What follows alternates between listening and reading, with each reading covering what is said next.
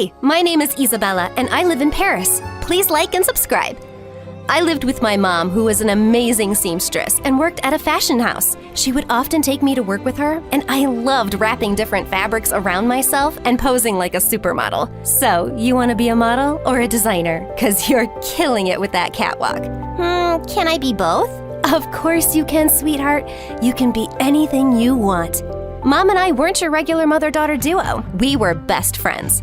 I think that cute guy is looking at you, Mom. Don't look in his direction, please. Is he? Oh, do I look okay? How's my hair? Mom, you gave him that weird smile. Now he's gone. No problem. I've got you, baby. Yep, that's how we were. Totally each other's pals. Life was good until one day the fashion house where Mom worked laid off all their workers. And things took a turn for the worse when our landlord gave us an eviction notice soon after.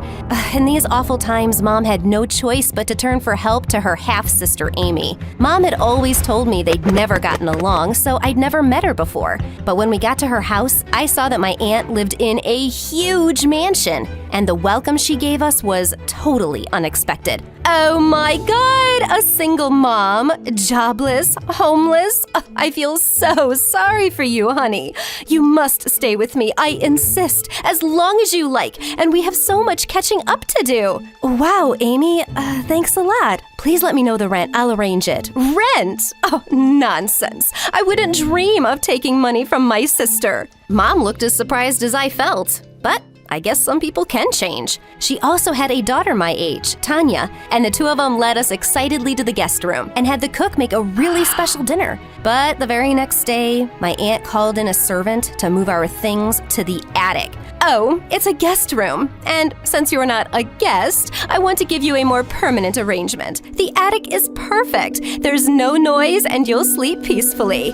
Well, if only she'd let us live peacefully. Tanya and Aunt Amy would keep calling Mom and me for the smallest of tasks. Soon we were doing the dishes, cleaning the mansion, and doing their freaking laundry. And then she even asked Mom to stitch for her. She would bring loads of fabric and I would do some of the designing with Mom while she stitched her dresses. For free, of course. Mom, I hate doing all this. Let's just leave. Sweetheart, I got you into a great school with all my savings and I can't afford rent. Let's try this for this school year. Honestly, I don't mind the chores. Plus, Amy and Tanya are family. No harm doing things for them. Well, I don't like your family. Hey, that's not very nice to say. But, yeah, me neither.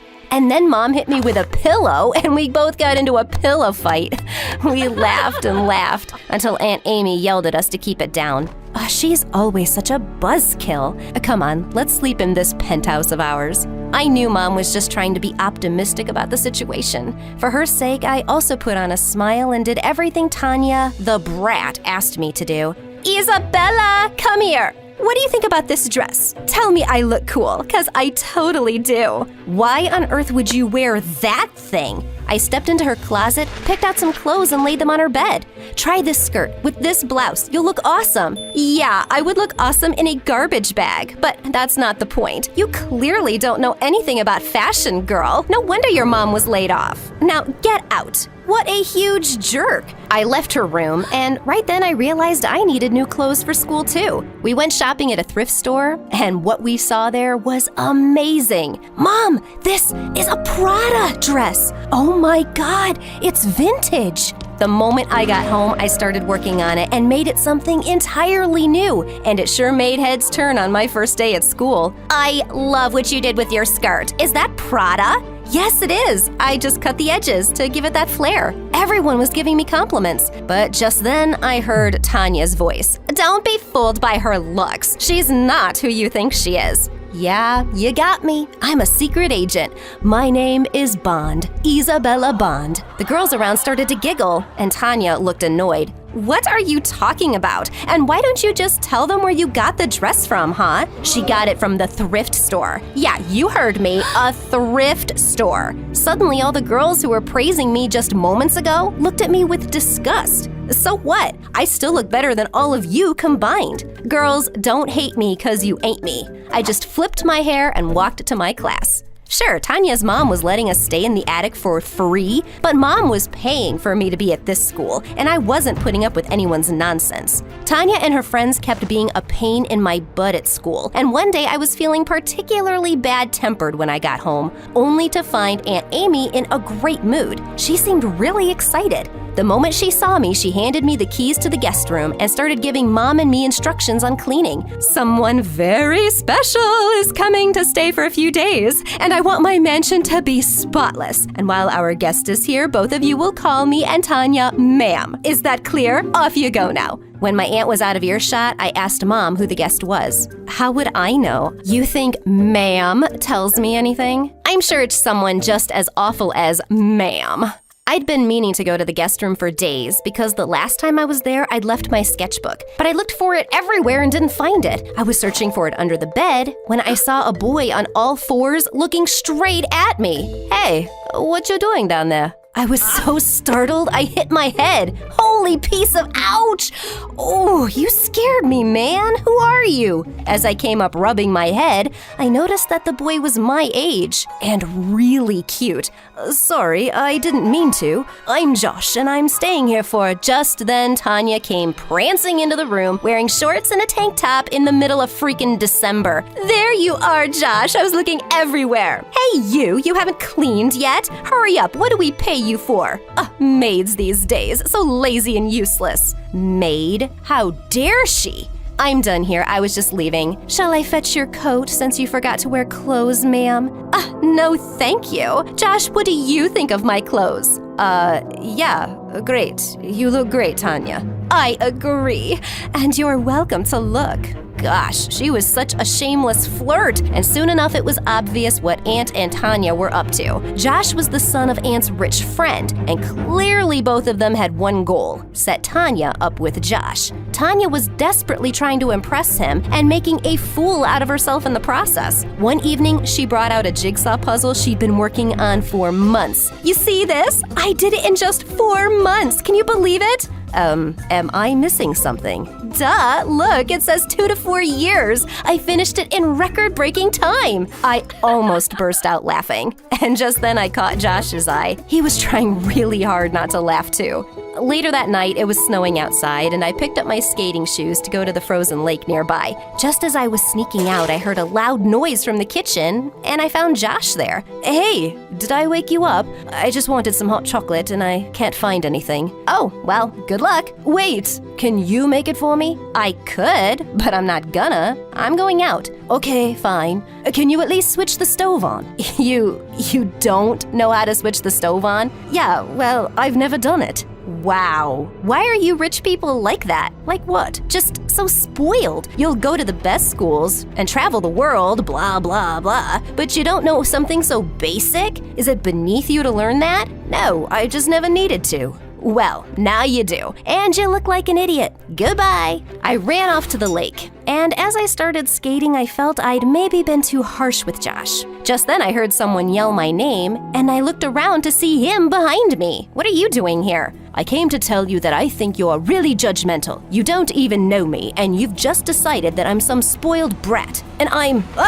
Suddenly, Josh lost control and crashed right into me. We landed in a heap. I got up on my feet immediately, but Josh winced in pain. Ouch! I think I hurt my ankle. Help me up now. Okay, but say please. Say please help me, oh Isabella. Geez, okay. Please help me, oh Isabella. I helped him up and he leaned on my shoulder, but at this rate, we'd get home by dawn. So I carried him back home. Brought you back safe and sound, Your Highness. Just put this on your foot, it'll get better. Shall the servant take her leave now? Thank you for everything, but tell me, you're not really a maid, are you?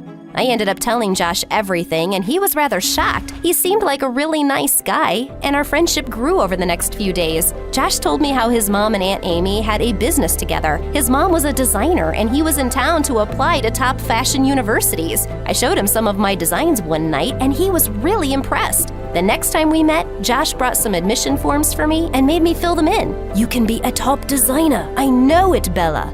Bella? Did you just give me a nickname? Yeah. Tell me, do you like it? He was so close to me, and just when I thought he'd kiss me, I heard Aunt Amy's voice. Oh, Oh, you're here. What are you guys talking about? Josh was asking me where fashionable ghosts shop, and I told him the truth. They go to the boutique. Josh started to laugh, and my aunt just glared at me and left. The next day, I took a day off from school and went out with Josh. When I spotted some kids sledding in a park, I had an idea. I borrowed a sled from a kid and made Josh sit with me. And then off we went. Oh God, please slow down. Just hold on tight. I won't let anything happen to you. Well, we ended up flying off the sled and rolling in the snow. I couldn't stop laughing. And just then, Josh leaned over and looked deep into my eyes. And then he kissed me. And it was the most perfect kiss. Josh left a few days later, and soon after, I received my interview letter from the university. I prepped day and night for it, but on the day, right when I was about to leave, I couldn't find my sketchbook. I had to show my designs at the interview. When I went downstairs, I screamed when I saw Tanya burning my sketchbooks on the stove. No, what are you doing? Oh, you think you can steal my boyfriend and be some big shot designer, huh? Not on my clock. I just lost it. I leapt forward and gave Tanya a much-deserved slap. How dare you? Just then, Mom stepped in, looking like an angry lioness. Zip it, Amy. I've had enough. I've put up with everything, but I will not put up with you or your dumb brat hurting my daughter. And you can do whatever, but one thing is certain. My daughter will be something big one day, and you'll just be jealous morons. That day, Mom and I left that crazy house. I had to go straight to the interview without my portfolio, and I was feeling so nervous. But just minutes before I started, I spotted Josh running to me, and behind him was his mom. Oh, Josh, you're back. What are you doing here? We went to your aunt's house, and you weren't there. I knew you had an interview today, and I needed to show you something. He then showed me an Instagram page, and what shook me was that all the models were wearing dresses I had designed and Mom had stitched. What? These are my designs. Yes, and your aunt was selling them and claiming them as hers. The moment you showed me your designs, I figured she was up to no good. My missing design book and all the dresses she made Mom stitch. It made sense. That witch was making us work without a penny or any credit. Josh's mom went inside where the interview panel was waiting, and she told them how her brand was using my work. The panel was pretty impressed seeing my work on her Instagram page, and I got in. Josh's mom cut all business ties with Aunt Amy and even hired my mom. I heard Aunt was in a great deal of debt and had to sell almost everything, including her house. Well, she deserved it. I got into fashion designing school with Josh and graduated with flying colors. He asked me to marry him soon after, and of course I said yes. By the time I was 25, I became one of the top fashion designers in my country. And when my work was showcased at Paris Fashion Week, I was my own showstopper. I could never be what I am today without my first inspiration and my best friend. I don't know if you know this, but ever since I was a kid, the person I've wanted to be the most is you, Mom. Thank you for everything. I love you.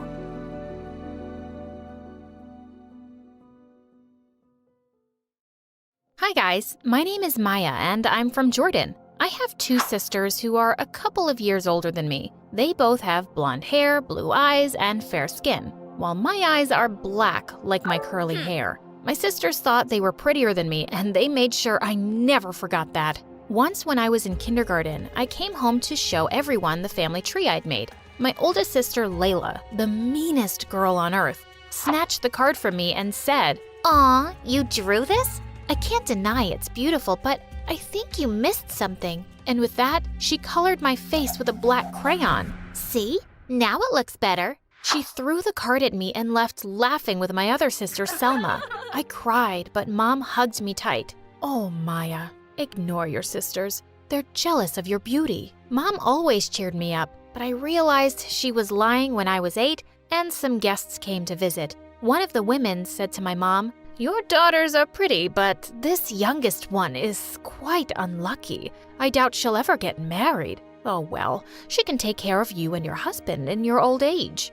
I think Maya is special in her own way. And then Selma spoke up. "Mom, she is ugly. Just face it. Stop being stupid and shut up already. Don't talk to Mom like that, you witch." I pounced on her and bit her arm so hard it swelled up. She had to put on a bandage for a week. As if my sisters weren't awful enough, Dad was a jerk too. He didn't love Mom at all. He was only with her because she was rich. He thought I was ugly too and always blamed Mom for giving me her genes. Since I was Mom's favorite, she did her best to make up for the rest of my terrible family. When I was only in the 7th grade, I had a big closet full of the fanciest clothes and makeup brands. I liked that, but what I really wanted the most was to join an international school in the capital city. Mom said we'd move, but my sisters threw a huge tantrum when they found out. Why would we leave our amazing lives and friends and go live somewhere else?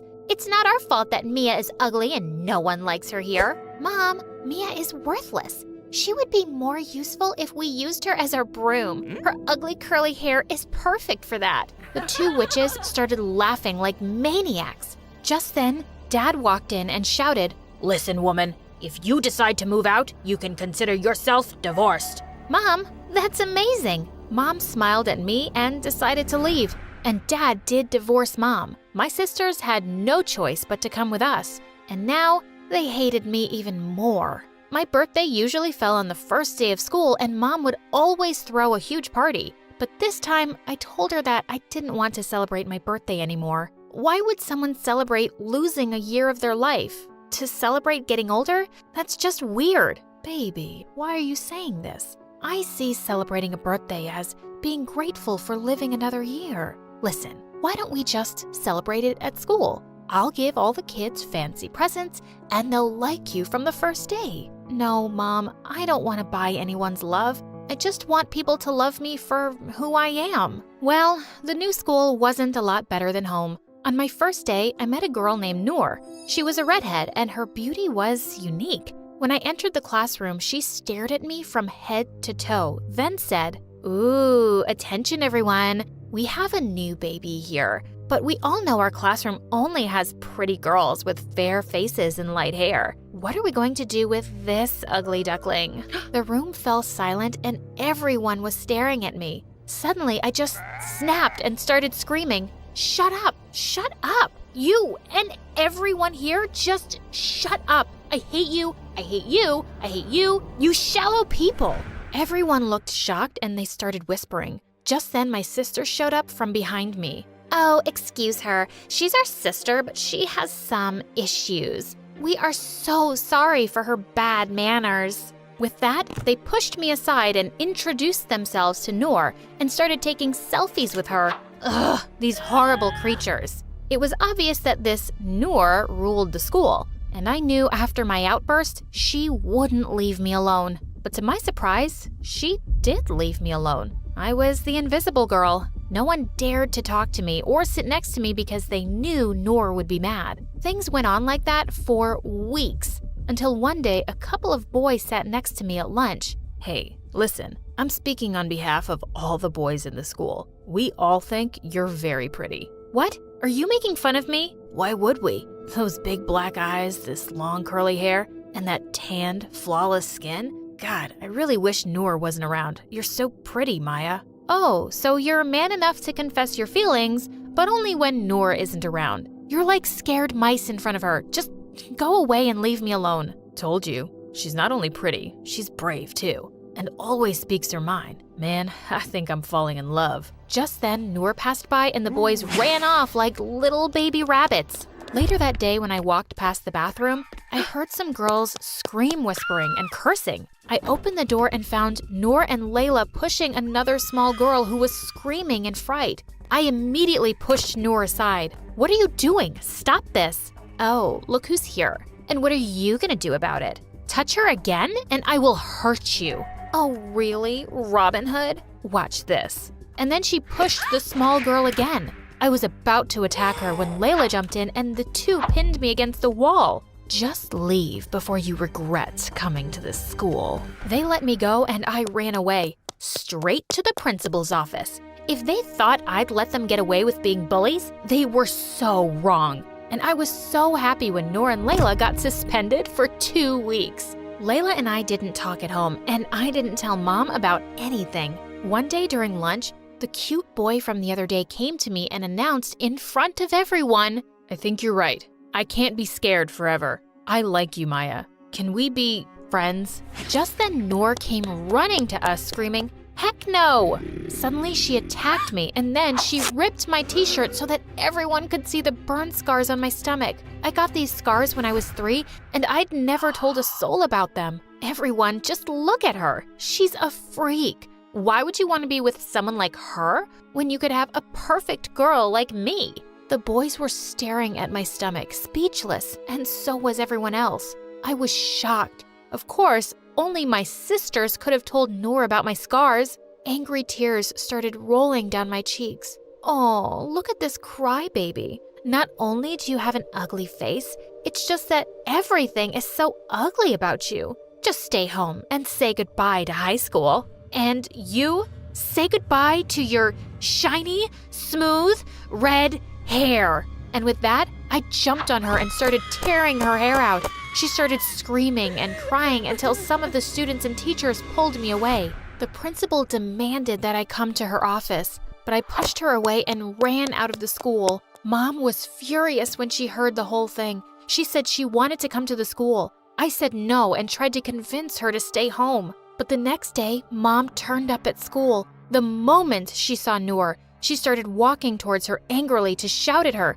But just then, Layla pushed Mom away and she fell on the ground. Don't you dare touch my friend. Instead of coming to school to embarrass yourself, stay home and discipline your little Maya. She's a monster, not a sister. I couldn't take it anymore. I jumped on Layla to attack her. Suddenly, Selma came running too, and I knew I was about to get my butt kicked. But to my shock, she slapped Layla and pushed her away from me. Then she helped Mom get up, and I couldn't believe my eyes. Did Selma just defend me and Mom? That's enough, Layla. I would never choose a stranger over my family, especially a jerk like Noor. She promised to keep Maya's scars a secret, and look what she did yesterday. And that's why I'm ending my stupid friendship with her and you, Layla. Layla looked furious. She took Noor's hand and they both stormed off. Later that evening, I barged into Layla and Selma's room to get something off my chest. I just came here to say, you two have mocked me and bullied me all my life, but to tell my biggest secret to someone like Noor and let her humiliate me in front of everyone, that's really low, even for you. And I'm done with you guys for good. But Maya, I'm on your side. I'm not dumb, Selma. I only know you defended me and Mom because you probably got into some dumb fight with Layla and wanted to tease her. Just then, Selma started to cry and got down on her knees. I swear I've changed. Maya, I've been a mean, jealous jerk. I've always envied you for your beauty and even more for your amazing personality. You're confident, brave, smart, funny, and kind. You're amazing, my little sister. You're amazing. I couldn't believe what I was hearing. Selma was jealous of my beauty? I helped her get up and hugged her tight. And for the first time, she said, I love you, Maya. I truly do. I'm sorry about all the pain I caused you. Please forgive me. It's all right now. I forgive you. And I love you too. Ew, I think I'm gonna barf. I still think you're ugly, Maya, and I don't regret telling Noor anything. I'd choose my gorgeous BFF over you two losers any day. I can't even share a room with you anymore, Selma. You disgust me. And with that, she picked up her things and moved to the attic. Some weeks later, Layla had to make a presentation on Earth Day in front of the whole school, including some important guests like the Minister of Education. When it was her turn, she went onto the stage confidently and turned on the slideshow. But to my horror, I saw pictures of me on the screen with terrible things written about how dark and ugly I was. Layla, what is this nonsense? She looked as shocked as I felt. I swear, sir, I have no idea. This is not the slideshow I made. Suddenly, I spotted Noor in a corner laughing her head off. Of course it was her. Sir, I'm her sister, and I know she didn't do that. She wouldn't. It's that girl, Noor. Shut up, Maya. Who asked you to defend me? No, babe. She's right. I just hate her. And you're just so dumb and made it so easy for me to ruin your sister. I'm the queen of this school, and no one can replace me. And imagine if it was a dark, ugly girl like her. That's enough. I will not tolerate this awful behavior anymore. Noor, Layla, you're both expelled. Just then, the minister rose from his seat. Not only expelled, I'll make sure that you only get enrolled in a strict Catholic school so you can learn some manners and discipline. You're such a disgrace to this school. Bullying people for how they look? Everyone is beautiful in their own way. The whole auditorium started to applaud as the two stormed off. By the time we got home, Mom told us that Layla had packed her bags and moved back with Dad. I think Layla and Noor got what they deserved. I won't let anyone manipulate me like they did anymore. I'm beautiful and strong, just as I am.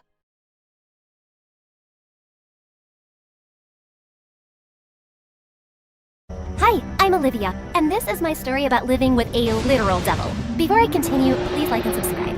Ever since I was a kid, I've been obsessed with space, the planets, and the stars. When I was 10, I painted the Milky Way all over my bedroom walls. Look, Mom, doesn't it look amazing? Ew, it looks like a bird pooped all over a blue wall. You're such a geek. At least it's better than having a pea-sized brain. You take that back. Evelyn pounced on me, and the two of us fought like wild pigs, till Mom separated us.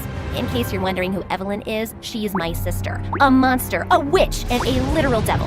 Did I say that already? Even though she's 2 years older, we're in the same class because Evelyn failed the second grade twice, and I never let her forget that. Nor did Dad. He was a world-renowned mathematician and tried his best to make Evelyn smarter, but it was mission impossible. Give me 3 examples of solid, liquid, and gas states. Poop, pee, fart. Nailed it! See what I mean? I, on the other hand, was a brilliant student, always making Dad proud. Evelyn and I never got along, but things got worse when Mom started dragging her off to beauty pageants and acting classes. And at 13, she got the lead on a hit TV show. Evelyn became famous overnight and turned into a self-absorbed diva. Even at school, she constantly threw tantrums and treated everyone like her personal assistant. This milkshake is trash. I said no sugar. Get me a new one. Are you going to a hideous skirt convention after school? Have fun, but do my homework before you leave. She was horrible, but people still loved her because she was famous. She had no time to study and failed more classes, which made Dad madder at Mom. Evelyn's on a mission to destroy her own future, and it's your fault for pushing her into this stupid career. But she's good at what she does. Not many girls her age are this famous. And once her looks are gone, what will she have to fall back on?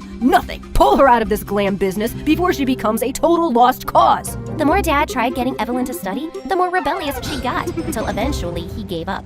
On my 15th birthday, Dad got me a top-of-the-line telescope, and I wanted to test it out immediately, so I rushed to the rooftop. As I was setting it up, I saw someone lurking in the shadows. I immediately picked up a broom lying nearby. Whoever you are, know that I'm armed and I can do some serious damage! Just then a boy my age appeared, and I smacked his face with the broom and he fell down. Who are you? What do you want? I'm Nolan, your new neighbor. I come in peace. I just wanted to watch this meteor shower. Don't you have a roof at your house? The view here is much better. Oh wow, how cool is that telescope? Can I see it? Nolan and I quickly became friends. He was a space nerd like me, not to mention a total hottie. We hung out every day for hours, and maybe I even developed a teeny tiny crush on Nolan. Then one time, Nolan and I were chilling in our front lawn when Evelyn showed up, threw a drink in Nolan's face, and shoved me into the mud. Evelyn, have you lost your mind? Shut up, Quasimodo. My mind is just fine. It's that jerk that's gone crazy. He is blind and dumb as a rock, and I don't like his stupid face. Evelyn ran away, and I was totally confused until Nolan explained. I saw your sister yesterday at the mall. She spoke to me for a bit and then asked me out. She did what?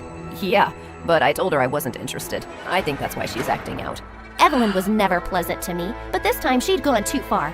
I went in to confront her, but Mom stopped me. Sweetie, please. Evelyn told me about how she behaved. She just had a really tough day. Give her a break. She'll be better tomorrow, I promise. Mom shoved a $100 bill in my hand and walked away. And after that day, Evelyn just got worse. Every time Nolan came to visit, Evelyn would interrupt our conversations, spill drinks on our clothes, throw things in our face, and if nothing worked, she'd start screaming the lines from her show. What? I'm giving you guys a private show. Enjoy it. I wanted to slap Evelyn hard, but Mom always threw herself between us and gave me some stupid excuse for Evelyn's behavior. But things really hit the roof when the school year ended, and my parents threw me a huge party for acing my exams. I was getting ready when Evelyn walked in. You should be in jail for wearing that dress. What do you want? To save you from ruining my reputation. Please let me pick something nice for you and fix your hair. And why would I take your help? Because you like Nolan, and you want him to notice you, and I know exactly how you can do that. Okay, you have my attention? Perfect, let's give you a makeover. I was confused by her change in attitude, but she did have good taste, so I went along. She pulled out a curling iron and was working on my hair when suddenly I smelled smoke. I ran a hand through my hair and half of it fell off. Oops, maybe I used too much heat. I screamed, cried, and ran around the room. Mom came running, and when she realized what had happened, she quickly started doing damage control. She cut off the rest of my hair to make it even, but I looked like a walking cone head.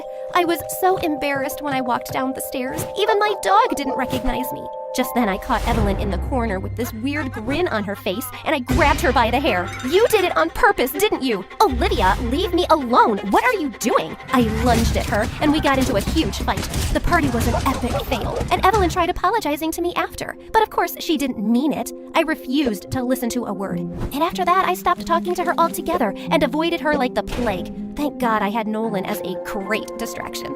In 12th grade, I started a summer internship at an observatory. On the first day, all the new interns were paired up with lab partners to tackle research projects, and the best one would be published in a super fancy science paper. I was partnered with a boy named Aaron. I think we're gonna ace this research because your mind is out of this world. Get it? Out of this world? Like aliens? That was pretty lame, right? I've heard worse. Aaron was smart, and together we were the best team. But writing a research paper was a lot of work, and I wasn't able to spend much time with Nolan. The night before we had to submit the research, Aaron and I were going over last-minute changes, and it was late by the time I got home. Even my phone had died, and when I recharged it, I saw Nolan had called and texted me a lot. That's when it hit me. It was Nolan's birthday, and we were supposed to meet at a restaurant hours earlier. I called him immediately, but he ignored my calls, so I went to his place. I'm the worst friend ever. I'm so sorry. I waited all night like a loser. Aaron had some important stuff to discuss about the research. Oh, Aaron had important stuff to discuss, so you forgot my birthday? Hope you two had a good time. Then Nolan just slammed the door in my face. Feeling bummed, I walked back to my house and bumped right into Evelyn. Wow, you look like you've eaten 1,000 chilies. Have you been crying? Want to talk about it? Stuff your face with ice cream. It'll make you feel better. Just leave me alone, Evelyn. I spent the next week trying to make it right with Nolan, but he was still distant. Soon I got some really good news. Our research paper had won. Aaron and I decided to have a party at the observatory to celebrate, and thankfully Nolan accepted my invitation. Even my parents and Evelyn showed up. Everything was going great till Nolan left to get some drinks, and then Aaron walked up to me, pulled me in, and kissed me on the lips. What are you doing?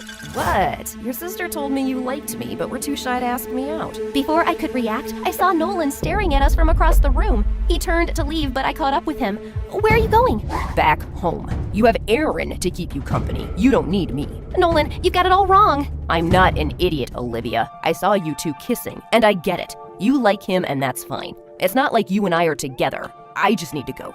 Nolan left, and after that he refused to take my calls or see me. I was so mad at Evelyn, I wanted to throw her in a shredder.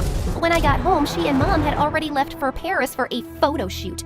The last couple of weeks at the internship with Aaron were awkward, and we didn't keep in touch after. But to my dismay, Nolan now had a girlfriend that Evelyn never failed to rub in my face. I caught the two of them making out last night on the roof. Oh, such cuties. Look, I even clicked a picture. You're sick, Evelyn. First you lied to Aaron that I liked him and drove Nolan away, and now you're rubbing his new girlfriend in my face? I didn't drive anyone away. Nolan was just way out of your league anyway. Says the girl he rejected on her face. That's just because he has bad taste. Not bad enough to date you, but still bad. Anyway, I have a shoot tomorrow and I need my beauty sleep. But the next morning, I woke up to Evelyn screaming like a maniac. One of her co-stars claimed that during their time together on set, Evelyn swapped her shampoo bottle with hair remover. Another colleague said Evelyn spiked her food with chili powder, making her sick and miss a huge audition. The whole media was exploding with hatred for Evelyn, and of course, she denied it. How dare they? I never did any of that. Why are they lying? But no matter what she said, Evelyn's reputation was done for. She got kicked out of her show, and no one wanted to work with her. She was devastated and hardly left her room. Even though I knew Evelyn deserved it, I kind of felt bad for her. Then one night, I was walking back home by myself after watching a vampire movie with some friends when suddenly I heard some rustling behind me. I turned around to look, and I saw a white figure hovering in the air. I panicked and ran for my life and crashed right into Nolan. Ollie, are you okay? A ghost! There's a ghost following me. It's here to skin me alive and drink my blood. You mean that trash bag? I turned around and saw that it was indeed a large white trash bag flying around in the breeze. And the two of us started laughing like crazy. We decided to get some coffee, and it felt great reconnecting with him. So how's the girlfriend? We broke up. And Aaron? We don't talk anymore. Nolan, that kiss with Aaron. You don't owe me an explanation, Ollie. It's not like we were together then. But we can be now. I've always liked you, Ollie. You think we can give us a shot? I think I'd really like that. For our first official date, Nolan made reservations at a really fancy restaurant. My parents were out of town for a wedding, and I'd left Evelyn sulking alone at home. But halfway through dinner, I suddenly got a call from the police. Apparently, someone had broken into our house, smashed things, and attacked Evelyn. Nolan and I rushed and saw her covered in bruises, unconscious. The police then showed us the neighbor's security camera that caught a weird creature running out of our house. Is that An alien? Whoa. We didn't have time to go through every detail and rushed Evelyn to the hospital. Doctors told us that her injuries weren't serious, but she needed rest. But the news that Evelyn was attacked by an alien was spreading like wildfire. After that, a dozen reporters showed up at our house to interview her. How did the alien look? Did he walk or fly?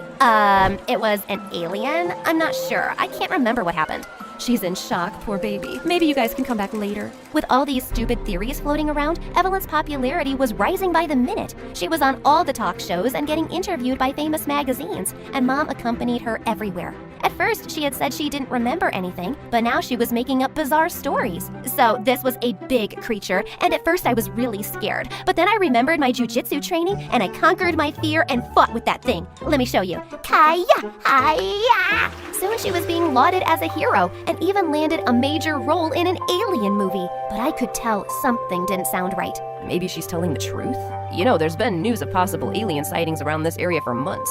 And well, I believe in aliens.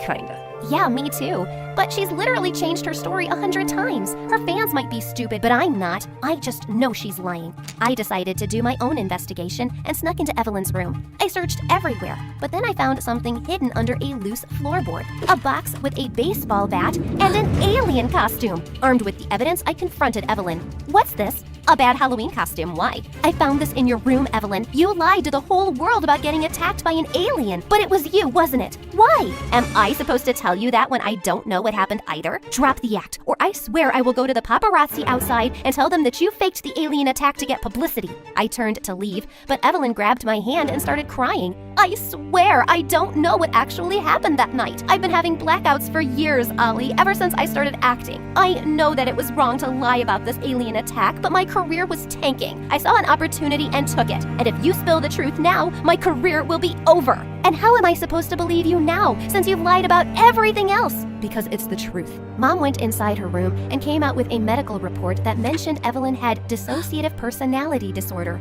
The report said that Evelyn had created a second persona who was perfect at her job, ruthless to everyone she thought of as competition, and triggered when she felt rejected or sad. What? Since when have you known this? Since Evelyn's co-stars accused her of tampering with her shampoo. I knew something was wrong ever since we started working, but I assumed it was stress. But then this news about her colleagues broke out and she lost all her work. When she pulled off that alien stunt, I realized that this could be an opportunity to regain popularity, so I asked her to lie to the public. I know it was wrong, and I'm sorry. I can't believe you kept this from us, Mom. Why would you do something so horrible? I have always just wanted Evelyn to be successful, and to prove it to your dad that she is as good as you. He always put her down, and that broke her self-confidence. I couldn't let that happen again. But what you did was wrong, Mom. You made my condition worse. Mom kept apologizing, but all of us were furious at her. Evelyn left for rehab soon after, and it took some time, but after therapy and medication, she started to get better. Mom begged and cried for forgiveness, and it took some time, but eventually Dad and I forgave her. Then one evening, Nolan and I were sitting in the park when someone jumped on me from the bushes. Evelyn! Gosh, you scared the crabs out of me. When did you get back from rehab? Just now. And I have to say, I missed your stupid face. I know I should have said it sooner, but I'm sorry, Ollie, for all the times I've been a miserable sister to you. It's okay, all in the past. Really? You're the sweetest. Here, I got you a present.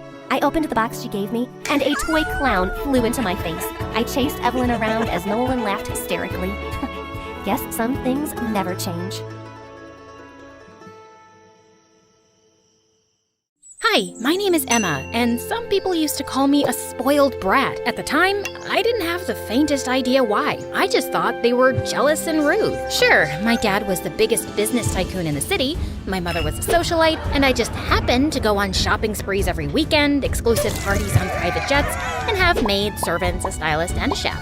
Daddy, I want a pink Porsche with silver sparkles. I can't drive a blue Porsche. It'll clash with my nails. Take it back now. We're so sorry, honey. We'll fix it right away. Jeez, was I that bad? I was worse than a spoiled brat. I was a nightmare. What are you talking about? I'm not spoiled at all. Who are you anyway? Ugh, it doesn't matter. Security, take this trash away. Hi, don't listen to that crazy person. Do you see her clothes and those shoes? Such a disaster. If you want to know the truth, I'm actually very sweet and kind and all that sappy stuff. Plus, I've got 1 million followers on Insta and TikTok that love me. Every year, I take myself on vacation with my own money. Well, technically it's my parents' money, but who cares? What's theirs is mine. And what's mine, well, that's obviously mine. Anyway, my life was fabulous, like me, but then it fell to pieces. But before I continue, please like and subscribe. It happened during spring break. Every year, I'd go to a new and exciting place to vacation with my friends, and this time, we were heading for Norway, and I couldn't be more excited. Of course, I took my private jet. Sitting next to other people for hours on end would never work. I needed space and privacy to do yoga, try on all my new clothes, lie in my tanning bed, and take a nap. Okay, fine. I admit it. I snore sometimes. Please don't tell anyone. It's so embarrassing. By the time I reached Norway, it was past noon. I'd rented out a private villa for me and my friends who were going to meet me there. I planned to arrive fashionably late, as usual. I put on my sunglasses and headed out of the airport, but as I was walking, I noticed these scary guys following me. I got a little nervous, so I ran outside and saw this amazing Maserati with dark tinted windows parked at the curb. It was the most expensive car around, and it must have been for me. So I hopped inside. A cute boy, a few years older than me, sat in the driver's seat. He stared at me like he was totally confused. Where's your father? Who knows? The boy started to panic. Calm down. Forget about my father. You work for me. Let's get going. The boy glanced out the window, then sped off at top speed. He said his name was Grayson. I told him I'd call him Gray because I didn't have time to waste on him and his extra syllables. I posted a bunch of cool selfies, and I must have dozed off because the next thing I knew, the car was swerving and I was jerked out of a lovely dream where I was being crowned Miss Universe. What's going on? It's a snowstorm. There's ice all over the road. I can hardly see a thing. Then stop the car. We can't stop the car. They're after us. Who's after us? Your uncle's men. Gray pointed behind us. 3 SUVs were hot on her tail. But I don't have an uncle. Gray gave me the strangest look, then pulled a photo out of his pocket of a girl that looked just like me. Hold on. You're Stephanie Spaghetti, right? No? What kind of name is that? I'm Emma Stringbean. Hi, I'm MSA lawyer. Sorry about the stupid tie. It's ugly, and I didn't have a choice. And the names have been changed to protect the innocent. Oops, I forgot to mention my name. Sorry. Now can you please leave? You're standing in my spotlight. What a stupid tie. Yeah, right? I was like, guys, give me a blue one. It suits my eyes better. But the owner was like, no, our icon is purple, so your tie should also be... Why would anyone hire someone like him? Anyway, back to my story. When Gray realized that I wasn't this spaghetti girl, he turned really pale. Then one of the SUVs pulled up beside us. Stop the car, now! Leave us alone, or I'm telling my dad. The scary man smirked, then rammed our car really hard. Gray drove faster, trying to get away, but our tires slid on some ice, and Gray lost control. The car smashed through a railing, ran off the road, down a slope, and straight for a tree. Gray jerked the wheel, and we missed the tree by an inch, and the car rolled into a ditch. Gray pulled me out of the car and held me in his arms. He was so handsome and strong that my heart skipped a beat. Are you hurt? I didn't have any broken bones or bruises. I think I'm fine. Gray put me down, and my shoes got all wet. I started screaming like a maniac. What's wrong? My shoes! They're ruined! Gray glared at me. Forget about your stupid shoes. It's dangerous out here. Those guys are still after us, and when it gets dark, we'll have to worry about wolves or worse. I know these woods, and there's a cabin that's not too far from here. We can lay low there for the night, and then I can contact my associate to pick us up. I'm not going anywhere with you. You're not even my driver. You kidnapped me. I didn't kidnap you. You jumped into my car. Tomato tamale. That's not how that saying goes. Whatever. This is all your fault. Who are you anyway? Are you some kind of criminal? Are you a crazy psycho? I'm a driver for the Spaghettis, but we don't have time to argue. We need to get to that cabin. It's a hike, but if we hurry, we can get there before the sun sets. Follow me. Gray headed into the forest, but I just couldn't move. move. What are you waiting for? Do I look like I'm dressed for a hike? I'm wearing Versace. Are you kidding? You're worried about your dumb clothes? Do you know how much this outfit costs? Suit yourself. I'm out of here. Gray walked away. I couldn't believe he was being so inconsiderate. You're fired. I don't work for you. I pulled out my cell phone to try to call my dad, but I couldn't get any reception. So I tried to get to higher ground. I walked past a creek and a clearing of trees, but my stupid phone still didn't work. Then I heard a wolf howl in the distance. I was so scared, I didn't know what to do. Come on, Emma. Don't be afraid. You're a girl boss, a tough chick. Nothing can hurt you. I took a deep breath to calm myself down, and then I heard footsteps coming toward me. A half-man, half-wolf appeared in the shadows and whispered my name in this creepy, deep voice. Emma. I screamed, threw my phone at the monster's head, and ran as fast as I could. But I tripped on a log and fell. I rolled over, covered my face, and pleaded for my life. Please don't eat me. There's not much meat on my bones. There's a boy around here somewhere, and he's got lots of muscles. He'd be a better meal than me, I swear. Gray stepped out of the shadows. He had a big bruise on his head. Are you crazy? You almost took my eye out with your cell phone. I thought you were a wolf man, and you were gonna eat me or turn me into your wolf girlfriend, and then I'd have to eat rabbits and squirrels. I can't be a wolf girl. I get hair all over my body and even my face. My face is too cute to be covered in hair. Gray helped me to my feet and told me we were going to the cabin. Why did you come back for me? You'd freeze out here by yourself, and I guess I felt kind of guilty about leaving you behind. Aw, that's sweet. Do you have a crush on me, Gray? No. Why not? I'm gorgeous, smart, and my family has lots of money. Are you playing hard to get?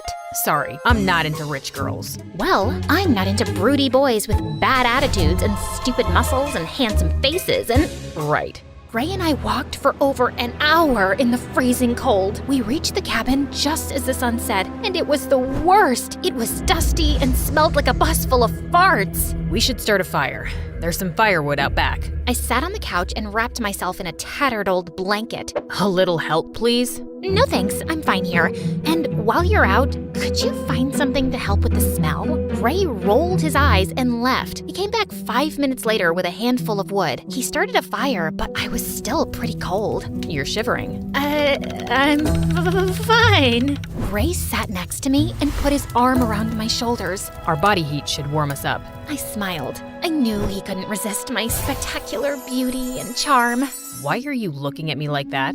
You're confusing. First, you're mean to me, and now you're nice. I'm sorry about earlier. I've got a lot on my mind. And? And what? Admit it, you have a crush on me. Gray tossed me a blanket and walked over to the window. I'll keep watch. Those guys might still be after us. Try to get some sleep. I tried to sleep, but my stomach wouldn't stop making weird noises.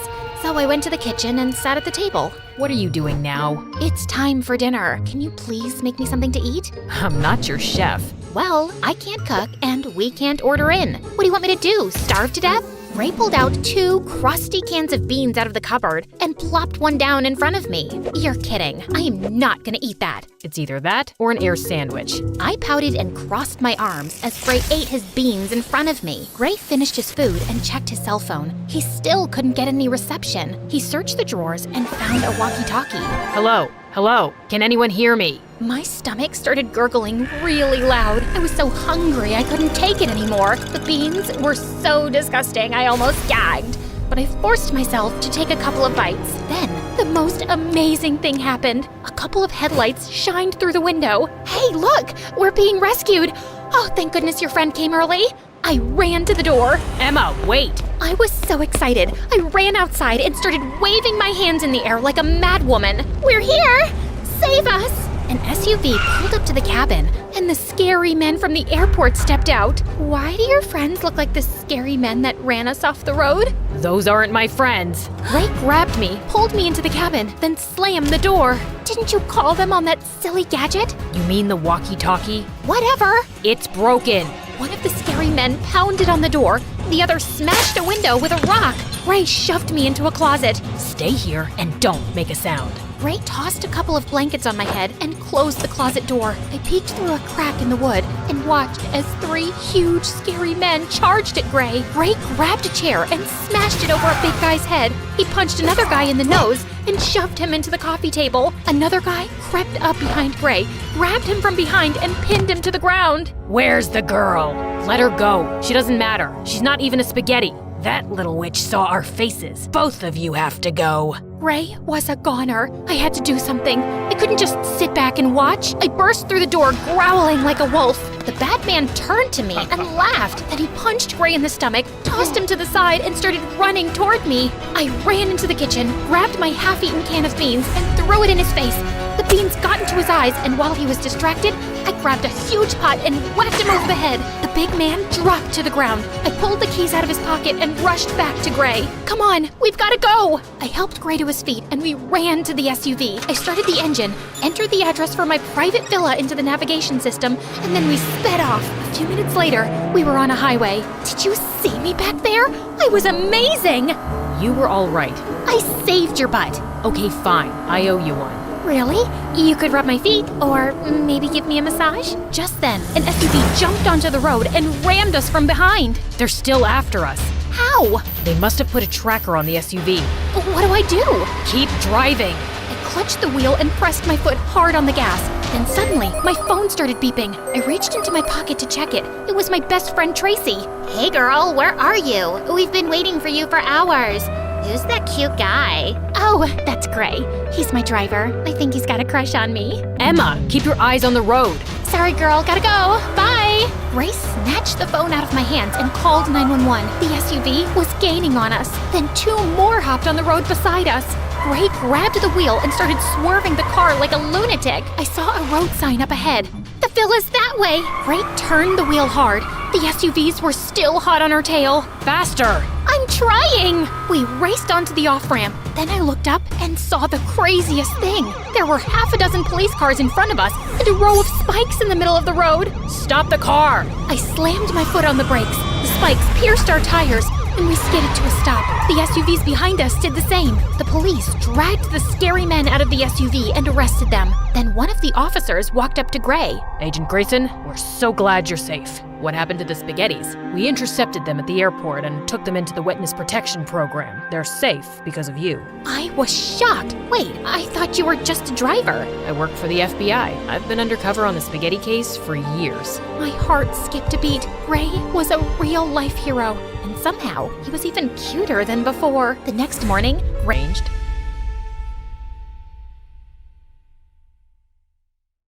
Hi, I'm Sunny, and I have a curse to live with. I'm too nice, and I can't say no. Whenever I try, I'm hit by a tsunami of guilt. I feel nauseous, my butt starts sweating, and I have to fix the situation. I just can't stand someone being displeased with me. I know what you're thinking. She's a people pleaser, a pushover. And of course, you're right, but it took me some time to realize that. But before I continue, like and subscribe. Sorry, it's not an order, it's just a request. Please, I never disobeyed my mother. I always shared my lunch at school. I always gave up the swing at the park, and I could never turn down a poor person's request. Like this one time in 10th grade, I was running back home after school when the homeless guy around the corner asked me for a favor. Hey, Sonny, could you hold this shovel for a few minutes? It's really heavy, and I need to run to the soup kitchen before it closes. Sure, no problem. I kept standing there for 2 hours, and he didn't return. Finally, I left the shovel in the homeless guy's corner with an apology note, but later that night, the police turned up at my door to arrest me. Apparently, they'd found my fingerprints all over a murder weapon, a frickin' shovel. It took a while to get my name cleared. Or this one time, I had to go to the bathroom in the mall when I accidentally went into the disabled people's stall. When I came out, I was met by a furious woman in a wheelchair. I've been holding my pee for 10 minutes. People like you are what's wrong with society. What? Oh no, this was a mistake. I'm so sorry. I followed her all over the mall begging for forgiveness till she called security and told them I was harassing her. Well, naturally, I followed her home and started showing up at her door every day. Her servants wouldn't let me in, so one day I broke into her house through a window. Please, please, just say you'll forgive me.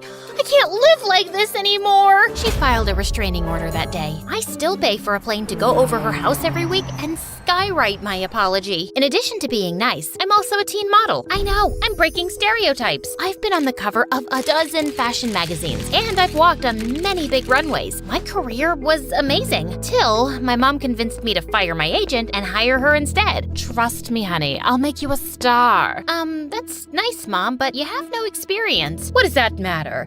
I'm your mother, and no one will ever have your interests at heart like I do. I was in labor with you for the worst 23 minutes of my life, remember? Right, of course. You can be my agent. I already knew it was a horrible idea. Mom hated people and rubbed everyone the wrong way. She screamed at the photographers and made a makeup artist cry. She even yelled at a famous designer and started mopping the floor with his dress to show him what she really thought of it. Soon, Mom started complaining about our small house in our dingy neighborhood and started making trouble with the loud, ugly neighbors. Her words, not mine. So, I bought a chic new apartment in a posh area. But then, Mom started complaining about her privacy. Sonny, you really are getting in the way. My new boyfriend and I need our space. But you're standing in my room. Maybe you should move. Yeah, I know. It didn't make any sense. I bought the place. I was bringing in the money. I shouldn't be the one to move out. But as always, I gave in. After buying the apartment, money was a bit tight. Luckily, I found a room in a beautiful beach house that I had to share with 3 other models, Sasha, Tracy, and Mika. And I soon discovered that living with models, the drama was always out of control. I mean, what would you expect from girls who eat a cube of cheese, 1 grape, and 2 almonds a day? They're always hangry. That's my seat, you stupid cow. Is your name written on this seat? OMG, are you wearing my shirt? Is your name written on the shirt? Show me where it is. Can you idiots shut up? If I don't get enough sleep, I look like a raccoon, and then I'll bite like one too. I had to break up almost a dozen cat fights. One day, I cooked us all dinner so we could try to get to know each other. Sasha dreamed of being a pop star. Tracy loved to work out, and Mika was insanely pretty and loved rubbing that in everyone's face. I asked Sasha to sing us one of her songs, and I'd never heard something so horrible in my life. Of course, I still clapped for her, but Mika and Tracy fell off their seats laughing. What's so funny? You sound like a constipated pig. I'd rather put my head up a cow's butt than listen to you. Yeah, stick to modeling.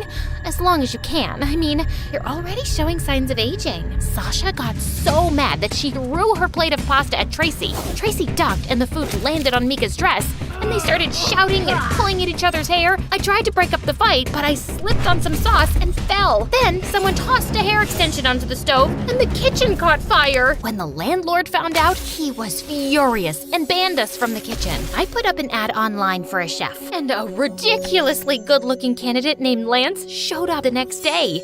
So Lance, you can cook, huh? Yeah, that's why I applied for the job. Lance, your cologne is to die for. I'm not wearing any cologne. Lance, did you just fix our sink? You're such a genius. It wasn't broken, you just left the faucet on. Your biceps look like boulders. Can I touch them? I'd prefer it if you didn't. Lance was an amazing chef, a handyman, and even a gardener. One day, all of us were drooling at his abs as he pulled out weeds, when suddenly, some crazy paparazzi climbed over our garden wall. Lance ran towards them like Tom Cruise, broke their cameras, kicked their butts, and sent them running. Oh my God. I can't take it anymore. I have to ask him out. No, he's mine. What? I saw him first. I don't think he's interested in dating any of us. Shut up. Who asked you? The girls cornered Lance in the hallway to get his attention. Sasha sang Lance an awful love song. Tracy did a cheerleading routine. Then Mika walked up in a bathing suit. Hey, Lance, you want to go for a swim? No thanks. I gotta get back to work. But the girls' constant flirting and fawning over Lance got so out of hand that he couldn't do his job properly since he was always trying to hide from them. One of the toilets got clogged, the shower stopped working, and the front yard was starting to look like a jungle. I can't live like this! How are we supposed to share one bathroom? I haven't taken a shower in 2 days. I proposed a solution. Okay then, from here on out, Lance is off limits. No one is dating Lance. They reluctantly agreed, and we made a pact. We all left Lance alone, and soon the house started getting back to normal. A couple of months later, I threw a party and invited a bunch of rich models. Sasha, Tracy, and Mika seemed to forget about their crush on Lance in about 2 minutes. Just then, the doorbell rang and Mom walked in. Hey, honey, Did you miss me? Clearly not, or you would have sent me a proper invite. Mom, actually, yes. You're right. I'm sorry, but I'm glad you're here now. Just for 10 minutes. I don't want to overstay where I'm not wanted. I just need to borrow a couple of dresses from you and about, $20,000. But I let you borrow $10,000 last week. Don't be cheap, honey. It's unattractive. Don't you want Mommy to buy something nice for her birthday? Your birthday isn't for another 11 months. But Mom was being pushy, and I knew she'd make a scene.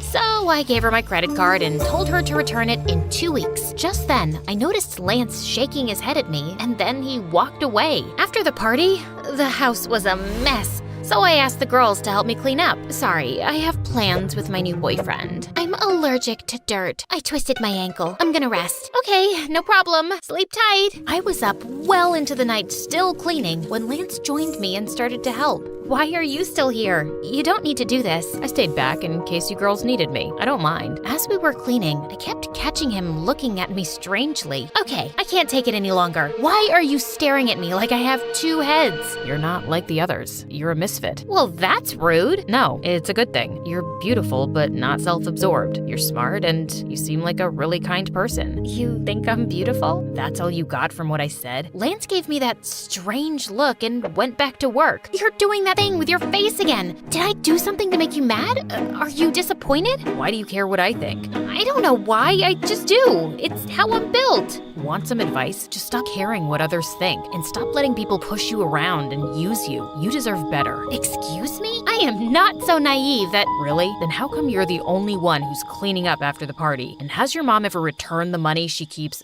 borrowing? That's none of your business. Okay.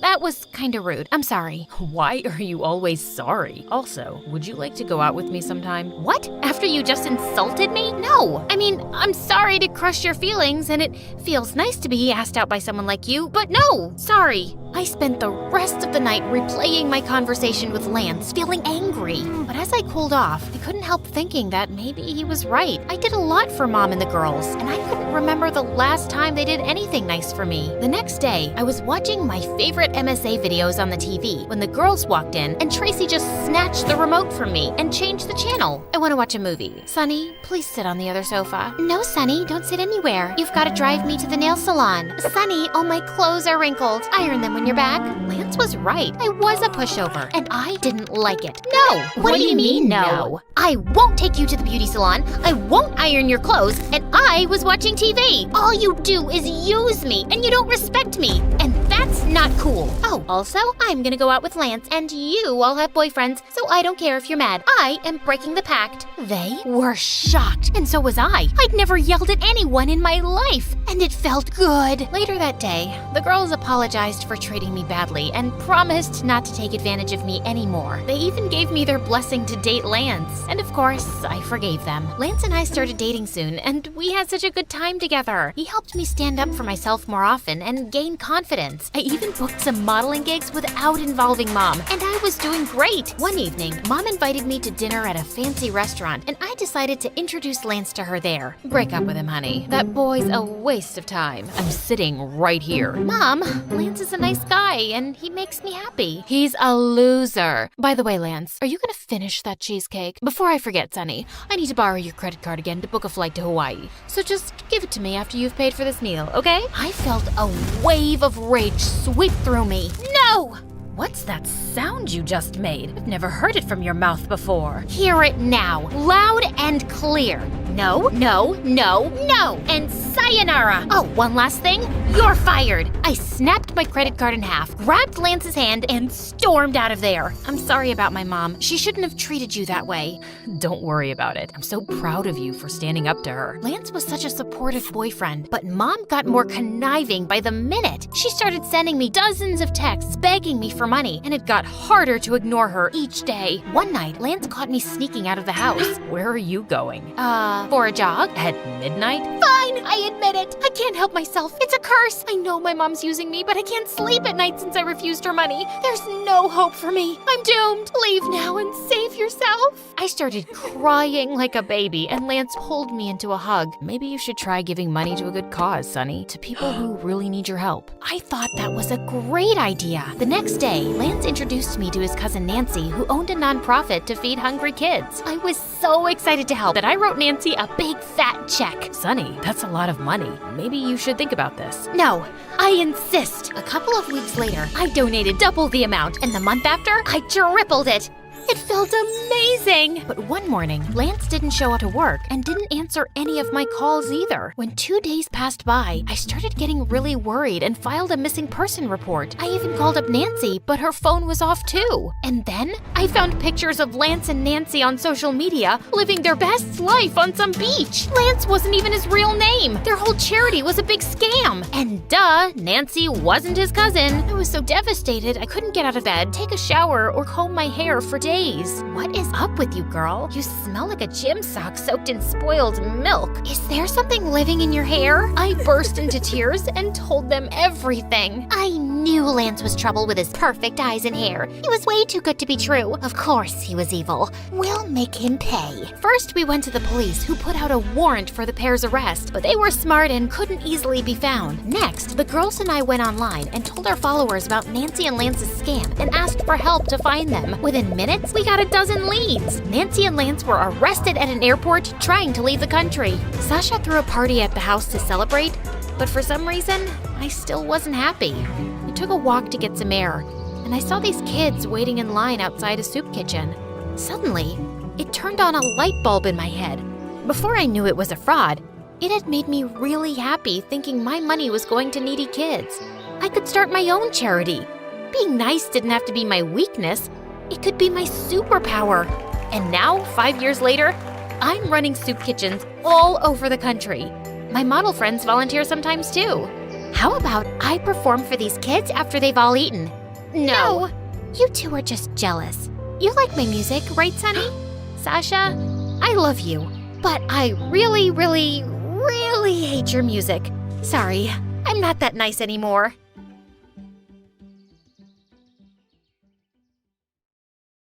Hi, my name is Benita from Colombia. Please like and subscribe. I was raised by a single mom who was always so busy at work that she never had any time for me. So she'd try to make up for it by getting me expensive gifts. Honey, I bought you this lovely dress in your favorite color. It's red, Mom. My favorite color is green, and this dress isn't even my size.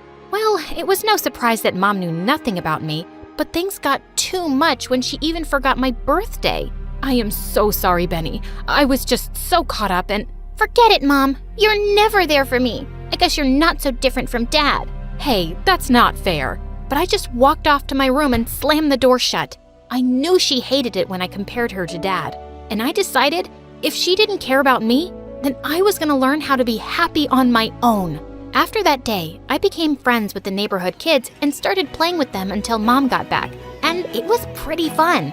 Until one day when I was 8, one of the kids kicked a ball and it broke a neighbor's car window. Shoot!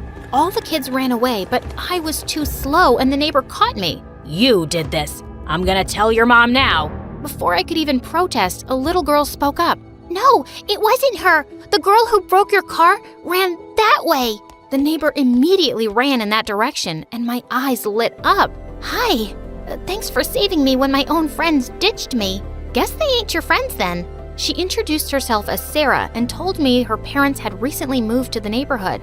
And just like my mom, they also kept busy most of the time. After that day, Sarah and I started spending time with each other, and soon we became besties. We even started with our very own china collection after we bought the most beautiful green-colored teapot in a yard sale. One day, we'll have a whole room filled with beautiful china. Yeah, and everyone is gonna call us queens. Queens of China. Time went by and our friendship grew stronger until one day, Sarah told me her family's business had grown and they were moving to a richer neighborhood. Of course, both of us were really sad, but there was nothing we could do. But only after a few days, Sarah started acting weird. She'd spend more time with other rich girls at school and avoid me. Hey, remember this really awesome cafe you wanted to go visit? They're giving away free desserts this evening. We should definitely go. The girls behind her started laughing, and Sarah joined them. Are you kidding me? Free stuff is for poor people, Benny. Yeah, that's poor people talk. By the way, what does your dad even do? Oh, I'll tell you. None of your business. Chill out, Benny. And sorry, I can't hang. I'm going shopping with my friends for a party tonight. A party? Well, that sounds fun too. I wasn't invited, but we could go together. I don't think so. If they didn't invite you, maybe they don't want you there, but I'll see you later. How could she say that to me? The next few days, I saw her running errands for other rich, bratty girls, and I felt so bad. She was my best friend after all, and I wasn't gonna give up on her so easily.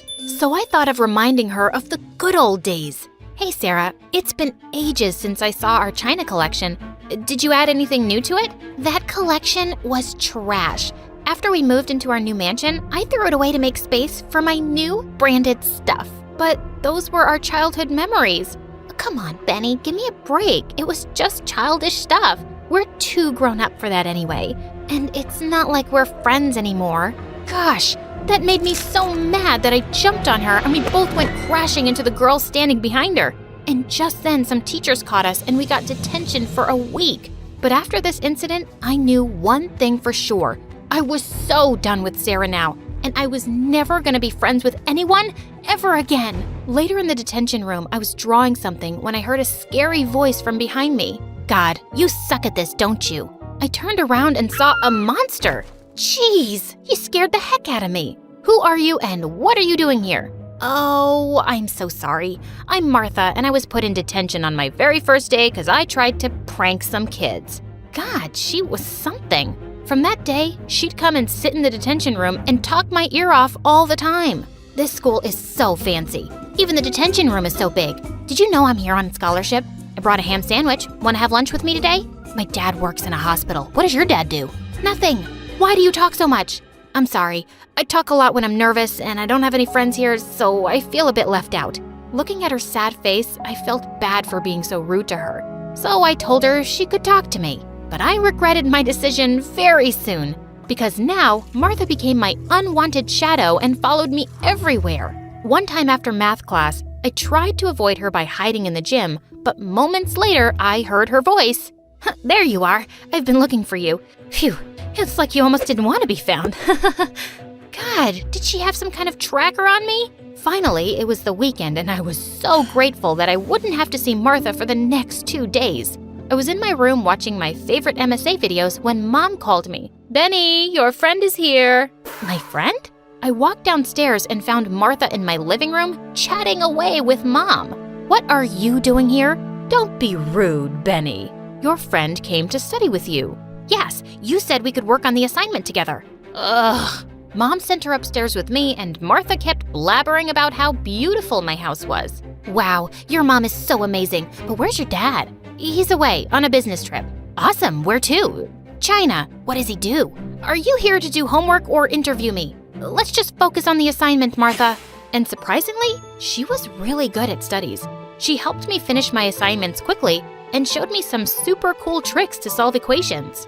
Over the next few weeks, Martha and I started to get along. She was really cool and I loved how she always made me laugh. Then one time, when we were having lunch together in the cafeteria, Sarah kept staring at us.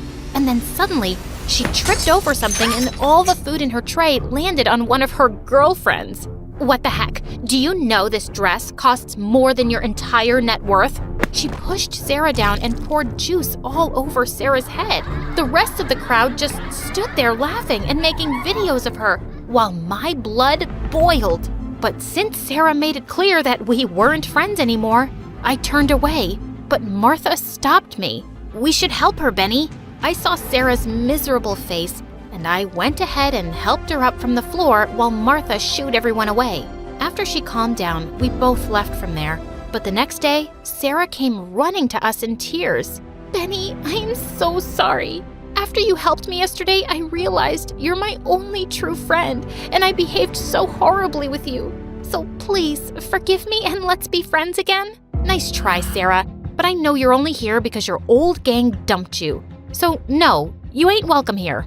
But Benny, maybe she really is sorry. No, it's all right, Martha. If she doesn't want me here, I'll leave. She got really sad and walked away. But then a few days later, something shocking happened. It was raining very heavily, and I heard a knock at my door. When I opened it, I saw Sarah covered in bruises. Oh God, Sarah, what happened? It's so slippery and I tripped on my way, but luckily this didn't break. Here, it's for you. She handed me a box, and when I opened it, I screamed with joy. It was the first antique green china teapot we bought together. You had it all this time? Yeah, I lied in front of those girls to look cool, but I could never throw it away because we had so many memories with it. Oh, Sarah. I let her in and got her some hot chocolate to drink. After that, I dressed her wounds and she apologized to me for everything. I could see how sorry she was, and I decided to forgive her. And just like that, Sarah, Martha, and I became friends. It was so great to have her back because, to be honest, I really missed her. One night, I decided to call both of them for a sleepover at my place. I went downstairs to get them more snacks, but when I came back, Martha wasn't there. I went looking for her and saw her going through my stuff in my room. Martha, what are you doing? Sorry. I was just looking for something to wear. I spilled some juice over, and that's when I saw her holding up a magazine in her hand. Where did you get that from? I snatched it from her hands, feeling sick to my stomach. It was like my worst nightmare had come true. It's your dad, right? I stood there like a statue, but then she held my hand. You know you can trust me, right? Yes, that's my dad, and he's in jail. My mom and I had to move here and restart our lives after Dad was arrested in England. I've always felt so ashamed, and Mom was so heartbroken that she threw herself into her work, leaving me all by myself. Oh, Benny, I'm so sorry about this, but you're not alone anymore. I'm here for you. I'll always be with you. She hugged me tight, and I felt like a weight lifted off after talking about my dad. But a week later, I walked into school and everyone kept staring at me like I was some alien. I didn't know why, till I got to my locker and almost had a heart attack. Pictures of Dad and his trial were posted everywhere. Just then, I saw Sarah running towards me. Benny, are you okay? Sarah, did you have something to do with this? What? Don't be ridiculous. I've known since we were kids and I've never told anyone. Why would I do this now? She was right. She had always known, and even when we weren't friends, she had never told anyone. And that's when my heart felt like it stopped beating. Martha! Just when I started to trust her, she did this. I saw Martha skipping happily towards me, and I went ahead and pounced on her. How could you do this, you little snoop? Why would you do this? Benny, wait, what are you? Sarah came in and pulled me away. Let it go, Benny. Don't get upset. The next few days, I didn't go to school, but Sarah came to visit me every day and kept me company. It felt so nice to have her around. She even tried to convince me to give Martha a second chance, but I stood firm. But one night, when she didn't come, I decided to polish the china teapot she brought me. And that's when I noticed it wasn't the china teapot we bought when we were younger. What the heck? Could it be that she lied to me too? I stepped out of the house to get some fresh air. And that's when I noticed two figures arguing. Why are you even here? Benny and I are best friends and you need to back off. But she needs to know I didn't do it. It was actually you. Yeah, it was me, but there's no way you can prove it, weirdo. So get lost now. What? So she was the one who told everyone about my dad and framed Martha? I went right up to her and slapped her right in the face. Benny, what are you doing here? And why? Drop the act, Sarah. How could you stoop so low? I trusted you. And Sarah suddenly looked like a psycho. You left me no choice. I hated seeing you so happy with her, and I just wanted my bestie back. And about your dad, don't worry. Everyone at school will forget about it in no time. You know high schoolers and their short-term memories. No harm done. God, you're crazy. I know the teapot is fake, Sarah, and so is your friendship. I hate you, and you stay away from me. I went over to Martha and immediately apologized to her. I am so sorry for not believing you, Martha. Please, forgive me. It's okay, Benny. It wasn't your fault. I'm the one who asked you to give this crazy witch a chance. Forget about her. Let's go grab some ice cream. But where are we going to get ice cream this late? In my fridge. You're staying the night with me.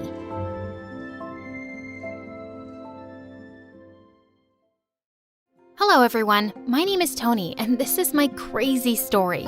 I was just a baby when my parents moved from China to America. Growing up, Mom was always busy since she worked as a nurse, but Dad worked from home and I loved spending time with him. Mom was the exact opposite. All she cared about was work. Sometimes I tried to get her interested in my life, but it never worked. Mom, I have a huge science test tomorrow. Can you help me? Honey, my back hurts. I just finished a 48-hour shift. Can you ask your dad, please? It was always the same. As I got older, I stopped trying and Dad became my everything. My parents have always been super proud of their Chinese culture, but I didn't care so much for it. For me, America was the only home I ever knew. Still, I was known as the nerdy girl of the school. Teachers adored me because I was a smart kid, but the kids, well, they disliked me because I loved tests and quizzes and would always remind my teachers in case they forgot. Other than academics, I was practically invisible in school. I never had a boyfriend, and the only person that thought I was cool was my best friend Ashley. We had been friends since our first day at school. Our sheer love of mathematics connected us like two pieces of a jigsaw puzzle. One time when I was in 6th grade, Dad gave me a traditional Chinese hairpin, and Ashley loved it. Whoa, such a big hairpin. It looks so awesome, so Chinese.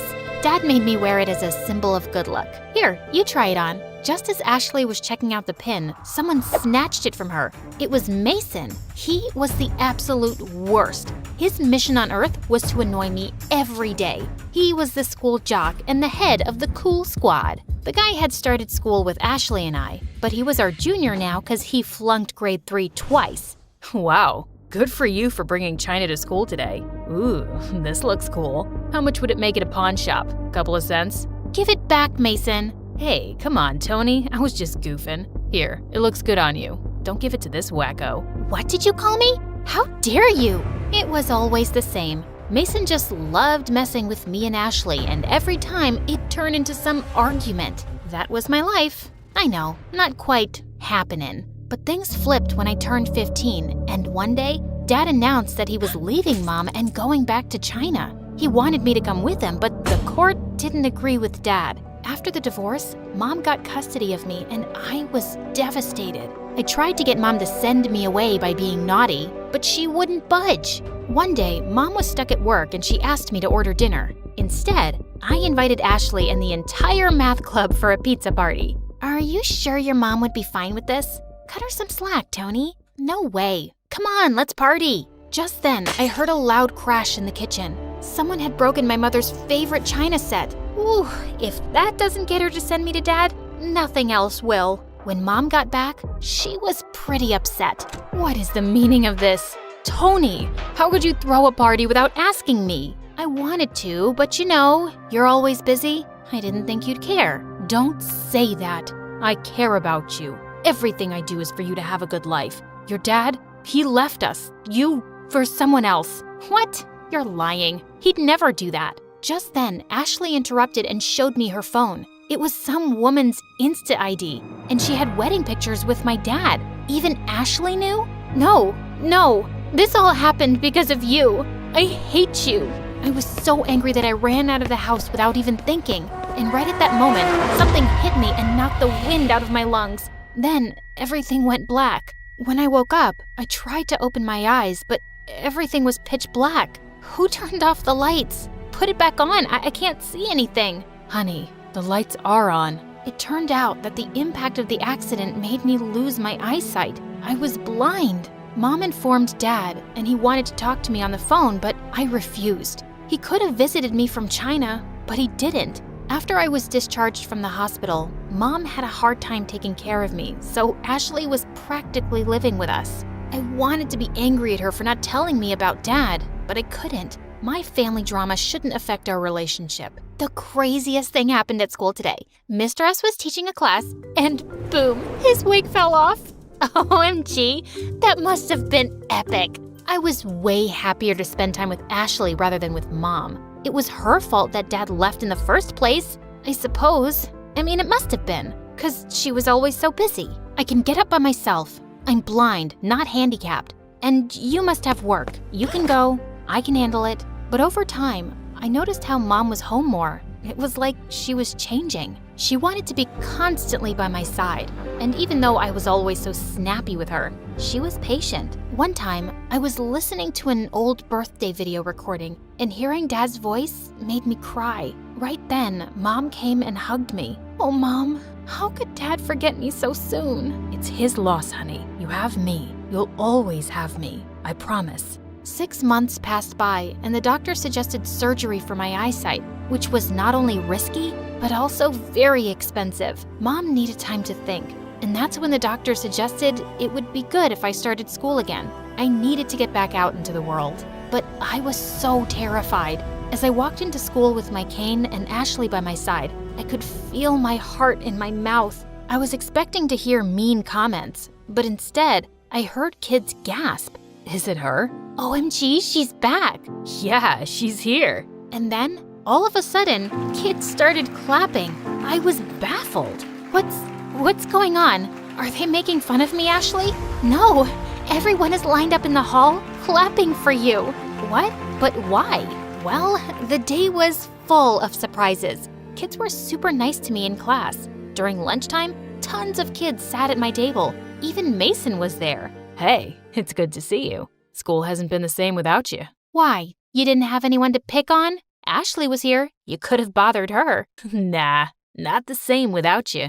Oh, I came up with a joke for you. You want to hear it? Of course you do. What do you call a blind dinosaur? Do you think he saw us? God help me, Mason. I will punch you. Oh yeah, Mason? Tell me this. What do you call a blind reindeer? No idea.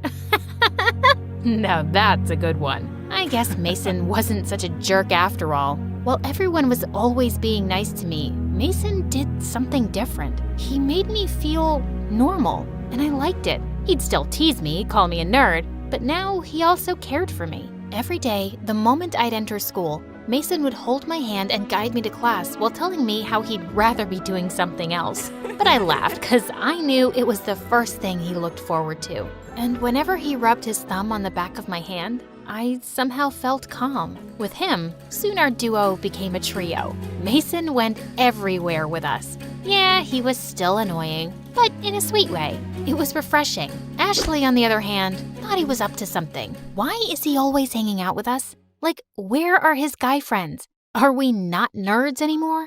Gosh, he's always looking at you. It's weird, isn't it? Do you think he likes you? And that's why he hangs out with us? Ashley, it isn't weird, but now you made it weird.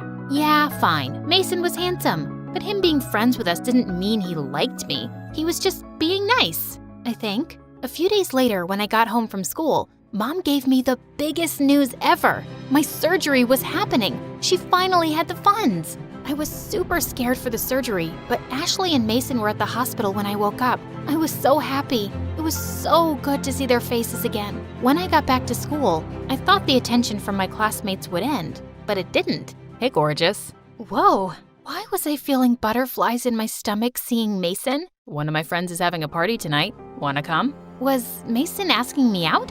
Was a party a date? Sure, pick me up at 7. When Mason arrived to pick me up, he looked like $1,000,000, as he always did. Where's the ride? Are we gonna walk there? Actually, I was thinking, what if, Tony, I need to ask you a huge favor. My exams are starting soon, and you know me. It's just that I don't want to fail. Could you help you? Of course, yeah. Come on in. We studied together that night, and I realized Mason just had some attention problems. He would just get bored really fast. So over the next few weeks, I tried different ways to help him understand concepts, and he was able to.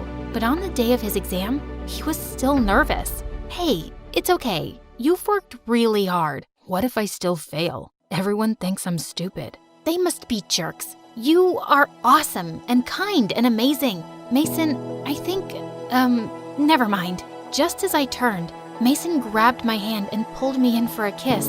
It was perfect. Gosh, Tony, you are perfect. If only you could see yourself as I see you. Saying that, Mason leaned in and kissed me.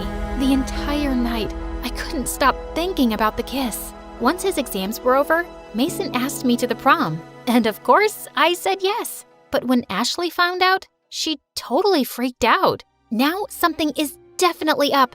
There's no way he would just ask you. Why not, Ashley? Am I not pretty enough? Spit it out, Ashley. That's not what I mean. I mean, it's just weird. The way he's just oh so nice all of a sudden. And of course, you're pretty. I don't know what you mean, but I'm tired of this. Mason likes me. Deal with it. I hated how she said that, but I knew Ashley had a point. Was this just a game to Mason? That night, when he came to my window, I couldn't help but ask, Mason, why did you ask me to the prom and not one of the cheerleaders? Do you still pity me as the blind girl? No, I really like you. I know we didn't start off on the right foot, but I always had a crush on you. I didn't know how to express it. I just sort of annoyed you instead. But that day, after the accident happened, seeing you lying there in your pink PJs and unable to do anything, I felt horrible. When I saw you in the hospital, I knew I had to show you how I felt about you. Tony, Wait a minute. How did you know I was wearing pink PJs? Were you there when the accident happened? Mason looked shocked, and I knew why. OMG, it was you, wasn't it? I just realized you don't have a car anymore. What happened? Your dad took it from you after you hit a girl with it? After you hit me? Tony, I wanted to tell you like a million times, but I couldn't. I didn't know if you'd ever talk to me again. It was an accident. You just came out of nowhere. It wasn't my fault, and yours neither. I am so sorry. Not your fault? Get out. I don't ever want to see your face. Leave. I felt like a million emotions wash over me. Ashley was right. There was no way someone like Mason could like me. He was just hanging out with me because he felt guilty. I sent a message to Ashley. She came over right away, and after learning everything, she hugged me tight. Over the next few days, I kept replaying the whole accident scene every night in my head, and I realized Mason was right. It was me who came in front of the car. I am such an idiot. I needed to make things right. I tried calling him, but he never picked up.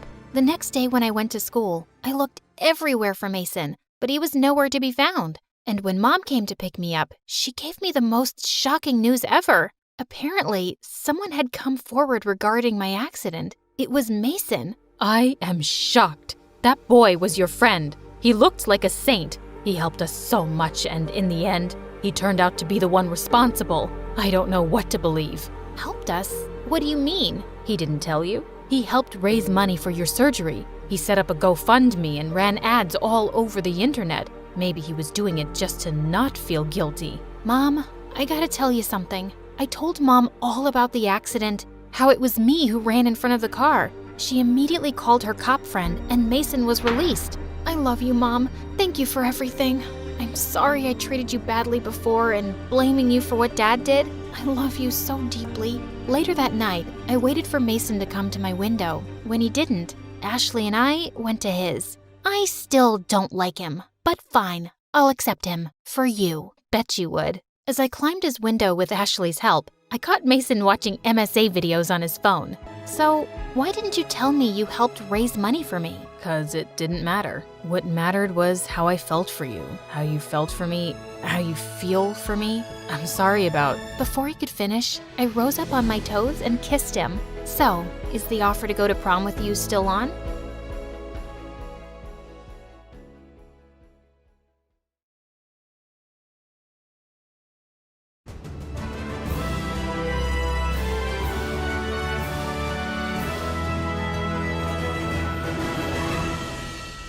Look, Dad. Look at that bright, shiny star. Do you think it's Mom watching us from heaven? Don't be ridiculous, Amara.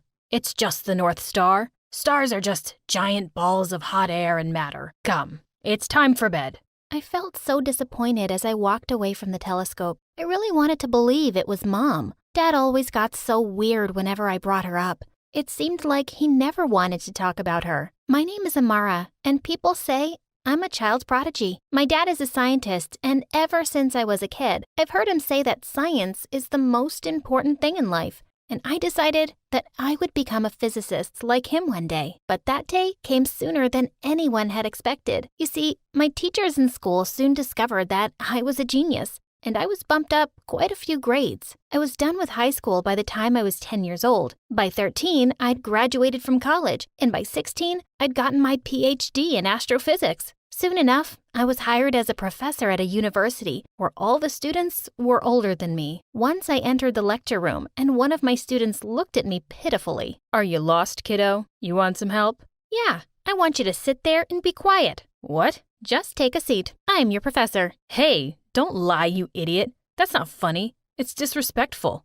Shut up and get lost before I make you regret the moment you saw me. The guy's face turned red and he started yelling at me. Don't you have some respect for adults, kid? Your mama didn't raise you well, did she? When he mentioned my mom, I got mad. Don't mention her. Don't talk like this about her, you good-for-nothing moron. And I left the room.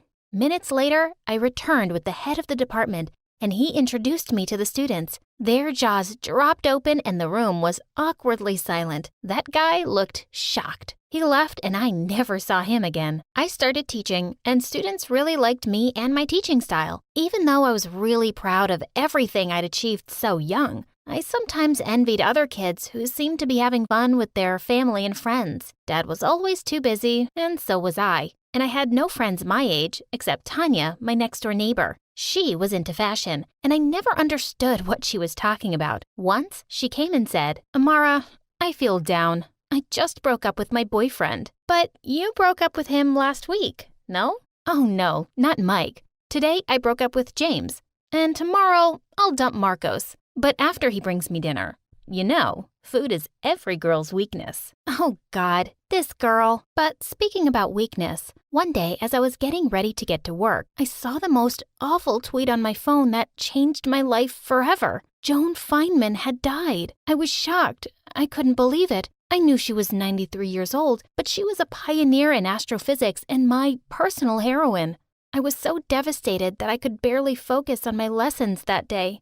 That evening, Dad asked me what was wrong. I told him I was really shaken by my idol's death. Oh, that's so pathetic, Amara. To feel sad about someone's death? That's just so silly. I thought you were more mature than this. Dad, she's my role model. I can't believe you're like this. You're too emotional to be a real scientist. So disappointing. I bit my tongue and didn't tell him that NASA had offered me a position on the International Space Station. I just went into my room. I decided to watch a documentary instead. It was about how single women who don't have boyfriends live shorter lives than those who get married. It seemed silly at first, but then they presented hard scientific evidence, and I was convinced I did not want to die young. And then I got a brilliant idea. I should have a boyfriend. It's not like I was dying to have a boyfriend. I just really needed to test out this theory. When I walked downstairs for breakfast, I made an announcement. "Dad, what do you think about me having a boyfriend?" My dad almost dropped his fork into the food he was eating. A boyfriend? Why? "I'm just a human with emotions, Dad. I deserve to love and be loved." What does that even mean? You're too young to have a boyfriend. Oh? Weren't I young when you made me work as a professor? That's something else. It's because you're the smartest kid I've ever seen. Oh, so I'm smart to teach and not smart enough to have a boyfriend. Romance is for dumb people only. Oh, Dad, I made my decision. I'm not asking for your permission. I'm just letting you know. I can't believe you're doing this. You're like animals now, like a monkey. Oh, I don't mind being a monkey. I just want to live longer. What are you talking about? Nothing, Dad. You won't get it. Dad didn't look pleased at all, but he didn't say anything else. We ate in silence and I left for work. I had to meet lots of guys. I reached home and called my friend Tanya. "I want to have a boyfriend." What? Is this a prank? "Oh, come on, Tanya. I'm just a girl like you." You are? "Tanya, I'm serious. I need your help." Okay. You want one? One what? One boyfriend or more? Oh, no. I would just like to start with one, please. But what did your dad say about this? Oh, him? He's evil. Trust me. He doesn't want me to have a life. But I'm done listening to him. Tanya then downloaded a bunch of dating apps on my phone. I worked on my profile and put up my best picture that showed me winning the government grant last year for special research. I didn't have a single request in days. What's wrong, Tanya? Don't guys like smart girls? Oh, poor Amara. Just come with me. I had no idea about the torture waiting for me there. I hated shopping, and she dragged me through stores, picking out short pink skirts and Hello Kitty tops. But Tanya, no one would take me seriously at work if I wore this stuff. And no one is going to send you a request on the app if you have a picture of yourself in a lab coat. Just try it on. It's a really cute look. She took me to the salon next for some extremely painful procedures. I was being attacked by thread and wax and hair tongs, after which those women proceeded to slap makeup onto my face. Next, Tanya took some pictures for me and uploaded them onto the app. When I looked at the dating profile, I couldn't recognize the face I saw. I shook my head and went along with it. Apparently, Tanya was onto something because soon enough my phone was buzzing with notifications. It had worked. The next day, I went dressed exactly as Tanya had taught me. As I was walking out the door, Dad looked like he was about to have a fit. The first boy said I didn't look anything like the picture on my profile, and I needed to learn how to apply makeup better. The second one didn't even let me get a word in. He just kept talking about his bodybuilding and kept asking me to touch his biceps. Boy number 3 was just really angry about everything and shouted at the waiter for not giving him ketchup with his fries. The fourth one just sat silently for 30 minutes before he said he had a session with his therapist and he just left me to pay the bill. In 3 days, I had 14 dates, and it was clear something wasn't working. I needed to meet people who I had something in common with. I decided to make a list of all my favorite science and cultural clubs and museums, and from the next day, I attended every meeting and party. I went to classical concerts and painting exhibitions and tried to talk to every boy I could find. I finally met a guy who seemed really interesting. Sam. We spent 3 evenings discussing books, physics, and our favorite insects. Then on the 4th date, I noticed his phone ringing when he was in the bathroom. We were in a quiet cafe and the loud trilling made everyone glare in my direction. I quickly picked up the phone and said, "Sam's phone, who's calling?" The answer on the other end made me almost drop the phone. His girlfriend. Who are you? I was shocked and threw it to Sam, who had just come back to the table. When he saw who it was, he looked at me speechlessly, and I just walked out. I was devastated. I went back home and clutched onto my NASA acceptance letter and sobbed. I sobbed because all boys seemed like jerks, but after a day of staying in bed, I decided I needed to continue with my experiment. I had to find someone single. I booked an appointment with the internet's finest matchmaker and set off to meet them. When I told them all my details, they said my IQ was too high and they didn't have anyone who could be matched with me. Fed up and angry, I stomped home. My dad, who had been watching all these changes silently, stopped me that day. Amara, what has gotten into you? Why are you behaving like such a stupid person? Something inside me snapped, and I yelled at him. You never talk about Mom and her death. You never once asked me how I felt when she left us. You mocked me when I told you I felt sad over my idol's death. I'm really scared, and I'm just doing all of this because I don't want to end up alone. And with that, I just stormed off to my room in tears, and Dad didn't follow. When I came down the next day, my father had made my favorite pancakes. That surprised me. He gave me some coffee and sat me down. I was shocked to see him clutching a picture of Mom. Your mom was the love of my life. Her death devastated me, and no science or logic can explain that pain, so I don't talk about it. I don't know how to. I stared at my father. I couldn't believe he was talking about his feelings. I'm sorry that I was selfish and never let you express or process your emotions. You were only a kid, and it's your loss too. And the only reason to be with someone is because they're your soulmate, not some stupid study. A tear slid down my cheek. I told Dad about the NASA mission, and he hugged me in delight. I emailed NASA back the next day and accepted their offer. I flew to the training session and finished my lessons. In 3 months, I was on the International Space Station. I couldn't believe I was in space. I looked at the stars around me and felt closer to my mother than ever before. It was beautiful. I stared at Earth in the distance and felt a surge of happiness. I felt free. 2 months later, I was back on Earth, and I got into the plane to go back home. The seat next to me was empty, and then I heard a voice. Hey, Amara. I turned and saw a man with spectacles and a kind smile. Peter? It was my old school friend Peter, who had left school early. We laughed and talked about old memories. At the end of the flight, he asked me for my number. Amara, would it be okay if I asked you out sometime? I always had a crush on you. I smiled and said yes.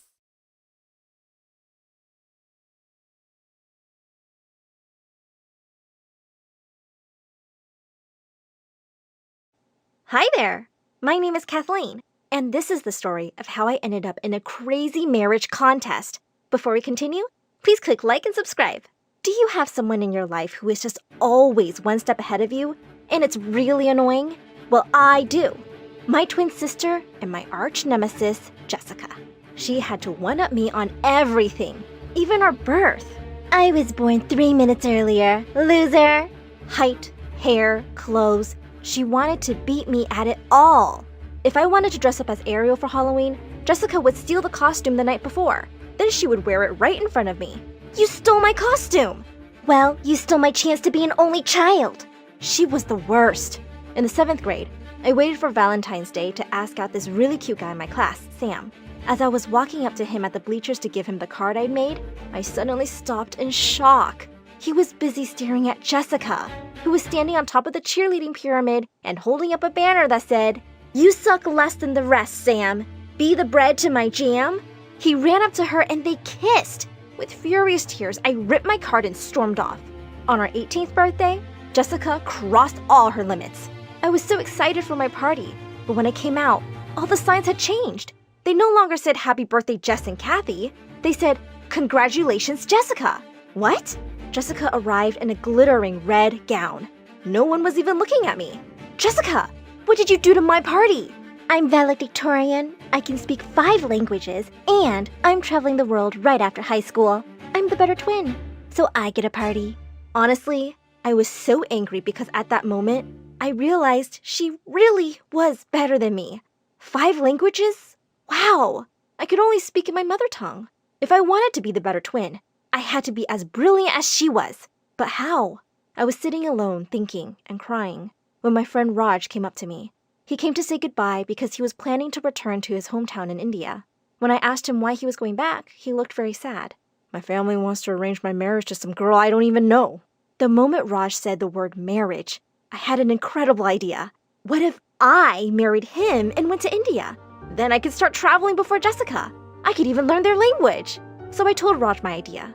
It would solve his problem of marrying a stranger, and I could finally become the better twin. Raj looked confused. But how will you explain all this to your parents? Not a problem. I don't have to tell them everything. I'll just say that I'm going to visit you in India.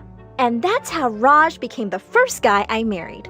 I told my family I was going to travel to India with my friend, and Jessica literally burned with jealousy. Ha! I left home the day after and hopped on a plane with Raj. I was ready to start my international adventures. I married Raj in a traditional Indian dress, met his parents and relatives, and ate lots of amazing Indian food. I studied Hindi day and night. It was really hard to learn another script, but the result was so rewarding.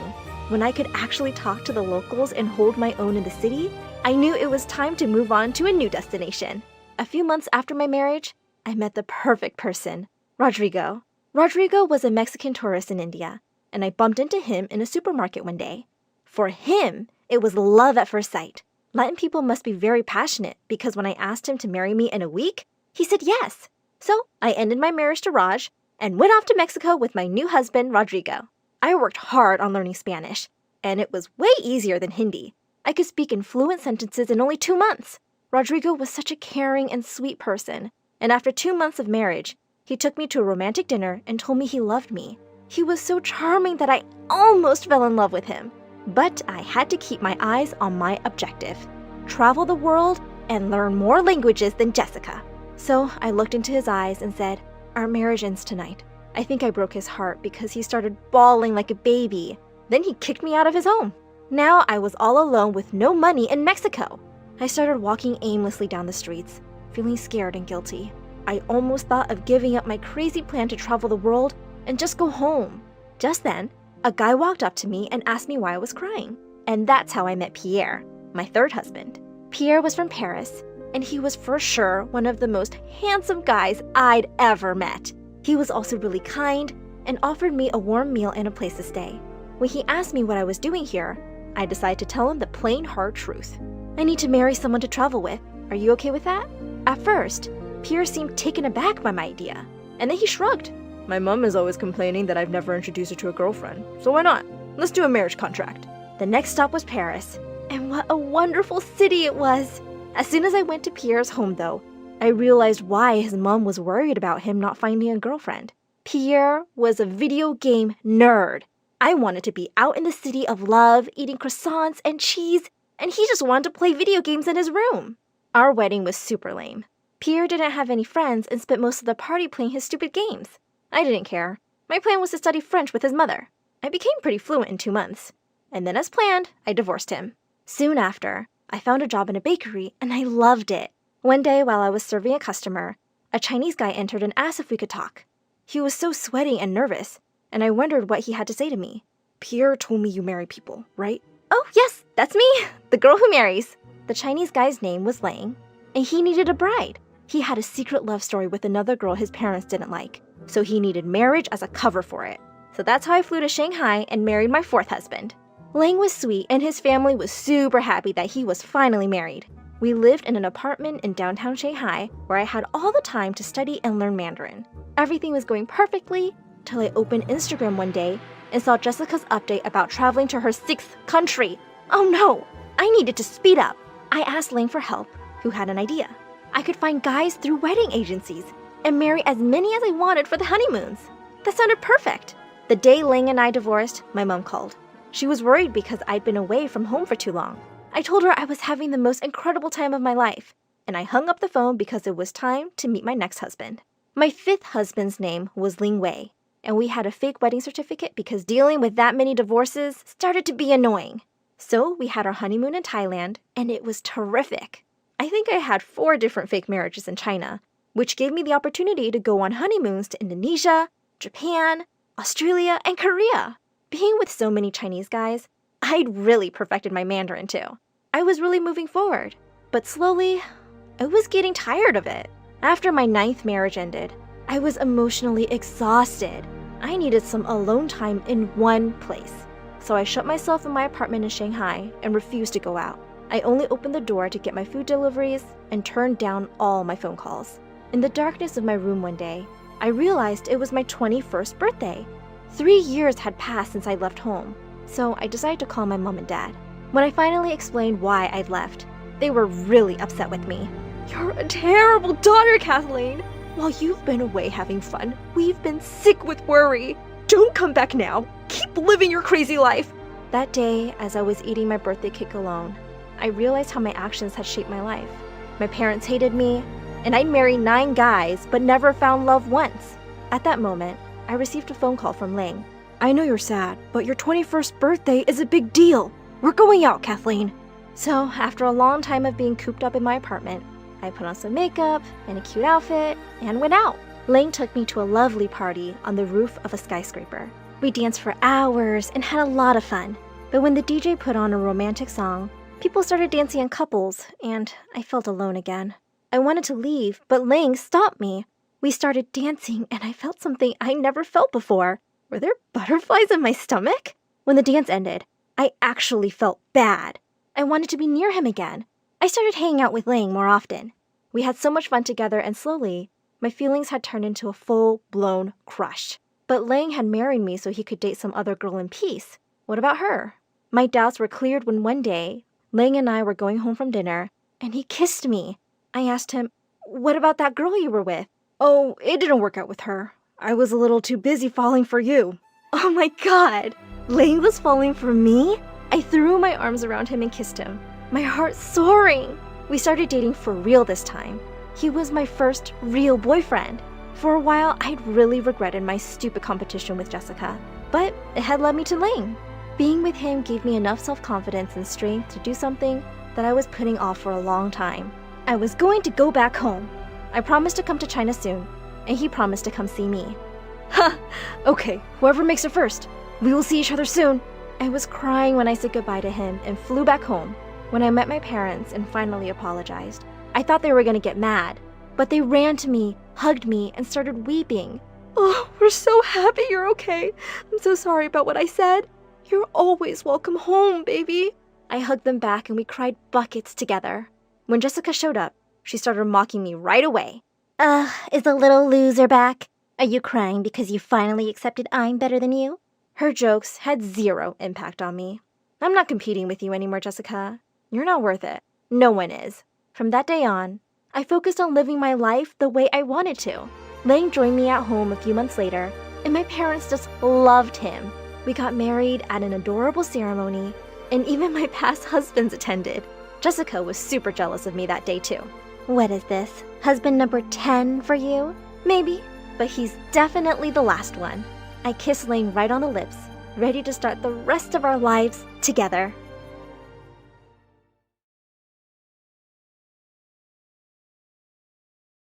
Hi, I'm Maria from Mexico. Everyone called me the Crystal Girl because I was so delicate and always at risk of getting hurt. In fact, my whole life was caught inside a bubble. But before continuing, don't forget to like and subscribe to My Story Animated.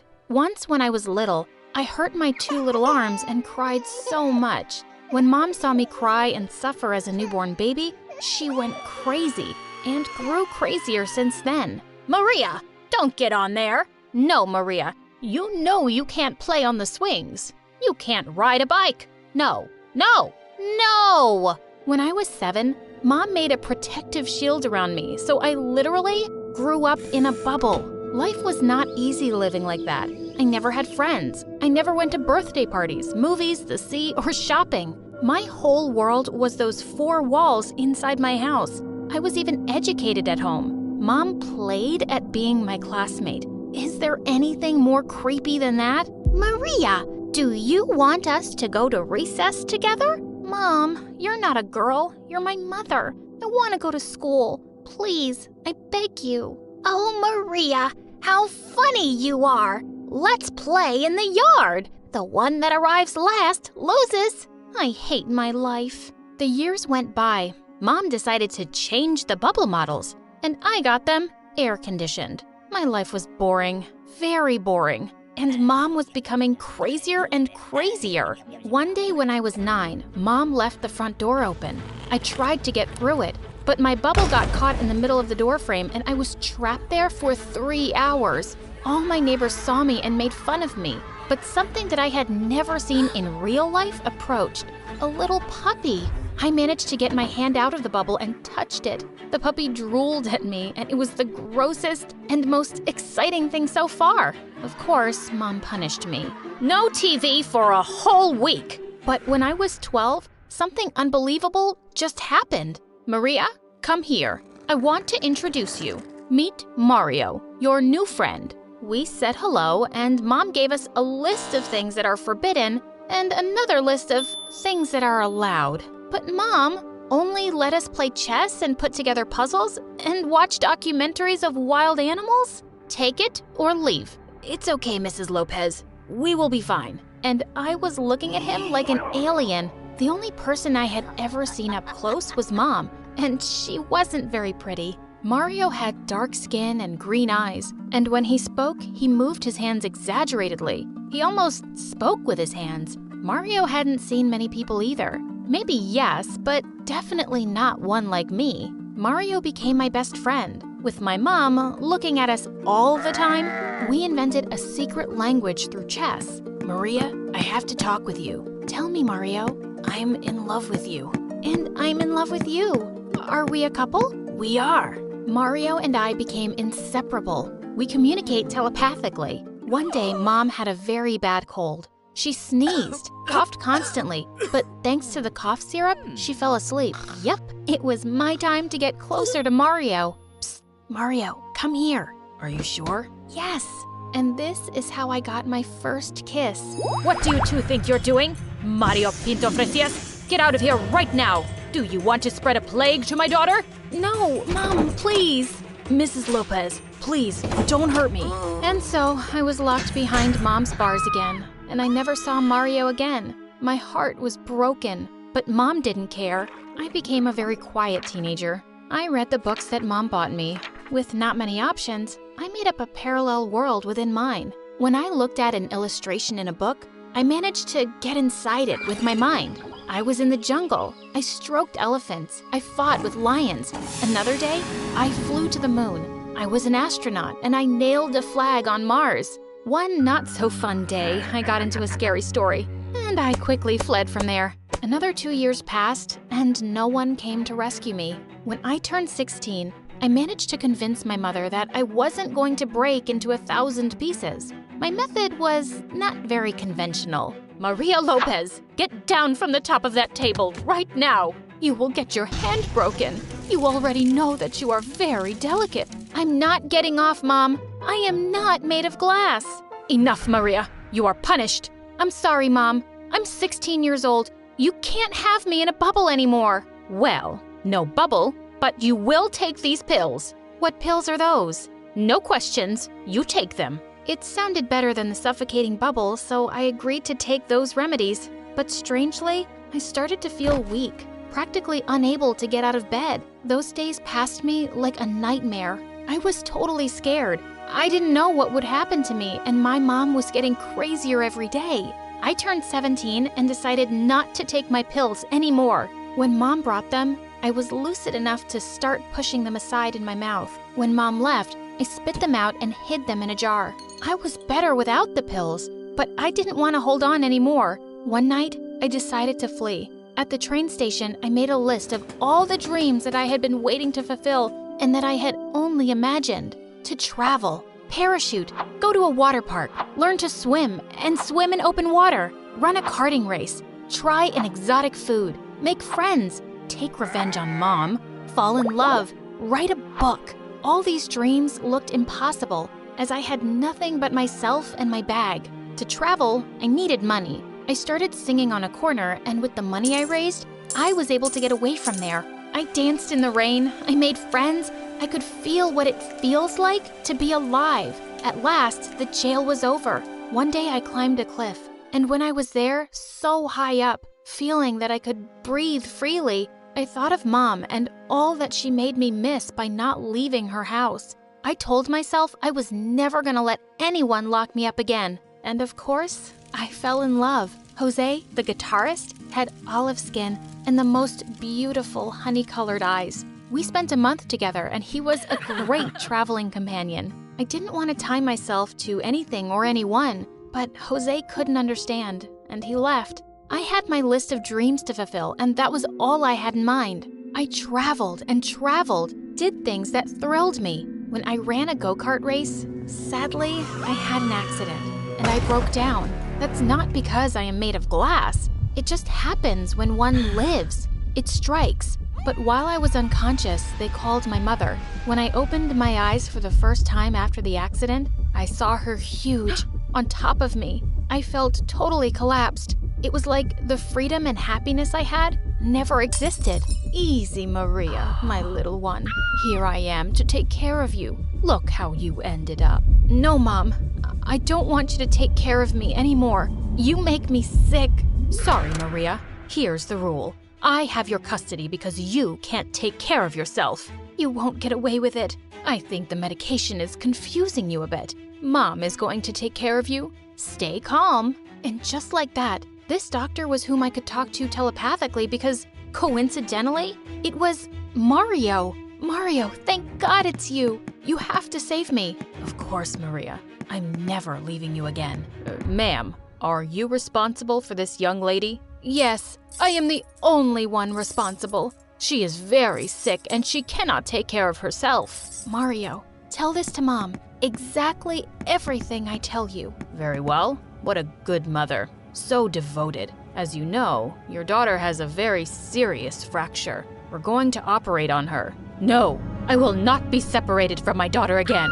I'm going into the surgery room with her. Please, have a glass of water. We put Mom to sleep with a powerful sedative. We left her at the hospital. Mario left a very clear indication. This patient must start psychological therapy. And because of that, I took revenge on my mother. And at the same time, I fell in love. And so, I checked my wish numbers 8 and 9 off the list. Mario asked me to marry him, but I said no. I didn't want to get married yet. We have all the time in the world. And so, we wrote a new wish list, but this time together. Wondering what happened to my last wish? Write a book?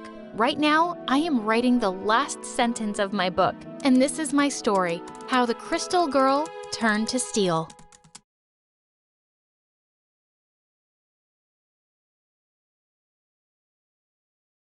Move it, weirdo! I heard as I was pushed out of the line. I turned around angrily. Of course, Christina. I glared at her and said, "Or what, you'll bite me?" She laughed and said, "Hell no! All I need to do is show you a mirror!" At the mention of the word mirror, my knees began to shake and I turned red. I hated my weird condition. I was horribly, horribly terrified of mirrors. But before I could reply, Mark rushed up to me and hugged me. He said, "Happy 16th birthday, babe!" Christina started to laugh and said, "Happy? Your parents were so happy they just dumped you in a stupid orphanage." Hi, my name is Sarah, and I'm going to tell you about how I went from a poor orphan to a rich heiress. Anger rose in me. She was sort of right. Of all the kids here, I was the only one who didn't know her parents. Everyone else had someone or something. Even Mark's mom had left him a picture of herself, though he never really knew her. Mark turned to her and said, "You want a piece of me, Christina?" She smiled at him and said, "I most certainly do, Mark." I said, "Shut your trap," and dragged Mark away, saying, "I have to show you something." In my dorm, I showed him my most precious possession and said, "Miss Stacy gave this to me this morning. She said when I was left here, this was the only thing I had." Miss Stacy was the principal's assistant, and she'd hidden it away in case someone stole it. Now that I was 16, I could take care of it. Mark said it was lovely and looked expensive. I said, I'd much rather have a picture of my parents. I just wanted to know who they were.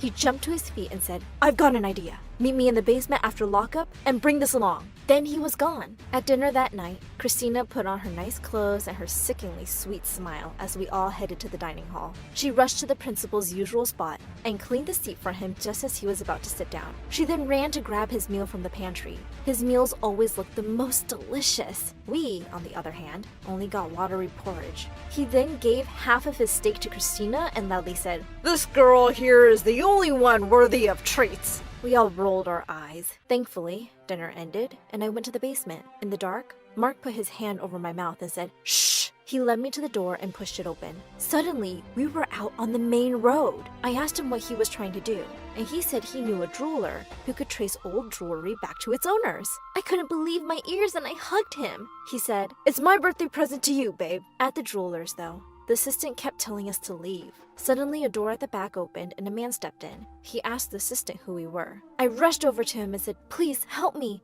Can you trace the original owner of this?" The jeweler led us to his office. The minute I stepped in, I almost screamed. There were mirrors everywhere. Mark immediately pulled me in a bear hug and told the jeweler to cover them. Then he held my hand and said, "I'm here, babe. I'll look after you." He asked the jeweler to hurry up. After examining it for a while, he told me that it was a precious antique, but he had no idea who it belonged to. My last hope of finding out something about my family seemed dead already. I was devastated, but Mark tried his best to console me as we headed back to the orphanage. As soon as we got back to the basement, a pair of eyes glared at us in the dark. "And where have you been?" But just as I was about to speak, I heard another voice mocking us, and I knew immediately why the principal was in the basement. "Christina!" She said, "See, sir? I told you they were gone." Then to my horror, she told him that she'd heard me talking about some necklace. He demanded to see it and tried to take it from me, but I told him Miss Stacy knew it was mine. The principal was furious. He decided to give the two of us a week of detention. Immediately, Christina said, "Oh no, it's not Mark's fault. She convinced him. I heard them. He just went to keep an eye on her. He shouldn't be punished." The principal agreed and dragged Mark away. Before she left, Christina turned to me saying, "I'll make sure to keep him company for the time being." The next morning, as I waited for Miss Stacy in her office to be assigned my punishment, I could hear voices from the principal's office. He was saying, "Don't worry, my friend. This land is as good as yours. I'll make sure that the old bat sells it to you. Just remember me when you build your hotel." I was shocked. They were selling the orphanage? Just then, Miss Stacy came in and said, "Could you sort these, dear?" But the very first envelope I picked up made me super curious.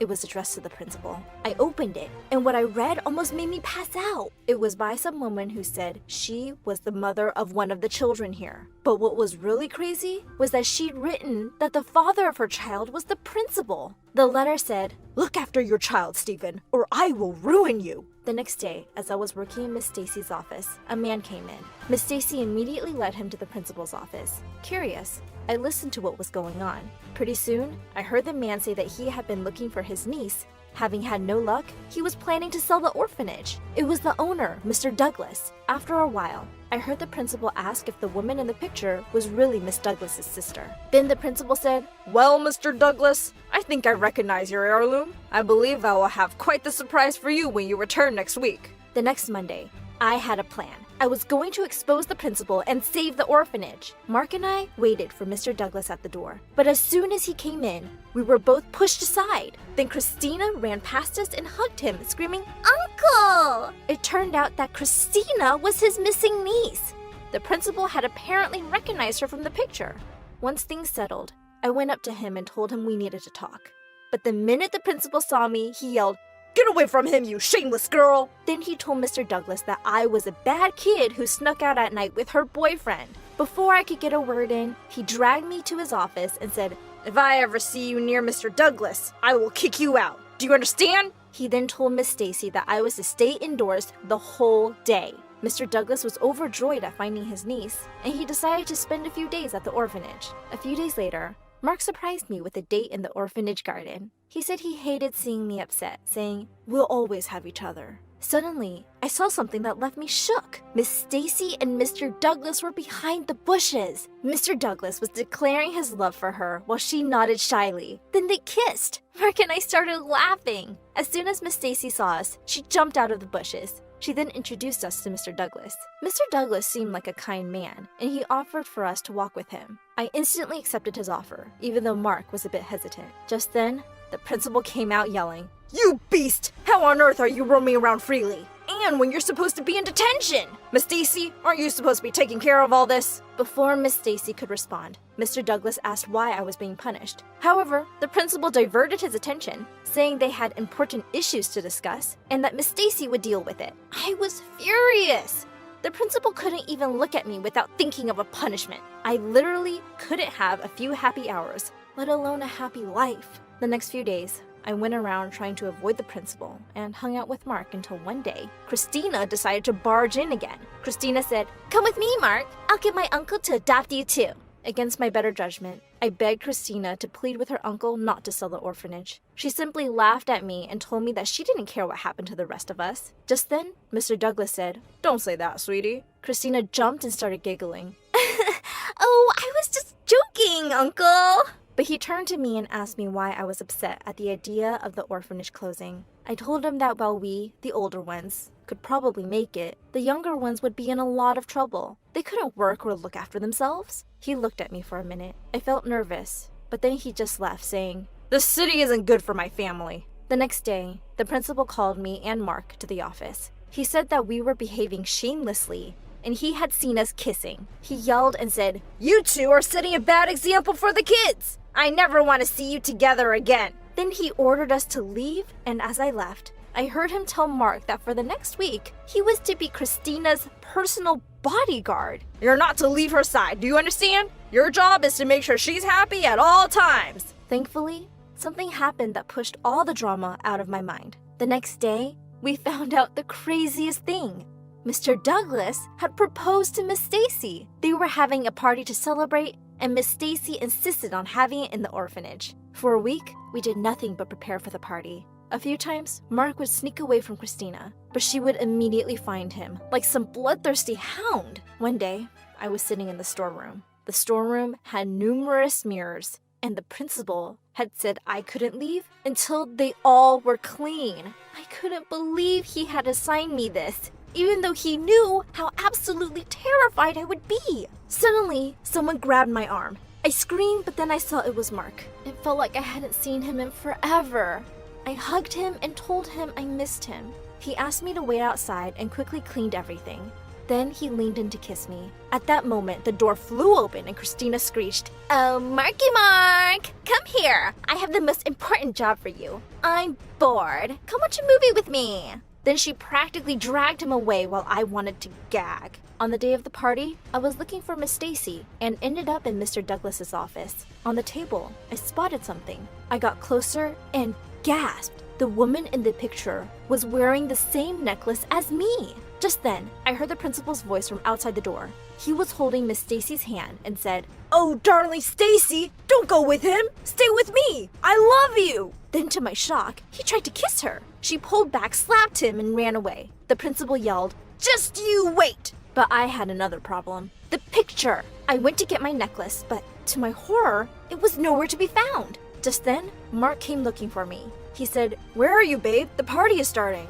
I showed him the picture and told him I couldn't find my necklace. He said we'd discuss it with Mr. Douglas later. But at the party, while everyone was busy admiring how lovely Miss Stacy looked, suddenly a murmur ran through the crowd. Someone said, "What a lovely necklace!" I turned to see what the commotion was for and almost passed out. It was Christina, but she was wearing my necklace! Suddenly, I was livid. I yelled, "What the hell?" Everyone fell silent, and Mark and Miss Stacy rushed over to me, but I was quicker. I jumped onto Christina, yelling, "You witch! You good-for-nothing thieving witch! Give me back my necklace!" Christina screamed and said it was hers, and the principal knew it too. Suddenly, the two of us were fighting. Miss Stacy jumped in to try and break us apart, but to my horror, Christina took out a mirror and thrust it into my face. I began to scream, and then everything went black. I finally snapped back when I heard a mirror break, and Miss Stacy screamed. When I came to my senses, she was lying on the floor, hurt and cut.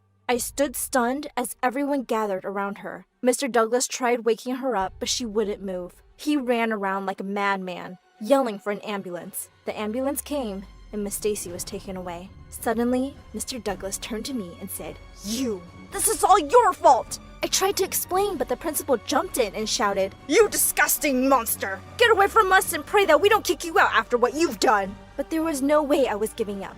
"Not after this!" I screamed. "That necklace is mine, and you know it! I saw that picture. That woman was wearing it too! Who is she?" But to my utter shock, the principal said I was a liar, and he had never seen me with the necklace. Then he took Mr. Douglas away, saying, "She has a history of violence, sir." The two left, and Christina followed, crying. For the next 2 weeks, everyone was gloomy and silent. There had been no news about Miss Stacy, except that she still wasn't awake. The doctors had apparently told Mr. Douglas that Miss Stacy had lost a lot of blood and also had some heart problems, possibly due to the stress of our fight, and that he should prepare for the worst. But he was acting like a madman. Every morning he left and would only come back at night. I mostly stayed in my room, and Mark was forbidden from seeing me. The last thing he had said was the woman in the picture was Mr. Douglas's sister. The necklace was hers. That meant Mr. Douglas was my uncle, but he hated me. One day, he came back when I was working in the garden. The minute I saw him, I ran over to him to apologize. Miss Stacy was the only person who'd ever looked after me, but as soon as I got near, he gave me a look of death and said, "My niece and I will leave this place as soon as Stacy is better. Don't come near me,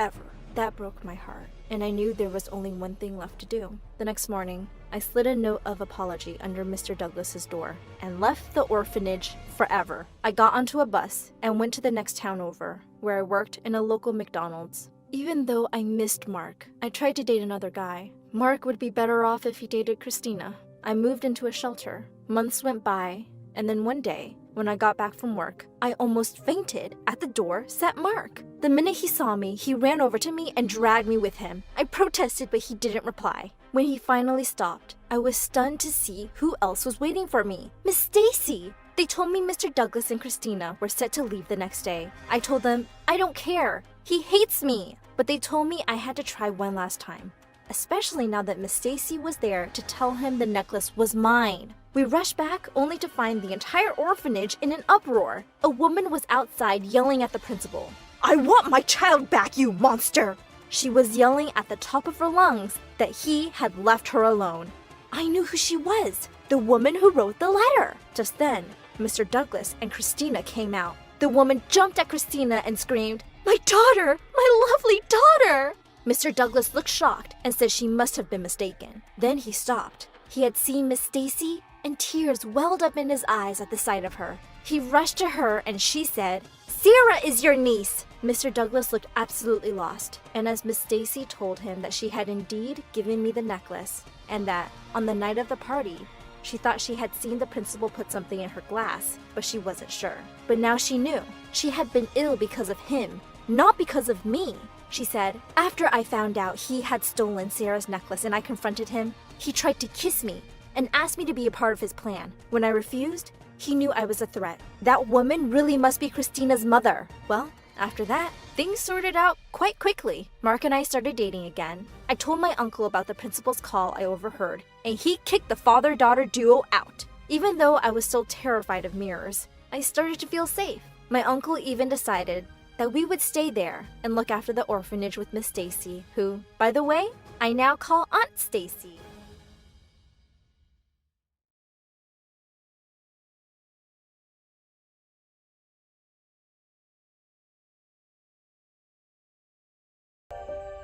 My 6-year-old sister opened the classroom door during my exam and started crying.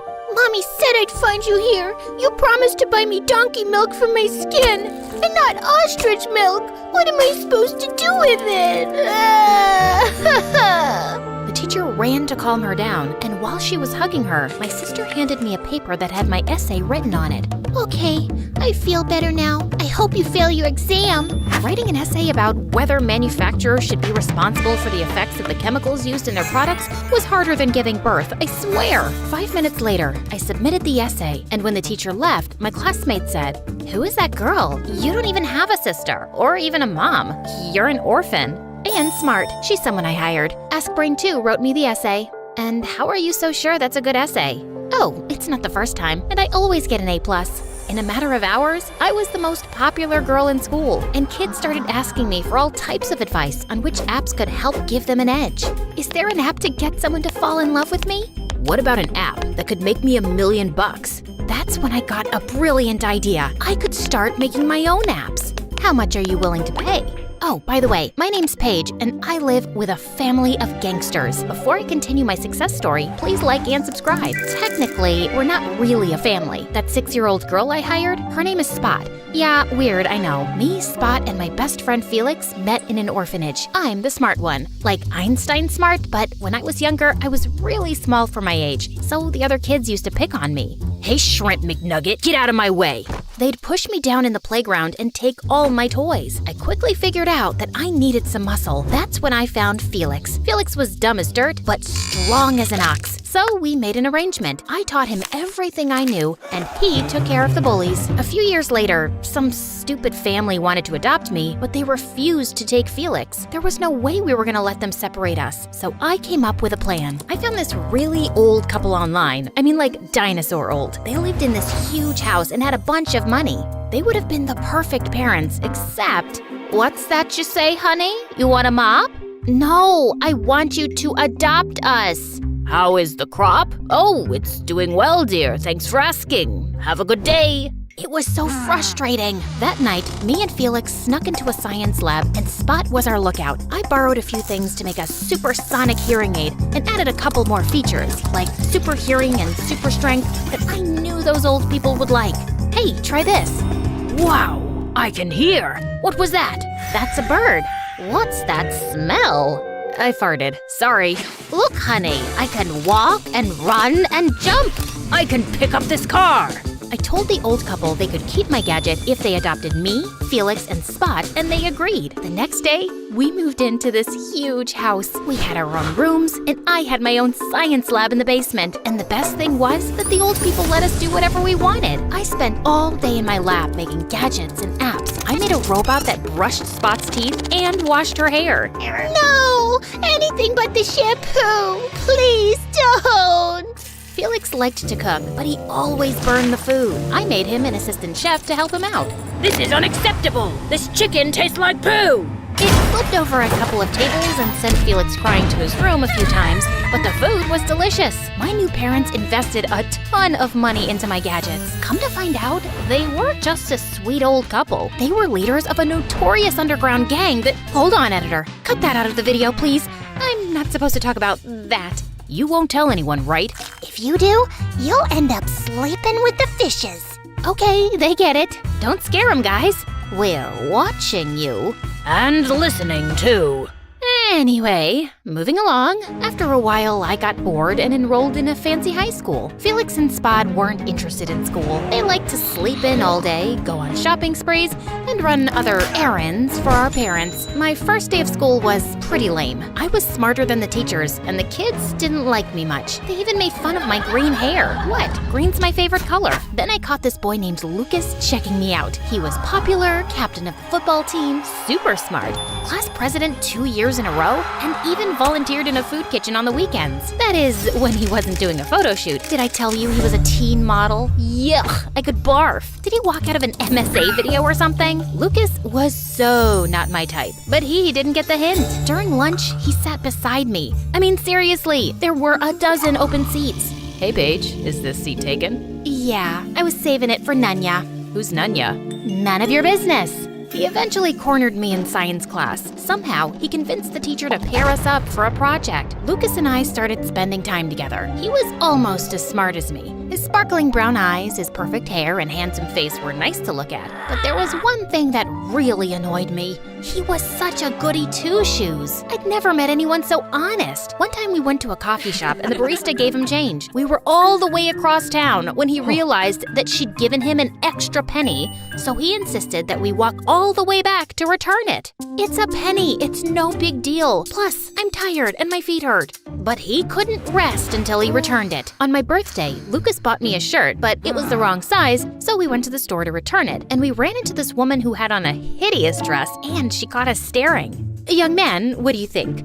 Does this dress look good on me? You look wonderful. The moment we left the store, Lucas started freaking out. I shouldn't have lied to that poor woman. That was wrong. I should go back and tell her the truth. And Lucas, being Lucas, found the woman and told her the truth. I'm sorry, ma'am. That dress is horrible. It makes you look like a cow.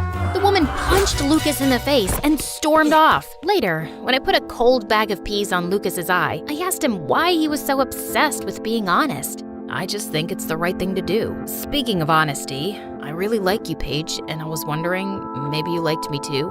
By then, Lucas had grown on me. He was less annoying than all the other kids at school, and he made me laugh.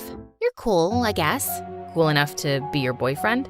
Out of nowhere, Lucas held my hand. He took the peas off his face and stepped close to me. I mean, our faces were inches apart.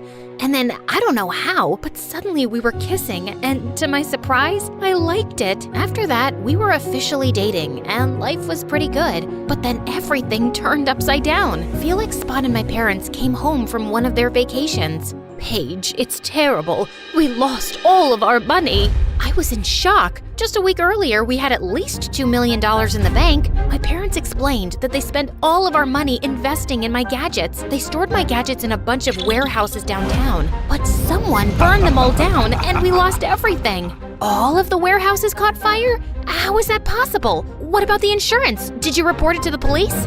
There's no insurance. And the police, well, Just 1 second. Hey, editor, we'll need a bit of privacy. It's about the family business. No problem. I guess they can hear the rest. Gotcha. So we're gonna lose the house? And the cars? And a bunch of bad guys are after us. We kind of owe them too. Always so much excitement. I forgot how much fun it is being a businesswoman. What am I supposed to do about it? You're the brains of this operation. Save us! And that's when I decided to make a new app called P-Mind Soup Juice. Yeah, that's not the real name and the app doesn't exist anymore, but it was awesome. I cleverly designed a game where kids had to keep paying money to play the higher levels. And when they reached level 7, they got a ticket for the $1 Million National Lottery. Of course, no one ever wins that thing, right? But the kids were hooked. They were using up all their pocket money and even stealing their parents' credit cards to keep paying and playing. And I was getting richer by the day. Wow, Paige. This is awesome. This is almost enough to pay off our debts. You're my hero. You're the best. But things got a little complicated with Lucas. One day after school, he showed up at my house. You have to shut down P-Mind Soup Juice. Why? It's unethical. No, it's not. Yes, it is. Don't be such a goody two-shoes. Paige, everyone's getting addicted and it's driving all the kids crazy. I need my P-Mind Soup Juice. You can't take it away from me.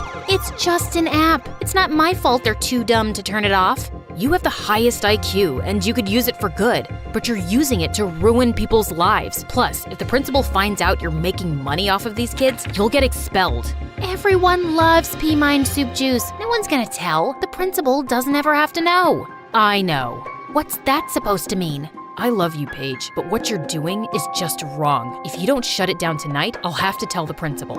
I tried to convince Lucas to change his mind, but he just stormed off. And to make matters worse, I caught Felix and Spot listening from the upstairs window. And that's when the war between Lucas and my family began. We can take care of him for you. I can punch him in the nose. I can hit him with a rock. He'll never remember a thing. Or I can bake him a special pie. No, you're not doing any of that. Lucas is my boyfriend, and I think I love him. Love? Yuck. He's not even your type. Oh, honey, that boy doesn't love you. He wants to rat you out. You'll get suspended, and he won't stop there. He'll try to bring this whole family down. Believe me, we know. I told my family I'd take care of it. The last thing I wanted was Lucas hurt. I went over to Lucas's house, and his parents' car wasn't in the driveway, so he was all alone. I tapped on the window to wake him up and accidentally broke the glass. Help! Help! Intruder! He was so scared. It could have been because I had a mask covering my face, but it was really cold outside. And what else are you supposed to wear when you're climbing into someone's window at night? I mean, duh, it's practically a uniform. Lucas grabbed a fly swatter and started waving it around. Lucas, it's me. What the heck are you doing climbing through my window at midnight? I needed to talk. Please don't tell the principal about pea mine soup juice. I've made my decision, Paige. My family needs it to pay our bills. Can't your parents borrow the money from their friends? What about their savings? That's easy for you to say. Your family's rich with dozens of rich friends. Then the craziest thing happened. I spotted Felix's robot chef in Lucas's driveway, and it started pounding on the door. What is that? I got a FaceTime call from my family. What's going on? We all discussed it, and we decided that RoboChef, that's what we're calling him now, can take care of our little Lucas problem.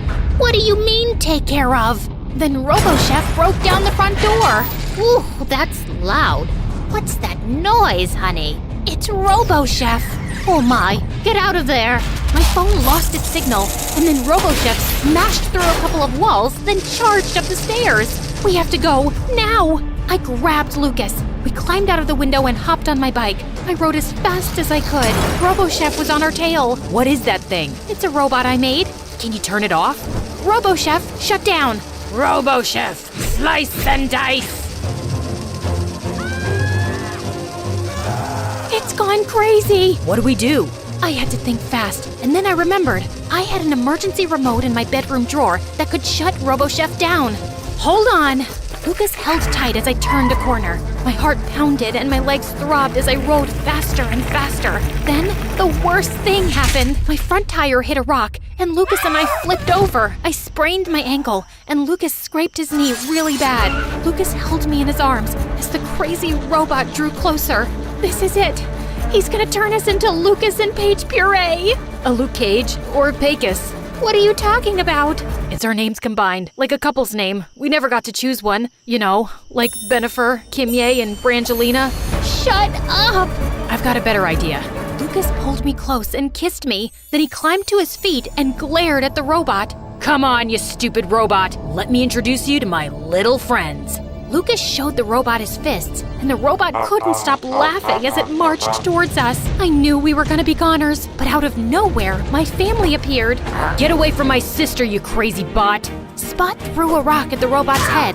Felix body slammed it and then gave it the people's elbow. My mom smashed a pie in its face, and my dad picked it up and threw it so far that it landed in a trash heap a couple of miles away. My dad still had his super strength, by the way. My family was impressed that Lucas had risked his life to save me. And Lucas was so thankful that my family saved both of us that he decided not to tell the principal about pea mine soup juice. I won't tell, but you still have to shut it down. But what about my family? They still need money. I have an idea. My family met with Lucas's dad, and after he saw the footage of them kicking that robot's butt, he hired my family to run security for his company. After a couple of years, my family made so much money that they started their own security business and started traveling the world protecting celebrities and famous politicians. As for me and Lucas, I agreed to shut down pea mine soup juice and live an honest life.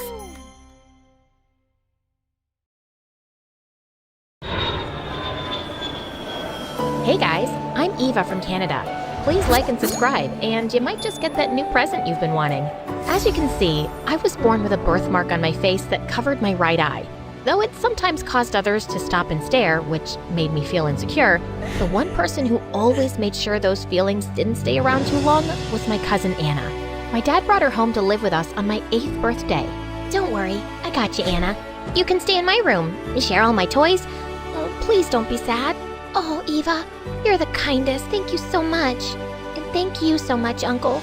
I was happy to have Anna with me. Soon, we started going to school. She was shy, but I introduced her to everyone, and my friends were a little too thrilled to see her. Whoa, is she really your cousin? She is way too pretty. If she were my cousin, I would feel jealous. I know, right? Anna's the best. I did put on a smile, but I'm not gonna lie. It did sting a bit when my friends were going all gaga for Anna. But it was true. She looked like a movie star. That day when I got home from school, I decided to put on some makeup to cover up my birthmark, and even tried to dress and style my hair like Anna's. But Anna saw me.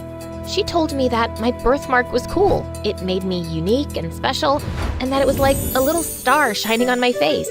Anna was the sister I'd always wanted. We truly loved each other and had so much fun together. She was smart and helped me with my studies, while I showed her how to make social media accounts. Can you believe she didn't even have Instagram or TikTok? What do I do with this? Which rock are you under? Jeez, you upload your cute pics. But why? Well, that's what Instagram's for, to share the moments of your life with others. Everyone has it. Seems like allowing people to invade my privacy. But I'll try it out, just for you. Of course, I would grow to regret ever having done that, but I couldn't have known it at the time. When I was in 8th grade, Dad's friend's son Parker came to live with us from Paris for a couple of weeks for his mom's treatment. The moment I saw him, I may have developed a teeny tiny crush. Oh my God, he was too cute with his glasses, just like Harry Potter. Parker seemed kinda uptight, no doubt due to all the stress he was under. His mom was in the hospital and all. As I sat near him one day, he scooted further away. I thought it was funny and was trying to make him laugh, so I did it again. He fell off the couch. I am so sorry. Please, don't mind me. Still silent? Cat got your tongue? Look, I lost. 'Cause of you. Oh, sorry. Late at night, I got up to get some water, and I bumped into Parker, who was still playing some game on his phone. Dude, it's like 12 a.m. No wonder you have glasses. I just couldn't sleep. I have a cure for that. Come on, follow me. I took Parker to the kitchen to make him some hot chocolate. Slowly, he opened up to me.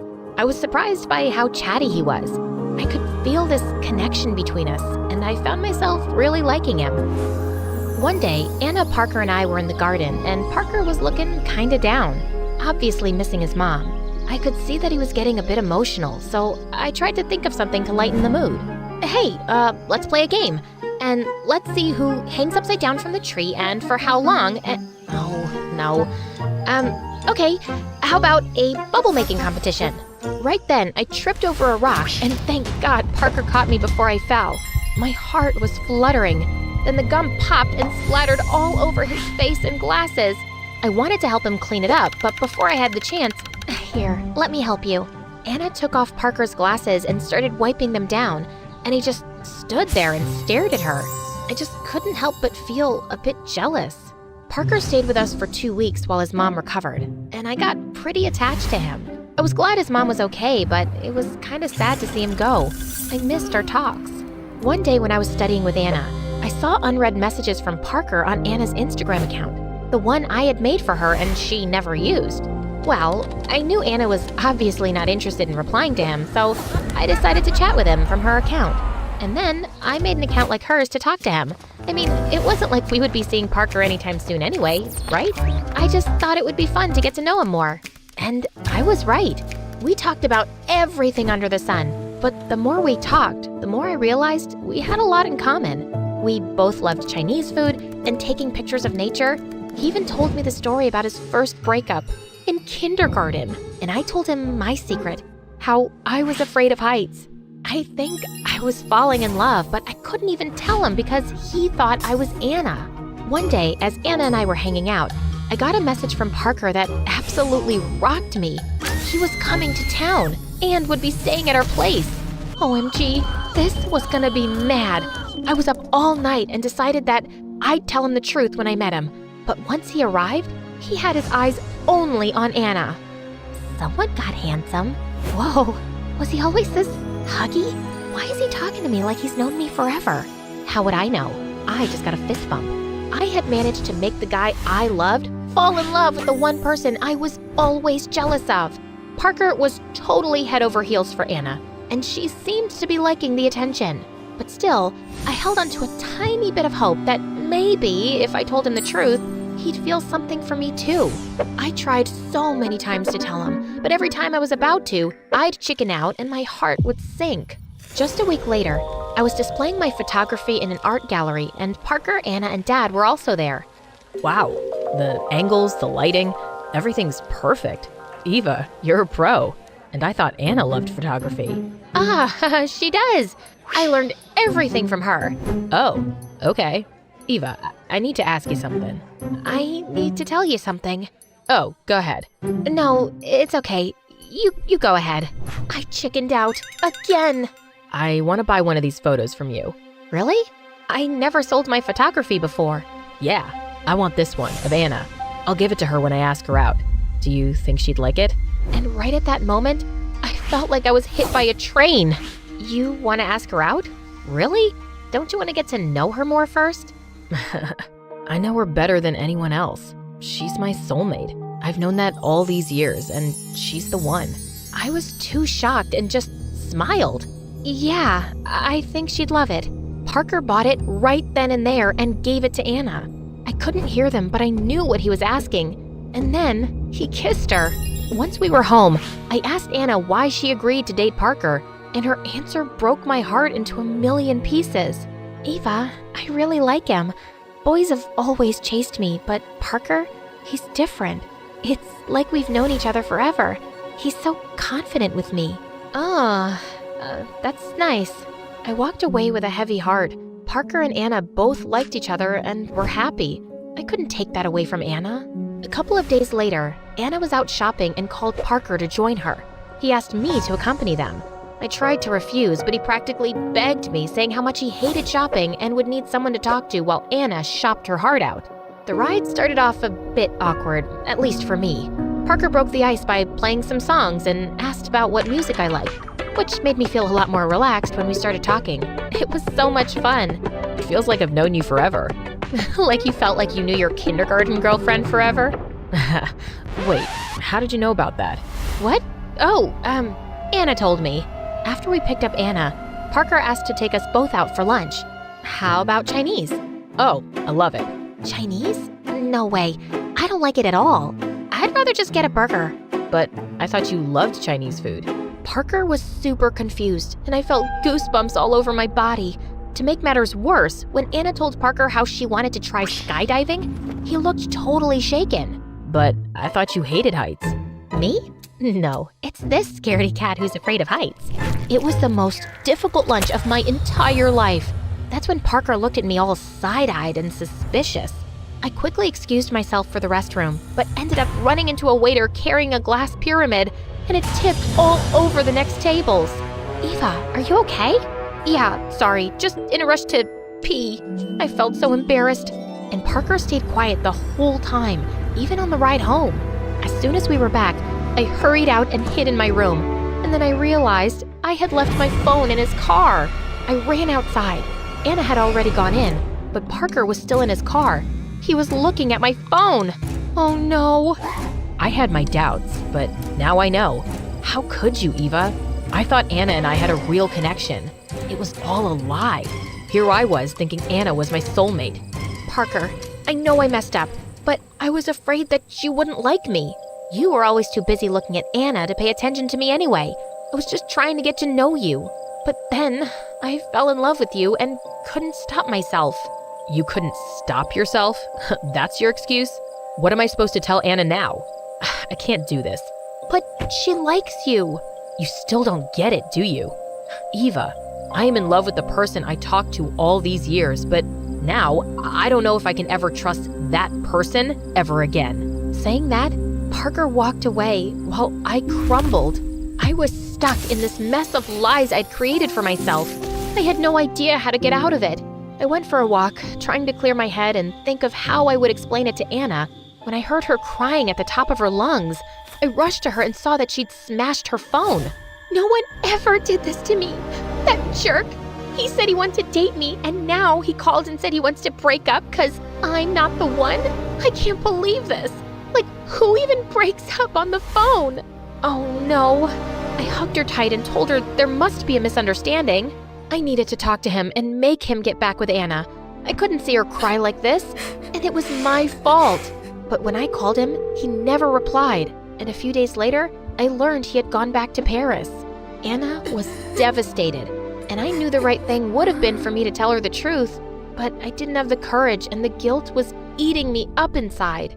Over the next few weeks, I did everything I could to help her get over the breakup. I took her out for laser tag, bowling, mini golf, and even on a short trip to Hawaii. We had the most amazing time ever. And on our last day in Hawaii, as I was looking at the setting sun, Anna came and sat next to me. You are the best sister ever. I'm so lucky to have you. No, I'm not, Anna. There's something I need to tell you. I told her the truth. I'd expected her to be upset, but I hadn't expected her to be so silent. I felt like my heart was going to burst out of my chest on our flight back home. When we got back home, Anna didn't talk to me at all. I was desperate to make things right, so I started doing little things for her. I made her favorite chocolate chip cookies, gave her notes telling her how sorry I was, even made her a scrapbook of all our childhood memories, but nothing seemed to work. I was starting to feel hopeless. One day, I was in my room when Anna suddenly barged in. If you want me to forgive you, you have to go skydiving with me. Skydiving? You know I'm terrified of heights. I need proof that you're actually sorry. Anyone can make cookies, Eva. This would show me you really care. Wait. Okay, I'll go. When we got on the plane, I felt like I would black out, but I was willing to push myself to make up for my betrayal. When it was time, Anna grabbed my hand. I closed my eyes, and we both jumped together. The feeling was peace. At first I was scared, but then I felt calm, and once we landed, I looked over at Anna and she smiled back at me.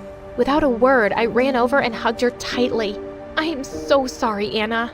Eva, I know how insecure you are when it comes to boys, and since I was always being chased by them, I realized I don't know how you must have felt, even though you are beautiful.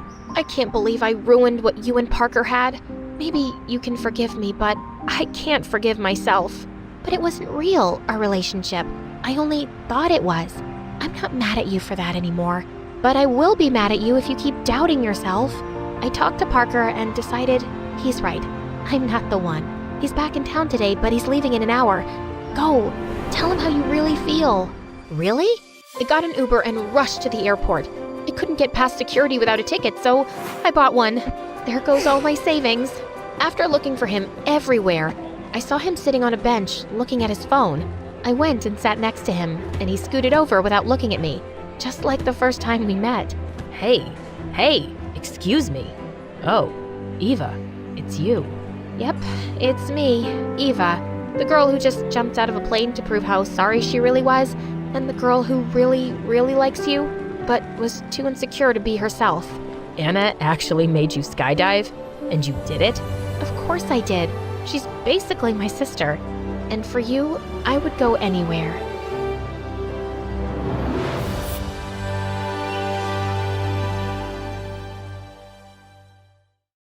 Hi, I'm Belle from France. Please like and subscribe. I'd lived in an orphanage ever since I could remember, but I was always curious about my parents, and I'd annoy the warden with my questions. Are you an evil witch who took me from my parents because my hair has magic powers?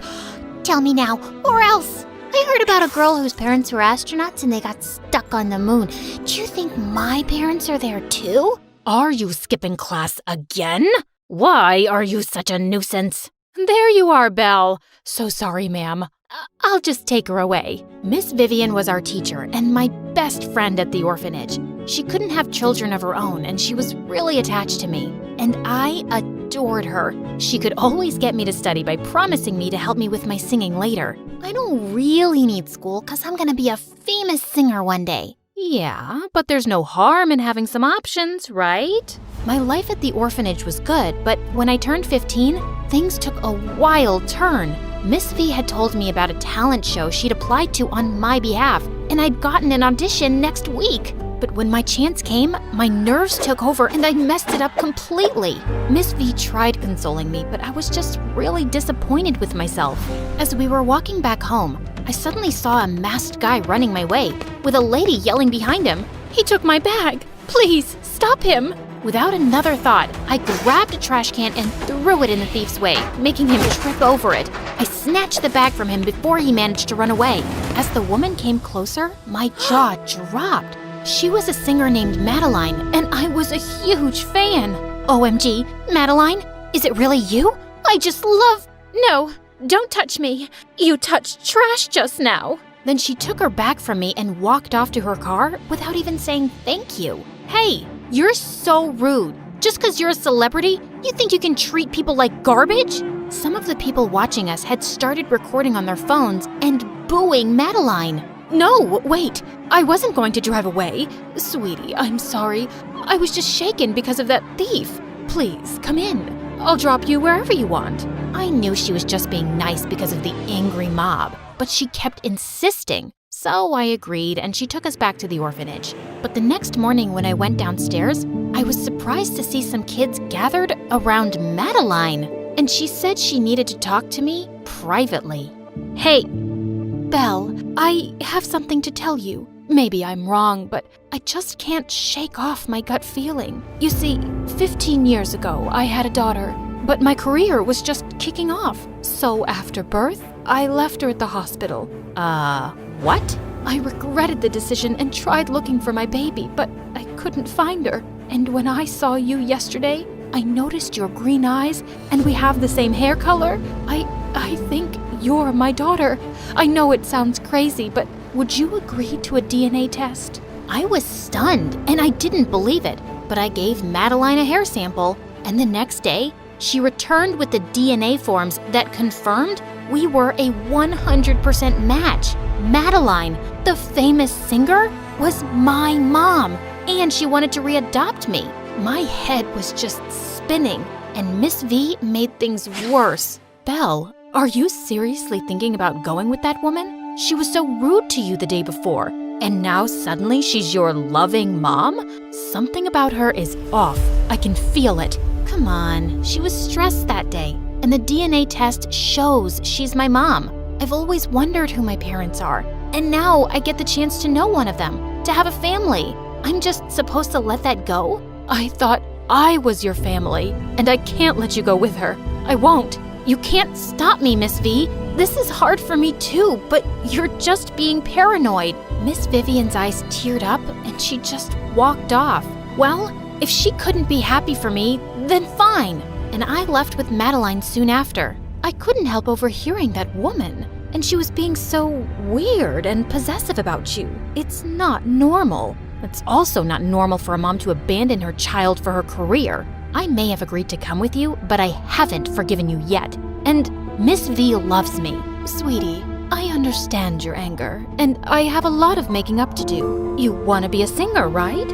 I will start by making that happen. Also, if Miss Vivian loves you, she should be happy you're getting a better life. I felt troubled, but then forgot everything when we reached Madeline's mansion. It was bigger than a mall. My assistant Juliet will show you to your room, and then I have an amazing spa day planned for us. Juliet wouldn't make eye contact with me, and after taking me to my room, she walked off without a word. Rude. But I couldn't help being excited that I was gonna live like royalty. I was hoping to get to know Madeline more, but the spa day was more of a makeover day. And the next thing I knew, I was being whisked off to a TV interview. Madeline, I'm not ready for this. I've never been on camera, and I need time to process everything. What's there to process, love? You're the daughter of a star, and you need to believe it. And I just can't wait for the world to see my angel. Also, could you please call me Mom? The next few weeks were a blur of interviews and events, and we were constantly surrounded by paparazzi. Madeline would always get so emotional, and people just loved the story of how we'd been reunited after all these years. But I still didn't know much about my mom. We hardly got the chance to be alone, and she hadn't even heard me sing yet. Late one night, I went down to the kitchen when I heard loud voices from Madeline's studio in the basement. "Juliet, you don't sound good on this song at all." "Well, I'm sorry, but I had a cold that day. We're just gonna have to record it again." And when I heard Juliet singing, I nearly had a stroke. That was Madeline's voice. Just then, Madeline spotted me, and she asked me to come in. "I guess there's no point in trying to hide anything now. Belle, you've discovered the family secret." "Wait, Juliet's been the voice behind all your songs?" "Yes. She wanted a steady job, and I wanted to be famous, but wasn't as talented. So we struck a deal at the start of my career. It worked out splendidly." "So you've been taking the credit for her talent and fooling all your fans? That's just wrong."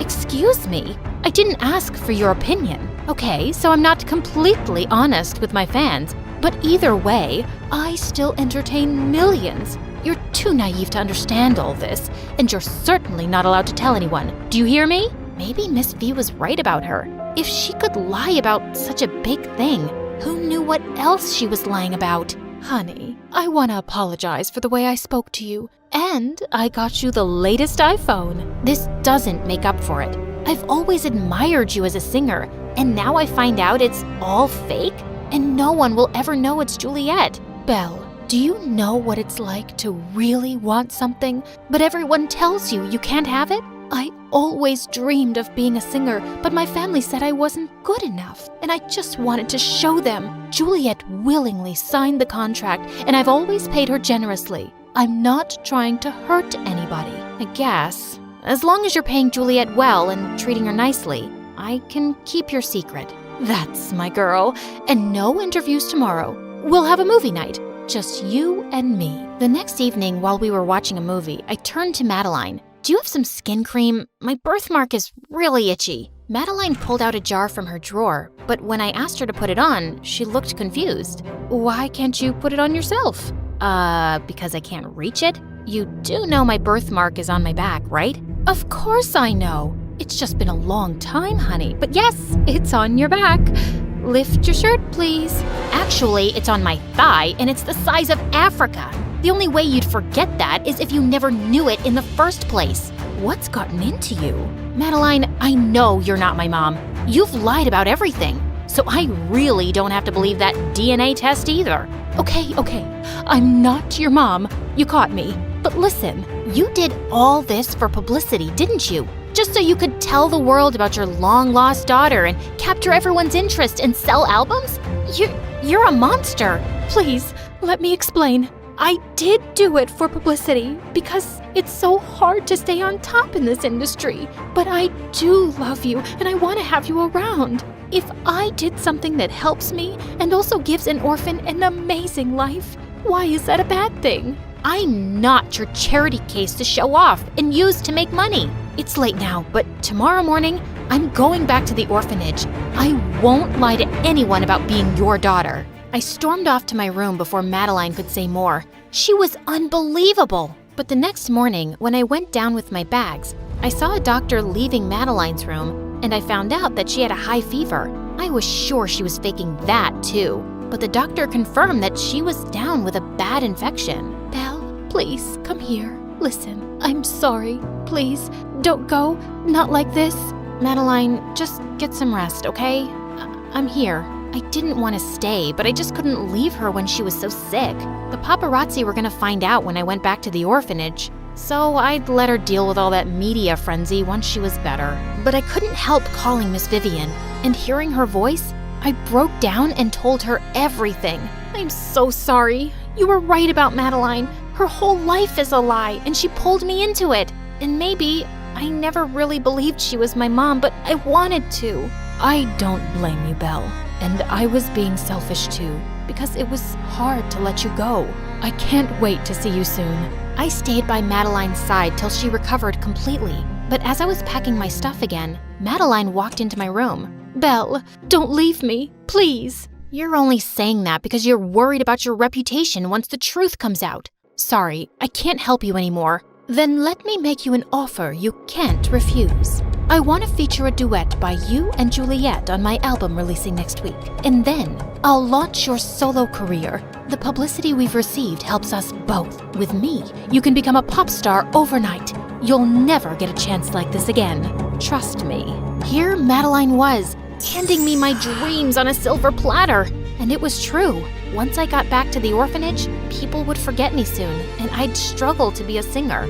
I couldn't really trust her. But Madeline called me and Juliet to the studio the very next day to record a song together. It was the most thrilling experience, and she was blown away by my talent. "You have the voice of an angel, darling. You're really gonna go places." The album was released, and it exploded. The duet people thought Madeline and I sang together shot straight to #1 on the charts, and it was all you could hear everywhere. One day, when Madeline and I were at an album signing event, I spotted Miss V in the line and ran to her. "Miss V, how've you been? I've been meaning to call." "But you got busy becoming a star, right? I'm happy that your dreams are coming true, but are you sure this is how you want it?" "What do you mean?" "You said Madeline's whole life was a lie, and now yours is too. You're part of her secret, and you're faking being her daughter. This lie will just grow deeper, and then you'll have to give it up forever. Are you okay doing that?" I stood there speechless. "I just came to tell you that I got a job in another city, and I'm leaving next month. I wanted to wish you luck and say goodbye. I hope you'll do the right thing, Belle. I know you have that in you." I was bummed out for days after that meeting, and I just couldn't shake off her words. Soon after, Juliet came down with a bad throat infection. It turned out to be laryngitis, and she recovered in a couple of weeks, but the doctor said she could no longer sing. And Madeline went ballistic. "What? No, you're fine now. You can speak, right? Why can't you sing?" The doctor said straining her vocal cords could damage them forever. "But she has to try. I'll take you anywhere to get you treated." "Madeline, I've served you for 15 years. I think I'm done, okay?" "Done? You're done? Have you forgotten our deal and what I can do?" "What are you talking about?" "My mother worked as a maid in Madeline's family home, and my brother stole all their precious heirlooms. He'd already sold them by the time he got caught, and he was going to end up in prison for years. But Madeline kept him out, as long as I agreed to be her singing voice. I've been repaying her debt all this time, but I'm just tired now." "Juliet, if the robbery happened 15 years ago, she can't charge your brother for that crime anymore. You don't know what you're talking about. And why are you complaining, Juliet? You were just a maid, and I've done so much for you." "Just stop. You're a terrible person who'll always find a way to justify every selfish act. Juliet is done with you, and so am I. And so is your career, because you have no talent. And the family you wanted to impress so badly, well, I don't see them around either. Enjoy the rest of your sad, lonely life with your money, because that's what you did everything for." Juliet and I left Madeline for good, and I couldn't get fast enough to the orphanage. Miss V was leaving that day, and I hoped I wasn't too late. I caught her just as she was putting her bags in a cab. "Belle, what are you—" "I did the right thing, Miss V. And wherever you're going, I'm coming with you. I won't take no for an answer." "I would like nothing more, love, but what about your career?" "I'll tell everyone the truth, and then we'll figure it out. I actually have talent, remember? I want to do things the right way, even if it's harder." Hi everyone, my name is Ria and I'm from India. Please like and subscribe. I was born on the night of a red moon. In my village, that's considered really bad luck. So growing up, everyone was terrified of me, including my family. Mom was always making me necklaces to ward off evil spirits, and Dad never looked me directly in the eye. But the worst was my older sister, Uma.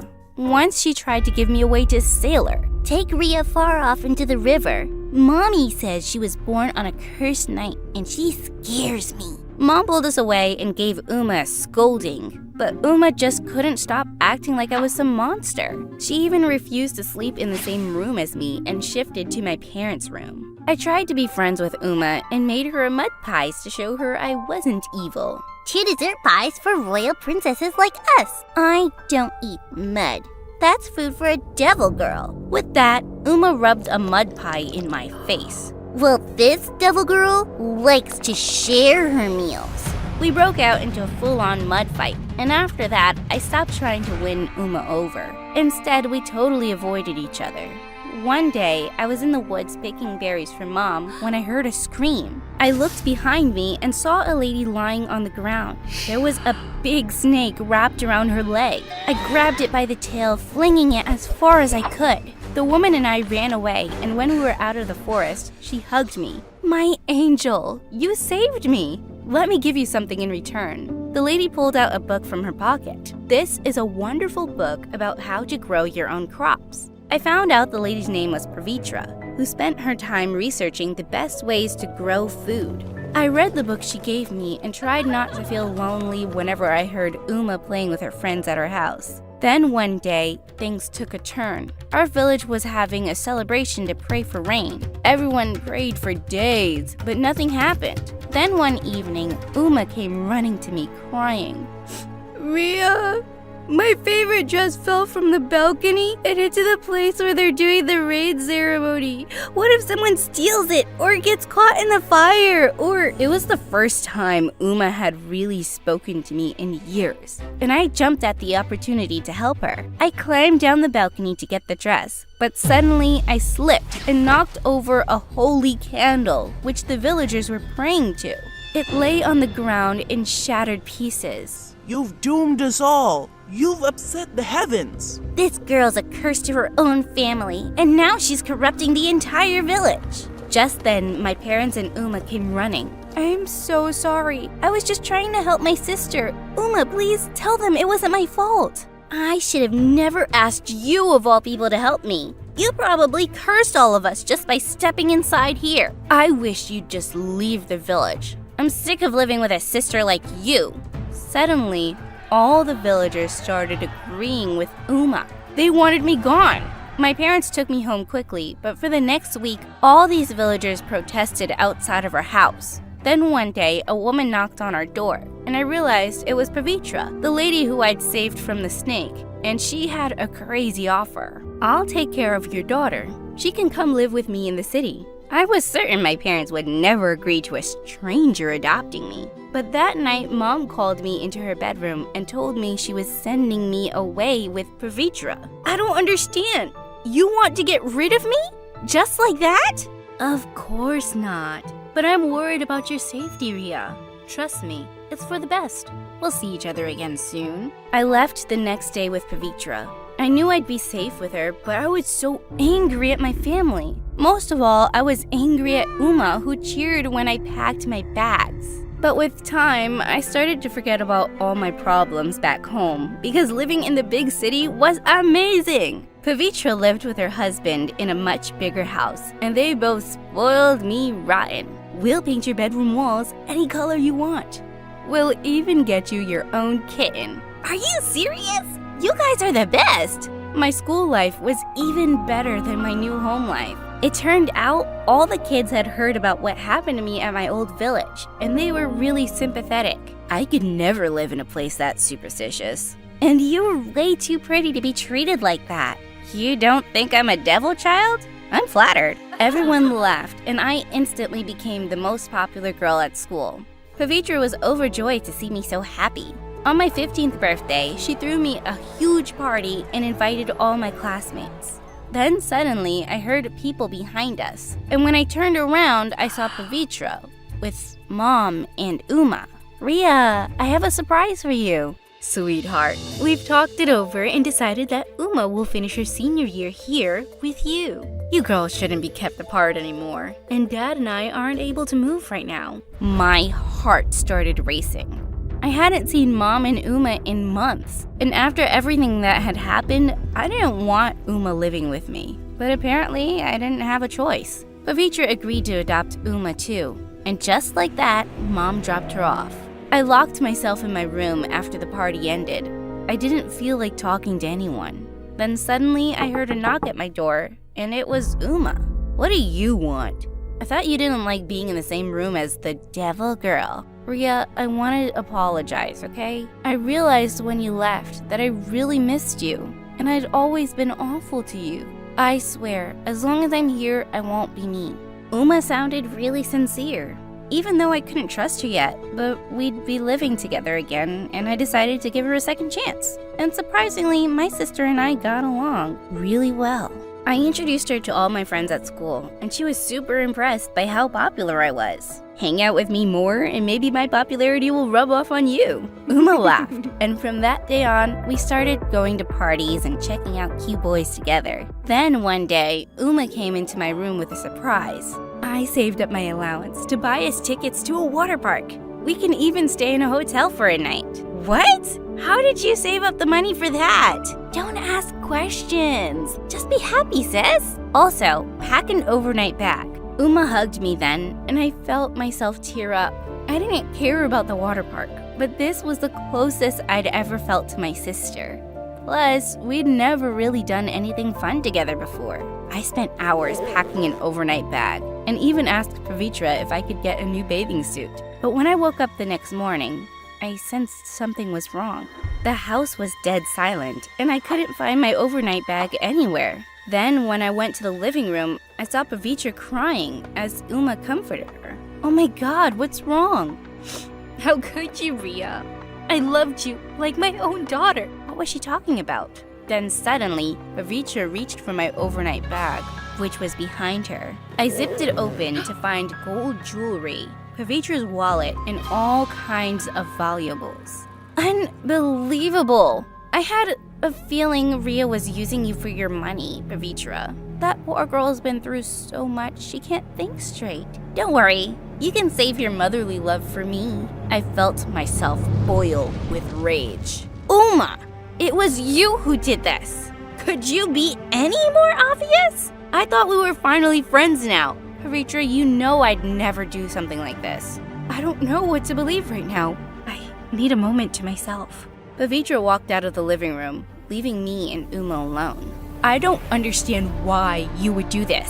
What, do you want this house all to yourself? You keep forgetting the fact that you're a cursed, wicked girl. You're not supposed to have this fancy life and perfect adopted mom. Girls like you are supposed to be miserable. You're not normal, and I have a duty to protect people from you. You've known me my whole life, and I've never tried to hurt you. I am normal, and I finally thought we could have a normal relationship. Listen to me, Ria. You and I will never have a relationship. Not as long as I live. Uma stormed out of the room, and I started to cry. Later on, Pavitra did find out that Uma tried to frame me, since the maid had overheard my conversation with Uma.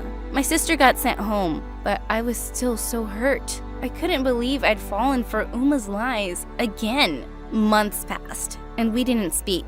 I was done trying to make our relationship work. I would never be friends with Uma, and I just had to accept it. Then one day, I was listening to the news when I heard there was a famine in my village. I called my mom, and to my horror, I discovered she hadn't eaten in 2 days. I packed a suitcase full of food and traveled to my family as fast as I could. But as soon as I arrived, the villagers took one look at me and started screaming and running. It's the cursed girl! She's returned! I bet it was her who's cast this famine upon us. What? No! I just came here with food for my family. Before I could answer, someone grabbed my suitcase and opened it.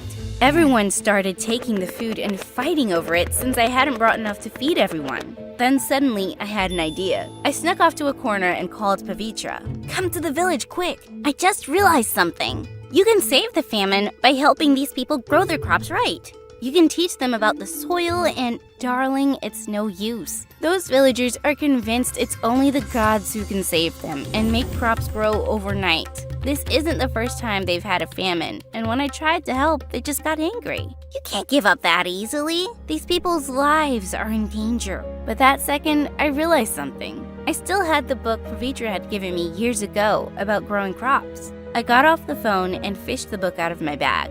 Everyone was still going crazy and fighting. There was only one way to get their attention. I climbed on top of a shrine and let out a scream. This cursed girl needs to tell you guys something. I have a book here that's all about growing crops, especially during a famine. There's a science behind all this. We'll never listen to you. You don't have to listen to me. All you need to know is in this book. Come on, you have families to feed. If this doesn't work, then fine. I'll leave this village and never bother you again. But you have to try. The villagers really didn't believe me, but they were desperate. So I opened Pavitra's book and we all gathered by the soil, following planting instructions step by step. Days and nights passed, and slowly we were able to grow food. I stayed with my family for the next 10 months, and by the time the famine was over, the villagers started leaving presents outside our house. The girl is actually an angel. We never should have banished her from the village. She's a gift sent from the gods. The villagers started apologizing and started bowing their heads at my feet. These people were insane. Okay, guys, I accept your apology, but it wasn't me who saved you. It was my adopted mom, Pavitra. She studies agriculture and wrote this book, but she's not some gift from God, and neither am I. We're not witches either. The best thanks you can give us is to start believing in science over superstition. The villagers started cheering, and I hoped I'd gotten through to them. Then suddenly I turned around to see Uma behind me. I hadn't spoken to her since she'd left Pavitra's house. I'd been so busy helping the villagers, and I'd never really forgiven her. I can't believe you came all the way here to save us, even though everyone here has been horrible to you. I guess what I'm trying to say is, I'm sorry about everything. Thanks, Uma, but how do I know you mean it this time? I guess because I'm 20 years old now, and I'm not just some silly kid anymore who thought you were cursed. The worst part about this superstition stuff is it made me shut out my own sister. We're not gonna let any of that nonsense ruin our relationship. I love you, Uma, and it's not too late to start over. I'm so glad to hear that, Ria. I love you too.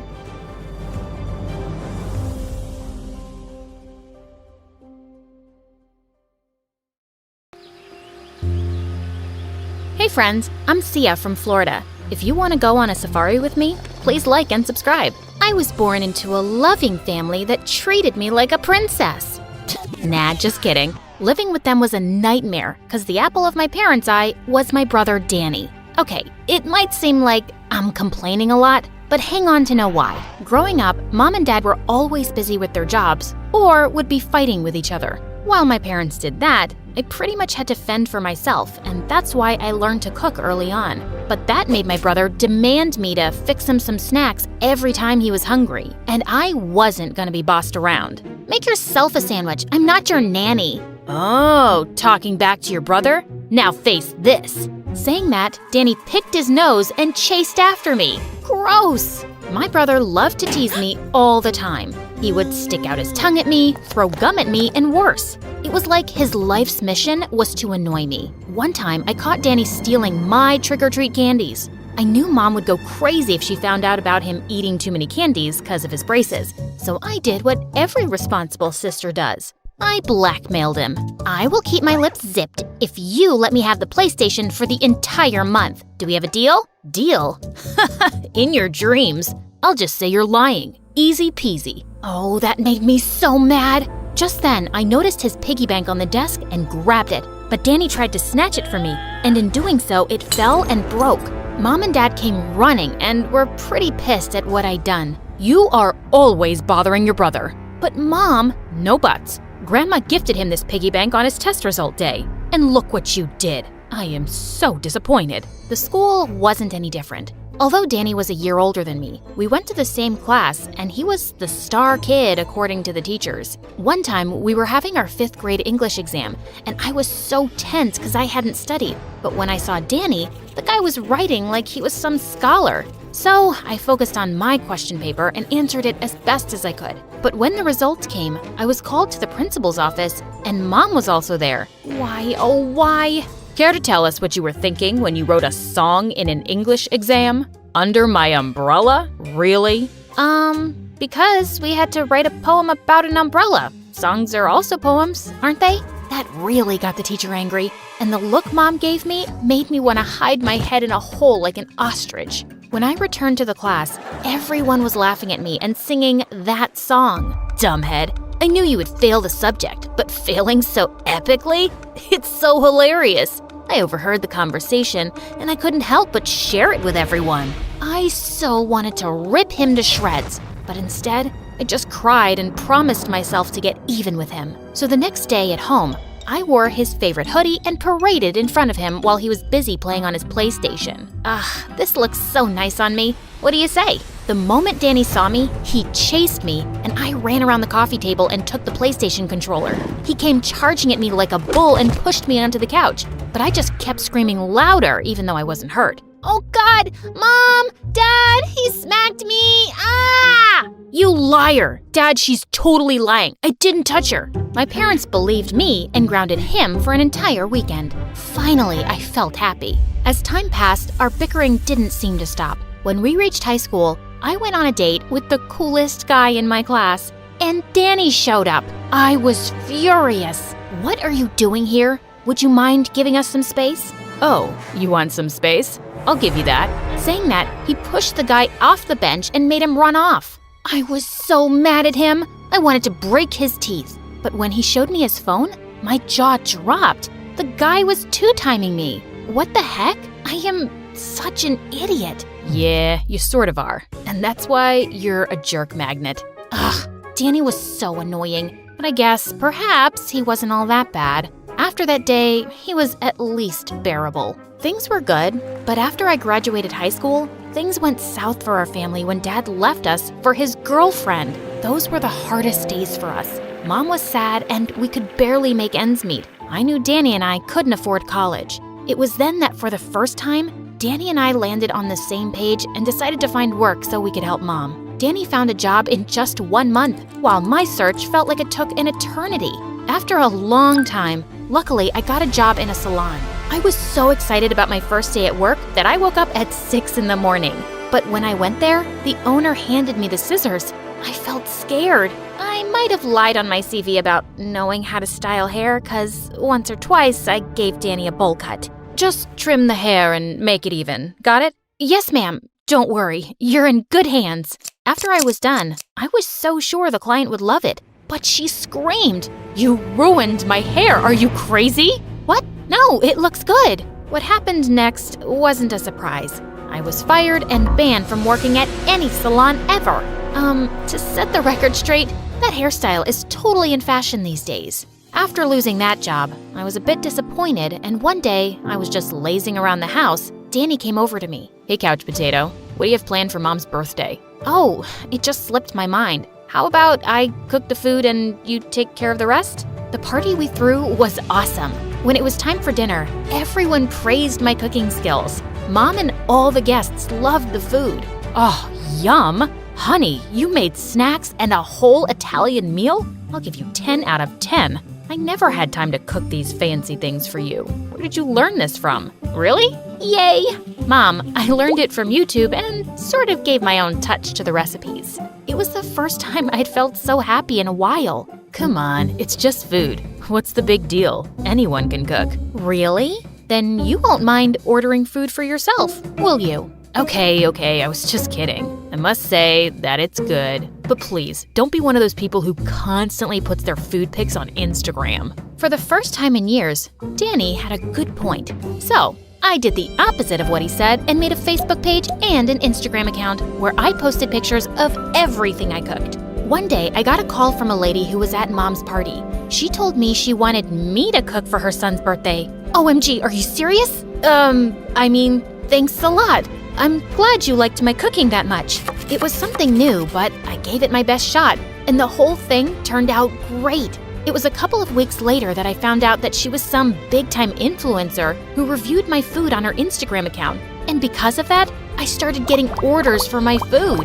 While I focused on my home business, I hoped that one day I'd have my own restaurant. Meanwhile, Danny got married to a girl way out of his league. Back in high school, Kyla used to be the most popular girl and was always mean to me for some reason. But since she and Danny soon moved out and I got his huge room, I was ecstatic. Things were going great until I was scammed by a customer. He gave me a big order, didn't pay me, and worse, vanished. It was a big loss for me. Even though I was getting orders, I didn't have much to buy ingredients. So reluctantly, I asked Danny for a loan and promised to pay him back. But the moment his wife heard me, her face twisted. What? No, we don't even have enough to pay our bills.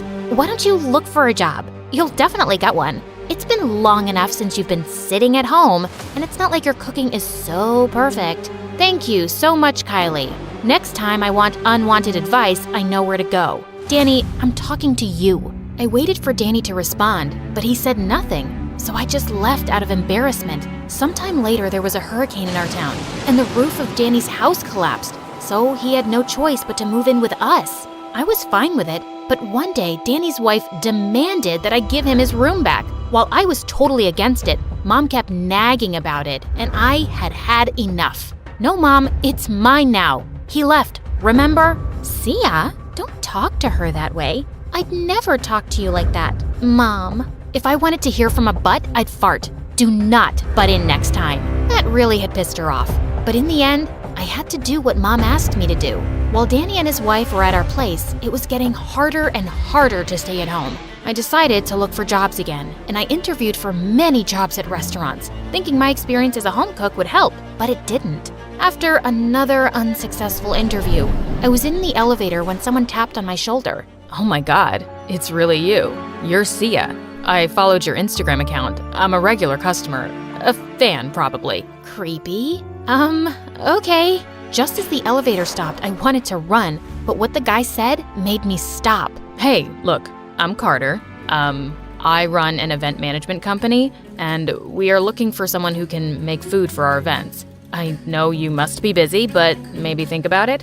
Okay, I'll let you know. The moment I was home, I called Carter and landed the contract. I was jumping with joy. I put my all in, and the event went amazingly. Soon, I started to work with Carter more often. Carter and I had amazing chemistry, and every time he was around, I would be giggling at his jokes.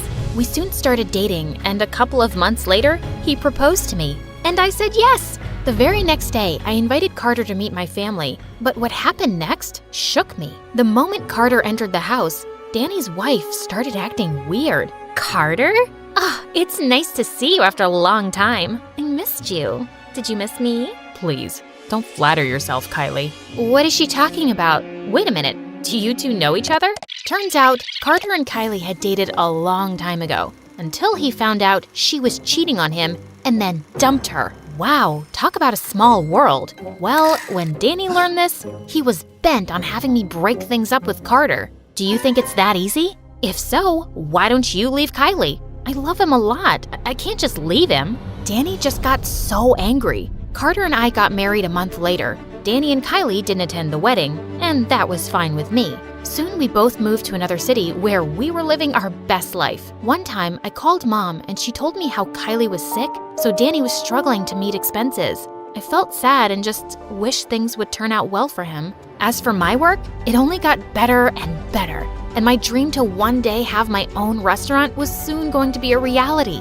I so wanted to share this with Mom, so I visited her, but to my shock, Danny and Kylie were also there. I hadn't seen them since I left the city with Carter. I was surprised to see that Kylie was expecting, and I was so happy for them. Even though Kylie gave me the cold shoulder, I put on a smile and greeted her. As we were having lunch, Mom asked me how I was doing, and I told her all about my plans of expanding the business. I'm now gonna buy a place for my own restaurant. I'm so nervous, but also excited because I worked so hard for this. Show off. Everyone knows you have a rich husband and can afford anything. So what hard work? Her words really pissed me off. Jealousy is a disease, honey. I hope you get well soon. Jealous? Of you? Someone who left her mom the moment she got married? You are just like your dad. That did it. But before I could say anything, Danny snapped. Just cut it out. You have no idea. Just keep your mouth shut. You didn't even let me attend her wedding. I kicked his leg under the table to stop him. Don't try and stop me, Sia. She needs to know about your kindness, about how you helped us in our time of need. Kylie, Sia paid all your medical bills and even paid for the renovation of our house after the hurricane. I'm so sorry for all the times I picked on you and for being a bad brother. You helped us out despite all of this. I owe you big time. Saying that, Danny hugged me tightly. Kylie, if you love me, you gotta respect my family. Hearing all this, Kylie looked so shocked and stormed out. We stayed at my mom's place for a week, and when it was time for us to go, Kylie entered my room and apologized. I am sorry, Sia. I thought about everything, and I realized how wrong I was. How badly I treated you right from the start. You were so kind all the time. Well, I am glad you realized it. Maybe let's give our relationship another try? I am kind of thankful to you for taking my brother off our hands. Gosh, he can be so annoying. True that.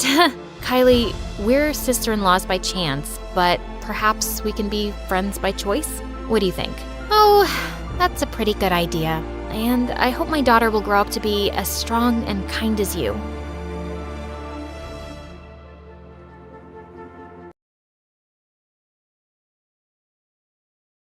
Hi, my name is Meryl, and I'm from Germany. Please like and subscribe to MSA. I was born to parents who were rich. So rich that we had several maids, chefs, butlers, and drivers who worked around the clock for me and my crazy family. Dad was a genius on the stock trading platform, and Mom was Miss World in 1998. I loved my family, but they were so used to being spoiled that our entire lives revolved around money. Once when I was 7, I wanted to go camping. So Dad hired a set designer to create a camp set in our massive backyard. He also hired a weird mountain man to entertain us with stories and how to make a campfire.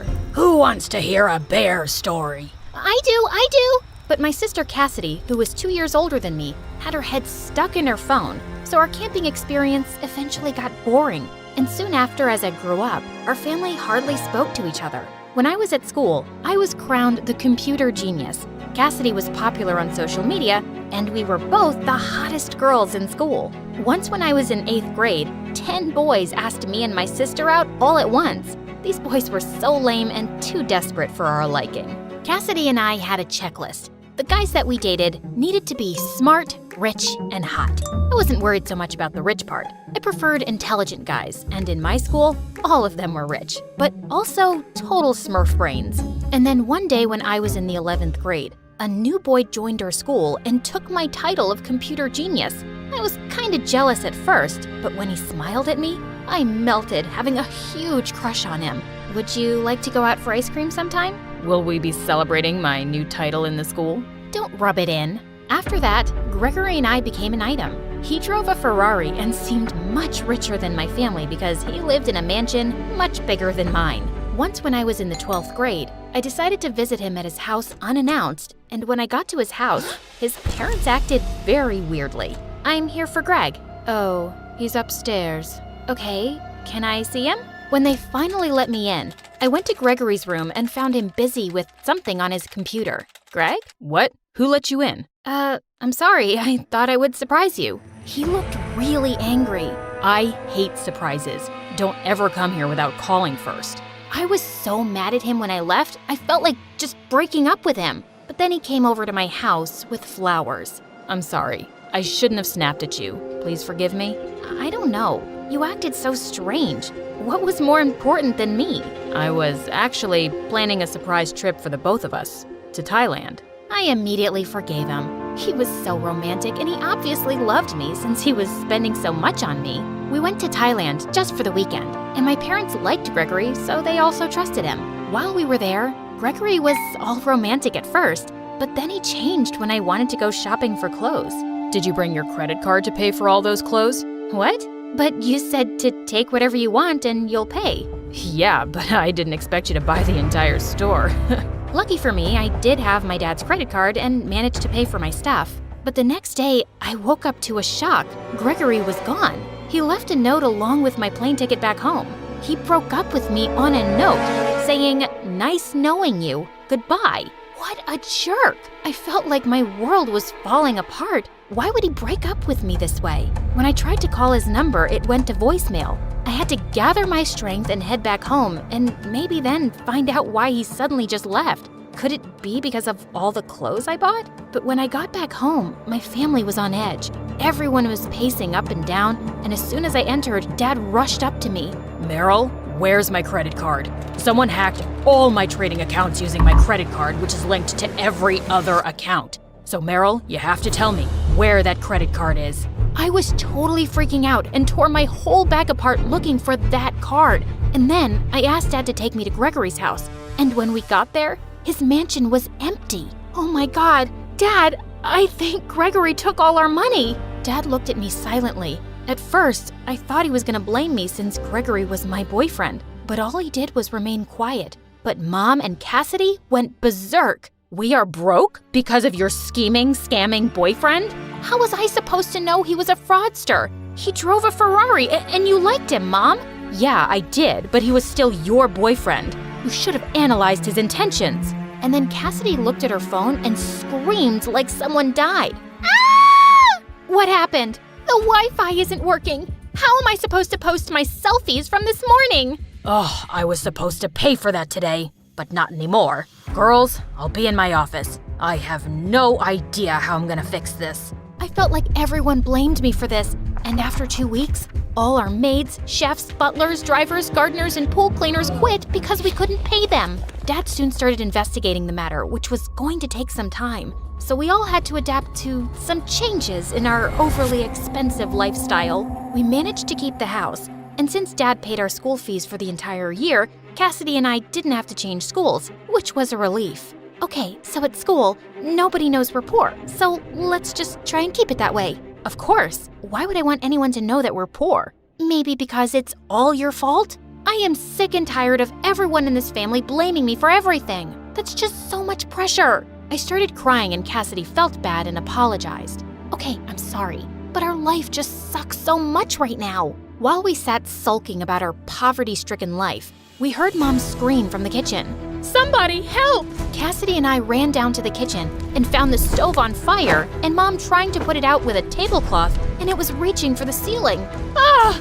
It won't stop! Quickly, get some water! While Cassidy thought a glass of water would help, I brought the fire extinguisher and thank God was able to put out the fire. But now our entire kitchen was ruined and there was smoke all over the place. We gotta sit outside until the smoke is gone. Come on. We all sat outside on the stairs and Mom was in tears, telling me how she was trying to cook but ended up ruining the kitchen. I guess we'll have to order food. I hope they give us some discount. Right then, Dad came in, all smiles. Hello, everybody. Oh, did you get our money back? Mom ran to Dad, smiling like a clown. Nope, I found a job. I'm going back to selling insurance, and once I make some good commission, I'll start trading again and get all the money that we lost. Well, Dad's plan didn't follow through the way he saw it. 3 months went by and we were still struggling, and the only thing Dad could afford was food, so I decided it was time to get a part-time job as a waitress. But Meryl, if you work as a waitress, everyone in school will know. Yes, I know. But maybe if I work, I can help Dad pay for the Wi-Fi. Cassidy immediately smiled, but she wouldn't dare try to get a job since she cared so much about what people would think. The restaurant I worked at was a classy place where all the rich and mighty dined. And one day, while I served a bunch of top-class businessmen, I overheard their discussion about new digital devices. I got excited and couldn't contain myself. I have plenty of ideas for new devices. Imagine having a portable hard drive, something almost like an iPod but with more space. That way, users will be able to carry all of their important information on one small iPod. We could even make it have a video presentation for business meetings. After I was done babbling, they looked at me stunned. Then the tall man with the big forehead was so rude. You can just get our order, please. I walked away feeling embarrassed. And then, the next worst thing happened. When I waited at my next table, they were girls from my school who envied my sister and me all the time. And the worst of them all was Charlotte. Wow, you work as a waiter? This must be my lucky day. Wait, I have to take a picture of this. Oh, Charlotte, get over yourself. I work here and earn my own money, unlike you, a spoiled brat forever. That's no way to talk to your customers. Where's the manager? I want to file a complaint. He's out to lunch. So, can I take your order? It was the most dreadful day of my life. But the next day when I went to school, everyone called me Waiter Girl, since Charlotte posted my picture on Instagram. And during recess, while Cassidy and I were minding our own business, Charlotte started being so annoying with her stupid minions. We've noticed that you two bring lunches to school these days. Should we open up a charity fund dedicated to the richest in the school? Oh, let me rephrase. The poor, smelly girls of the school. Shut up, chat roulette. Cassidy got up angrily clenching her fists, and I calmed her down. Don't worry about her, Cassidy. She's just a jealous girl who has no goals. At least my goal is not to be a waiter. Yeah, your goal is probably to be a brainless peanut all your life, since you get big fat zeros on all your tests. Charlotte eventually left us alone, but then after school, Dad picked us up in a run-down car, and Charlotte got the entire school to come and watch us get in it. Oh my gosh, where did your dad buy this junk from? At that point, I had had enough of Charlotte's farty face. So I pounced on her and she couldn't even fight back, so I let her go. Just leave me and my family alone. Our financial life is none of your business. Dad was shocked when we got home, and he told us that his contract at work was about to end. So he sold his Land Rover and got us a scrappy car. Life was getting even worse for us. I put on my waiter clothes and got out of the house to work an extra shift. While I was at the restaurant, I found my manager watching MSA. Wow, you like MSA? Yeah, is that a problem? No problem. I was just surprised. There was a guy who came looking for you. He left his number. When I called the number, a part of me was hoping it was Gregory calling to say he was sorry and he wanted to give us all our money back, but it wasn't. Hello? You were looking for me at the restaurant? Yes, our investors liked your pitch that you suddenly decided to blurt out while you were serving our table. We have an offer for you if you could put all those ideas on paper. Yes, I can. I left my extra shift, went home, and started putting ideas together for new devices. I didn't want to say anything to my family yet. I just wanted to get the offer first. The next day, I met with those business people again, and I was blown out of my mind when they told me I was going to get $100,000. I was on cloud 9. I immediately signed the contract, and they even asked me to stay in contact if I had any other ideas. I couldn't believe this was actually happening, and when I showed my family the check, we celebrated all night. Meryl, you just saved our lives. Does this mean we can get our chef back? Because I'm getting really tired of eating baked beans every day. Not just yet. Dad needs to first work his magic on the trading platform, and then maybe. I was so happy to see my family relaxed again. Cassidy wanted us to go shopping the next day since all of our heels were starting to lose their texture. 2 pairs and that's it, right? We need to use all this money wisely. Yes, I know. But what if I see a 3rd pair that I like? Cassidy, just before we could head off to the mall, Dad screamed from the living room. Meryl, you have to see this. When I went to check what he was talking about, the news was on and Gregory was handcuffed and sentenced to prison for the next 20 years for being one of the biggest fraudsters in the city. And the parents that he said were his parents were just actors. I felt so relieved, and Dad eventually got a call from the credit card company with good news. All his money would be returned. Soon after that, I completed school, got my degree in computer science, and became the next richest person in our city. And then one day, I even had my own business meeting at that classy restaurant. Can I take your order? Charlotte, you work here now? Yes, so can I take your order? I didn't laugh or insult her because there's really nothing wrong with being a waitress. We all have to start somewhere if we want to make it.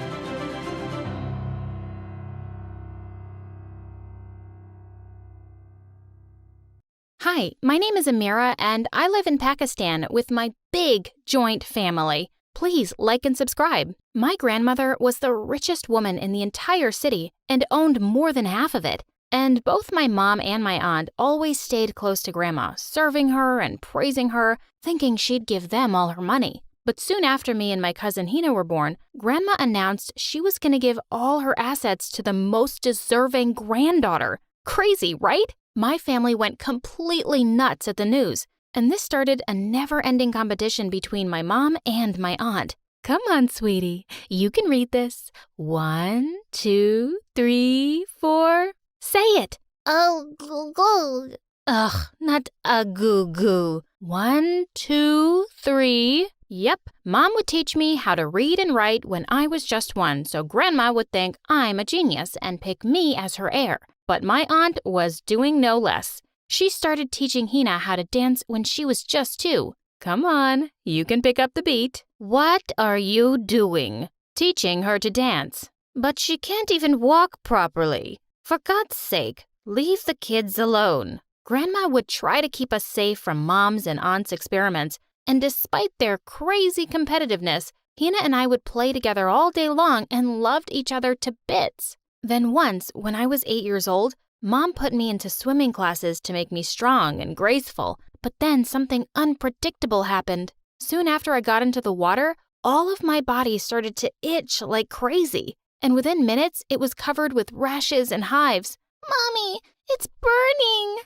Suddenly, all of the other kids started screaming. Oh God, it's a water demon! Get out of here! Mom came rushing to me and got me out of the water. Then she immediately took me to the hospital, where the doctors ran several tests on me and declared, "Your daughter has aquagenic urticaria. That means she's allergic to water. It's a rare condition, and there's no cure for it yet, but there are precautions." What? Water allergy? Is that even a real thing? Now what's next? Air allergy too? And she can't breathe? Mom went ballistic on the doctors and started smashing anything she could get her hands on. She was scary, and I was all freaked out. What was going to happen to me? I ran to her and hugged her. Mommy, please, calm down. But she wouldn't accept the fact that her only hope of becoming a billionaire was flawed now. We can't let anyone know about this, especially Hina and your witch aunt. Don't ever go near her again. But Mom, she's like my sister.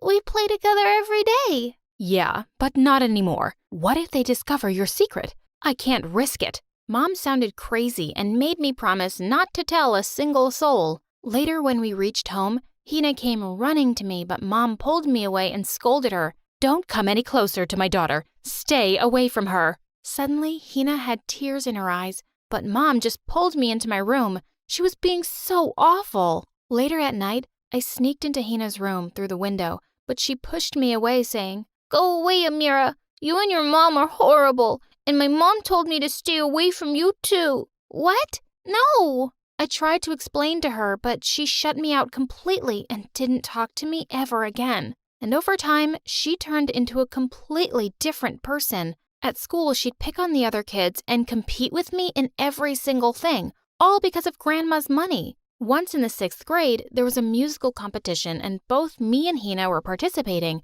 but she ran onto the stage during my performance and pushed me aside. "Hey, loser. What, are you trying to make us sleep? Get out of here and watch this." She grabbed the guitar and almost burst all of our ears. Of course, I won the competition and she came in last. But when I reached home with my trophy, I saw my sitar was trashed. "Why are you doing this? Have you gone crazy?"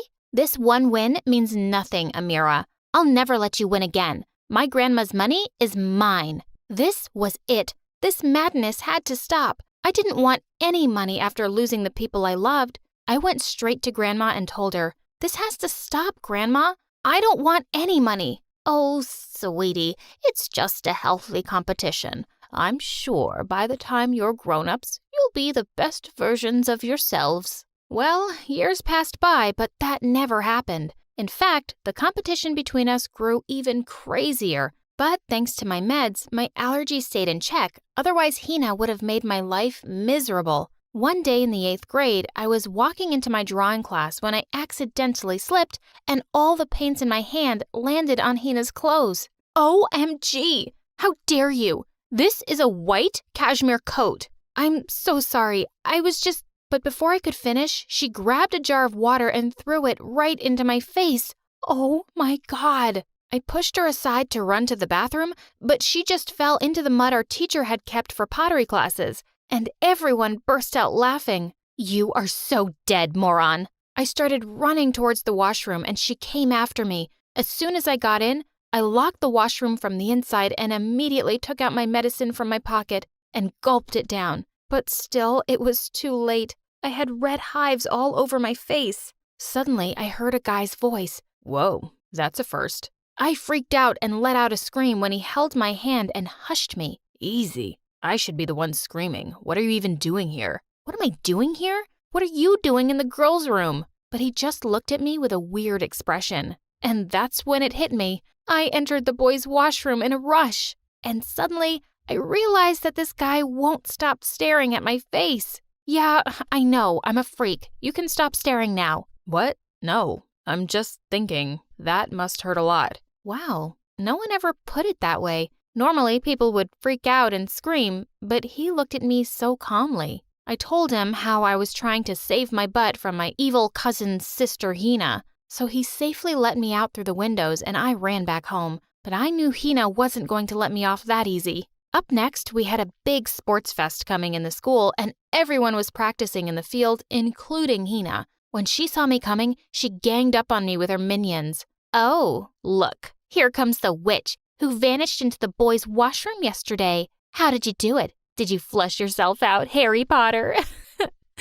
Get away from me, Hina, if you don't want to get hurt. I pushed her aside and went ahead with my practice. But later when we were playing, I was about to take the winning shot when someone pushed me hard and I fell to the ground. You witch, you pushed me on purpose. Well, duh. Of course I pushed you on purpose. So you get your lesson, moron. And you better watch out because it might be a car next time you fall in front of. Saying that, she went away, but I was trembling with pain. Suddenly a guy came forward and picked me up in his arms. And I was super shocked to see it was the same guy who saved me the other day. He took me to the nurse's room and I thanked him for everything. Turns out his name was Ryan and he was a math genius. He even invited me for a movie later that evening. This was gonna be awesome. After that, Ryan and I started hanging out together in school and soon we became the bestest of friends. But the news reached Tina and she went all bonkers on me. So, you're gonna compete for me with everything now, even the guy I like? What? What are you talking about? Get off me! Oh, don't act all innocent. Do you think I don't know you're eyeing Ryan for his money? What the heck is she talking about? I pushed her aside and told her off. You are crazy. Ryan is my friend, and I didn't even know he was rich. I don't care about money. Oh, then how about you tell Grandma you don't want any of it right now? Ugh, she was insane. I pushed her out of my room and slammed the door shut. But what I saw at school the next day shocked me to my bones. Hina was on her knees with a bouquet in her hand, proposing to Ryan. What? But Ryan turned her down in front of everyone. I'm so sorry, Hina, but I'm not interested in you. And before he could even finish, Hina threw the bouquet at his face and then pushed me aside, saying, I'm never gonna let you win, Amira. Never. God, she was growing crazier by the day. Later that night, as I was peacefully sleeping, I heard a knock on my window. When I went ahead and opened it, I was shocked to see Ryan there. Ryan, what are you doing here? You called for me, remember? You sent me this message? He showed me a message. Ryan, please come and save me. My parents are going to marry me off to an old man. That was sent from my number, but I never texted him that. Suddenly, I heard a loud crash and the door of my room blew open, and all of my family was standing there. Oh my God, a boy in your room? This is an unforgivable sin. You have ruined the honor of the entire family, you ungrateful brat. How are we going to get into heaven now? Auntie, what are you saying? I didn't... Yeah, Mom, and I even heard at school that Amira is pregnant. Enough. No one says a word anymore. Everyone, out of this room now, including you, boy. Grandma looked super furious, and even Mom glared at me angrily. And soon after everyone left, I burst into tears and my allergy came back. I was looking for my medicine all over when suddenly Hina barged into my room again. How was the payback, jerk? I told you, you could never be happy after taking away what's mine. But then she looked at my face and went all crazy. OMG, what's that on your face? You look like a monster. Just as I reached out for my allergy medicine on the table, she leapt forward first and grabbed it. Oh, so you're an allergy monster. Wow. And no one knows about it? Now you wait and watch how I'm gonna take everything that's mine, Amira. You're gonna beg me to hide this. OMG, I was scared about everyone finding out, but I wasn't gonna let Hina bully me for who I was. I grabbed the medicine from her and I slapped her hard in the face. You're such a shallow person, Hina. You've just been stooping lower and lower for money. And you know what? I'm gonna tell everyone about my condition before you do, and then you can have all your money and everything you want. But you won't be able to change one fact, that you're a pathetic loser. I stormed out of the room to go and tell my grandma about my condition, but I was shocked to see her standing right outside the door. And before I could even say anything, she hugged me. Oh, my child, I'm so sorry you had to live like that amongst your own family because of my stupid plans. I thought they'd compete and work harder to be better people, but instead their greed turned them into animals, and you had to suffer because of that. Please forgive me, my baby. But Hina went ballistic. Whatever, Granny. And then she grabbed a jar of water and came charging towards me. There's no way I'm gonna let you get any of this, witch. I'm gonna kill you. Thankfully, Grandma stopped her in time and asked her to leave the house, and Mom jumped right in. Yeah, throw her and her mom out of the house. They are pure evil. And so are you, Mom. What? What do you mean? We were never like this, Mom. Hina and I were like real sisters, but you guys, your greed turned us on each other. If anyone should leave this house, it's you greedy people. Amira is right. You all are to leave this house. And the only one who's going to stay with me is my granddaughter, Amira. She deserves all my money. And we hugged.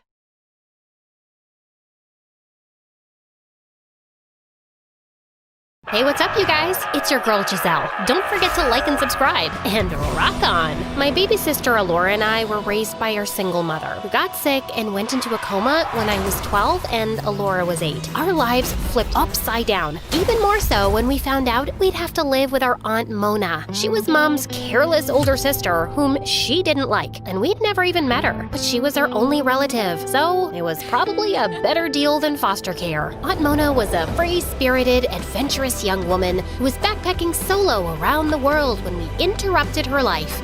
In a blink of an eye, she went from one of the youngest people to have ever climbed Mount Everest to a single mom of 2 girls she didn't give birth to. And she didn't have a clue about how to take care of children. Like knowing that kids run away when you aren't paying attention. Yeah, she once lost Alora at the mall and found her hours later, and they were both traumatized by that incident. But sometimes, it also made her the coolest guardian any kid could ask for. She didn't force us to eat broccoli. She allowed candy before dinner, and we stayed up as late as we wanted, binge-watching MSA on school nights. My sister Alora would sometimes use that to her advantage, despite being an overall easygoing kid. And as the younger one, she required more care from Mona, who would try to force that responsibility on me. I don't know what to do, Giselle. Help me out here. I've never had to deal with children before you guys came along. No, Mona, she obviously cannot adopt this wild snake as a pet. I don't want her to resent me for refusing her that. Can you please tell her yourself? In these situations, I always ended up being the party pooper, while those two got closer. Mona remained an irresponsible adult, spoiling my sister, and Alora definitely preferred her cool aunt over her protective older sister. On top of everything else, Alora was an A-grade student, so Mona was always proud of her. Maybe you should be more like Alora, because if you keep up with those grades, you won't be able to get into college, Giselle. Who said I want to go to college? I want to be a guitarist in a metal band. Well, you have to graduate from college first, then do whatever you want. Your mom wouldn't want it any other way. Also, this is just a phase. It's not a phase, Mona. It's who I am. And don't bring my mom into this. She always supported my talents, and she was chill. I'm sure she would support my music too. I grew up with her, so I know her better than you. Do you though? The last time I checked, Mom never liked you because you always put yourself first. Also, did you ever go to college? Why are you suddenly acting like some responsible adult? Don't talk back to me like that. I'm the one who takes care of you, so you need to obey me. I obey no one. Sorry you're stuck with us, but I'm old enough to know what's best for me, and I definitely don't need you to take care of me. Our endless ego duel started with that fight and lasted for a long time. If Mona didn't understand how important music was to me, I couldn't be bothered to convince her. I was a misfit in school because I dressed like a goth and was into metal music, but I'd formed a band with some kids I'd met in the park, and being with them was the only time I felt I belonged somewhere. School was a waste of time for me, so when Mona dropped us off every morning, I waited for her to go, and then went to practice in an abandoned warehouse with my friends. Life was good, and we were even working on our first album. My bandmates and I decided to play at a very famous local metal festival the coming weekend. But of course, Mona had to overreact massively. What do you mean a metal festival? That's no place for a child. Are you trying to send me into a coma with my sister? Chillax, man. Why are you being so melodramatic? Maybe because she's worried about you and the company you're keeping? Your friends are a bad influence on you. Shut up, Mini Raccoon. Keep your nose out of my business. You're just Mona's butt wipe. Despite all her efforts, Mona couldn't keep me away from the festival. We had practiced so hard, and I wasn't letting this opportunity slide. The festival was massive, and I was loving the energy of the crowd and getting to see the other bands perform. But just before it was our turn, the police crashed the event and dispersed the crowds because apparently the festival didn't have a permit. My bandmates and I ran faster than Roadrunner until we ended up near the town's historical municipal building. As an act of protest against the way the metalheads were treated, we decided to write messages and spray paint all over the building's old walls. Anarchy was in town, and before we knew it, the police caught up to us and took us to the station. The humiliation I felt when Mona arrived to bail me out was unmatched. I just knew that she would use this card against me for the rest of my life.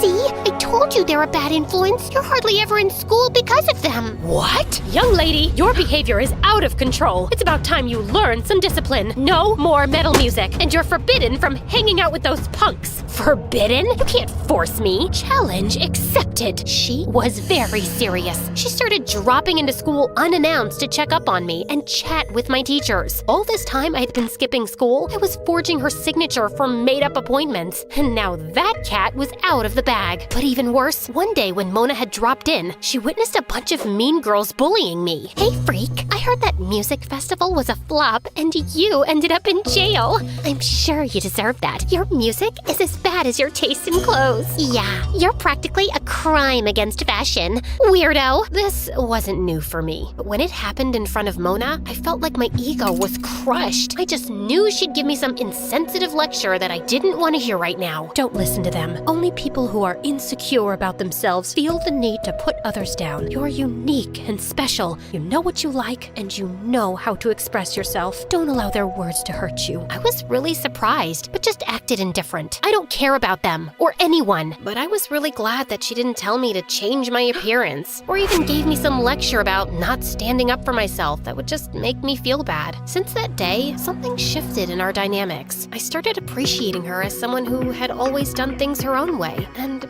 wasn't afraid to be herself. I started wondering why Mom disliked her so much. She wasn't all that bad. So one day, when Mona was at her yoga class, I decided to look through her photo albums to see when exactly they stopped talking. As I was digging through some boxes, I found Mona's old diaries. I knew it was wrong, but I couldn't help reading them, and I felt like I was getting to know a very relatable and real person with whom I had a lot in common. But then I came upon the entry that made everything clear. Grandpa was a single parent, and he was sick for years when Mona and Mom were teenagers, and their financial situation wasn't the best. So instead of staying with Mom to help her, Mona stole a bunch of Grandma's jewelry and Grandpa's cash, then ran away from home at 18 to go backpacking around the world. Mona's confessions in her diary were her true thoughts, so it wasn't just Mom's opinion of her. She was an irresponsible, selfish older sister who had left Mom to struggle. Mom never had the opportunity to do things she liked because she had responsibilities bigger than her ever since she was 15. Mona had stolen Mom's youth. I was so distracted and angry in the following days that I couldn't even focus on band practice, which wasn't good for us because our album was launching soon. We also had a tour planned, and I needed Mona's permission to skip school for 2 weeks and travel around the country. I was already hating that idea, and the conversation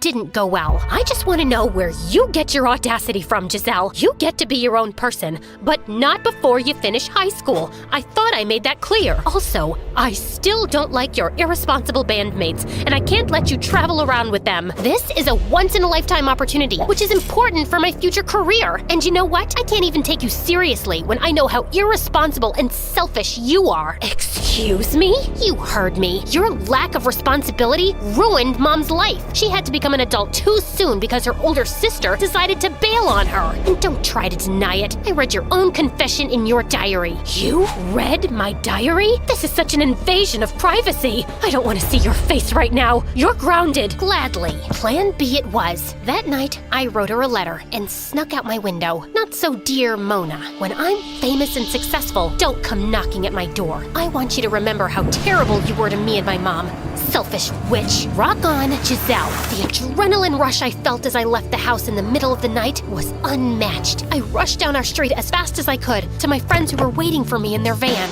And so, my new life as a rebellious musician began. The next morning, I woke up to 20 missed calls from Mona and 70 voice notes. Alora also left me tons of texts saying Mona was furious and I had to come back home. So I decided to turn off my phone and enjoy the decision I had made. Night after night, we played in different cities across several states, and the crowds loved us everywhere. It felt good being cheered by unknown people, meeting potential connections in the music industry, and getting paid.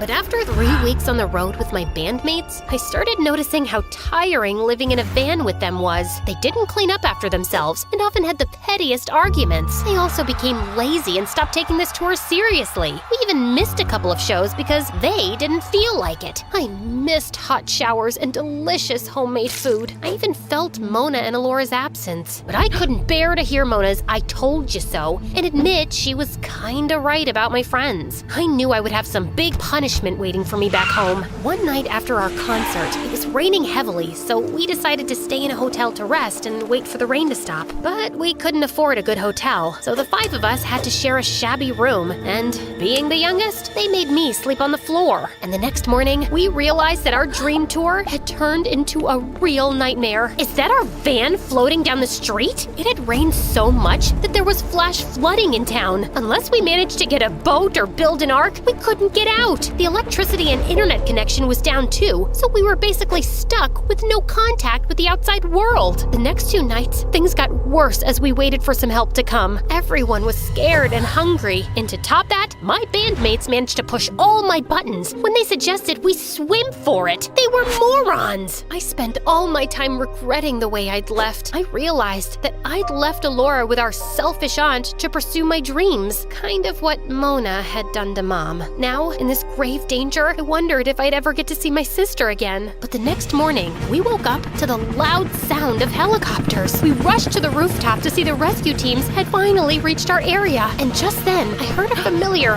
high-pitched, distinct voice screaming from a megaphone. "That's her over there!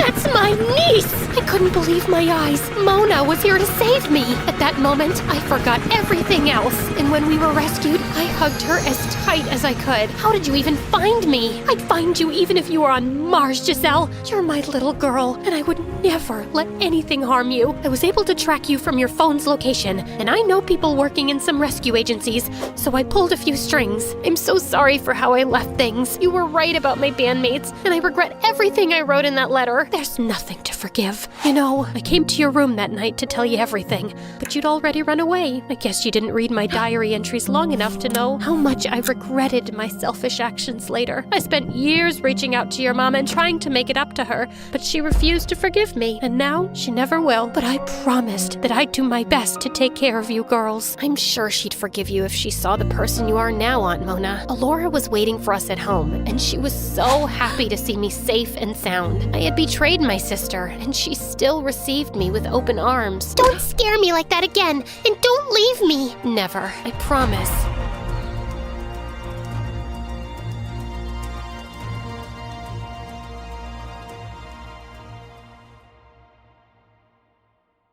I stopped to look over my shoulder to make sure no one was following me. Then I started making my way down the corridor again. It was getting rather dark now, so I switched on my torchlight. I shone the light on the door at the end. Room 217. I pushed the door and it creaked open. And that's when it caught my eye. A small china box with my name on it. Next to it was a note that said, "Claire, I knew you would be here. Don't open the box now. Only after 4 days of meeting Skylar." What? And who was Skylar? I decided to go ahead and open the box. But just then I heard a small scuffling sound that made me jump out of my skin. I had to get out of here! In my hurry to leave, I tripped over the carpet and crashed straight into a tea table, knocking it over. Just as I started to cry, the door flew open and someone picked me up. Dad! Claire, are you okay? Seriously, we've had the entire hotel staff looking for you. Again! I told you this part is getting renovated and it's off limits. I tried to tell my dad that I needed to get back, but he dragged me away and made sure the door was locked. I need to get back there very soon. Hi, I'm Claire, and I've lived in hotels all my life. Dad is a famous hotelier who buys old hotels and converts them into luxury 5-star ones. These hotels have been the places for all my biggest adventures and all the scrapes I've landed in. But before I continue, click like and subscribe. My life was perfect until the day I saw that box. I didn't know what to do. The only person I thought of talking to was my old annoying sister, Hanny. All she cared about was makeup and fashion. She had a son and was now pregnant again. And no, she wasn't married. She was engaged to an arrogant billionaire, and her wedding was in 4 days. I found her doing her makeup in her room. She looked angry when she saw me come in. I'm busy here. I just have one question. Do you know someone called... Just then, a young good-looking man walked out of her bathroom. Hey, who's that? Ugh, that's my makeup artist. His name is Skylar. What do you want now? Oh, I didn't expect Skylar to look like this. Hi, Skylar. I'm Claire. I have something very important to ask you. He doesn't speak English. Oh, shoot. Yeah, you can leave now. I felt more confused now. When I was about to leave, Hanny's son, Sam, ran to me. Can you be my mommy? Why, honey? What's wrong? Mommy is always busy. She doesn't have time for me. I felt sorry for this little guy, but I had a mission to take care of. I kissed his forehead and promised him that we would spend some time together later. But now, what am I going to do with this non-English speaking Skylar? It was time for dinner, and all the guests were leaving their rooms. I decided to sneak into Dad's office. He had the key to room 217. I would just steal it and find out what was inside the box. I stood in front of my dad's office door and tried to open it, but it was locked. I knocked several times and called out to him. Dad, open the door, it's urgent! May I help you? And who are you? I'm your father's new assistant. I got hired today. You can call me Skylar. What? Oh, well, it made more sense that he might be the Skylar I was looking for and not that makeup artist. Hi, I'm Claire, and I have a question for you. Yes, ma'am. I know who you are. I was told I'm not allowed to have any personal conversations with you, and I think now it's time for you to go to bed. Excuse me? That's your father's order. You're going to start school tomorrow, ma'am. What was he talking about? I never went to school. I had been homeschooled my entire life, and the best teachers came to the hotel for me. With all due respect, Skylar, I suggest you move aside, now. He looked calm, and then he whispered something in his wrist. From the pirate Skylar to the diamond doves. Come now. What the? And then in no time, 2 maids showed up from nowhere and dragged me away. I yelled at them to stop, and I tried to break free. But man, they were strong. While they were taking me away, Skylar said, My apologies, ma'am. It's your father's orders. When I got to my room, I knew there was no point in running away, because there were cameras everywhere. And Dad would see me and send these crazy women again. I decided that if Dad was going to send me to this school, I would disguise myself and sneak out of there. And then I'd come back into the hotel to get that box. Next morning, I woke up to find the school's uniform on the couch. I put it on and put my disguise in my bag when the maids from yesterday entered the room. I can't travel by car in the morning. It makes me nauseous. Please order a helicopter for me. No need to travel, ma'am. The school is here in the hotel. What? They told me to follow them. When we stepped out of my room, they walked over to the opposite room and opened the door. This is your school, ma'am. I had never seen such a huge room in my entire life. There was only one desk with a chair in front of the teacher's desk. I turned around and yelled at the maids. This is not a school. I'm leaving. They stopped me. No, ma'am, you can't leave. Your father wants you to stay here till the afternoon. Afternoon? That's like 9 hours. But I knew there was no point in fighting. Dad wouldn't allow me to leave. I didn't understand. He was always the sweet, perfect parent. Was this a new way to discipline me or something? I walked towards the desk and sat behind it. The teacher smelled weird and had a creepy smile on his face. Hi, you must be Claire. I'm your new teacher, Mr. Skylar. I gasped. Was there any more Skylars for me to meet in this crazy hotel? I decided not to ask him about the box right away and see how things would go from there. He started with math. He looked straight into my eyes and said, There are 200 rooms in this hotel with children in them, and 16 rooms with newly married couples in them, and 1 room that is still getting renovated. How many rooms do we have in total? I thought for a second. The answer was 217, and then it hit me. That room with the box in it was room 217. Did he give me this word problem on purpose? The answer is 217. With a creepy smile on his face, he nodded. How many boxes does room 217 have? Oh, he did know about the box.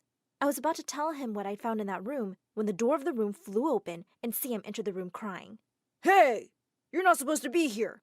Sam ran to me and hugged me tight, and the two maids ran after him. I held him and yelled at the maids to leave. Ma'am, he can't be here. Listen, all of you. This boy is not leaving this room unless I leave with him. So you better shut up and leave us alone, or else. The teacher didn't say anything, and the maids left. Sam looked at me with tears in his eyes. It's Hanny.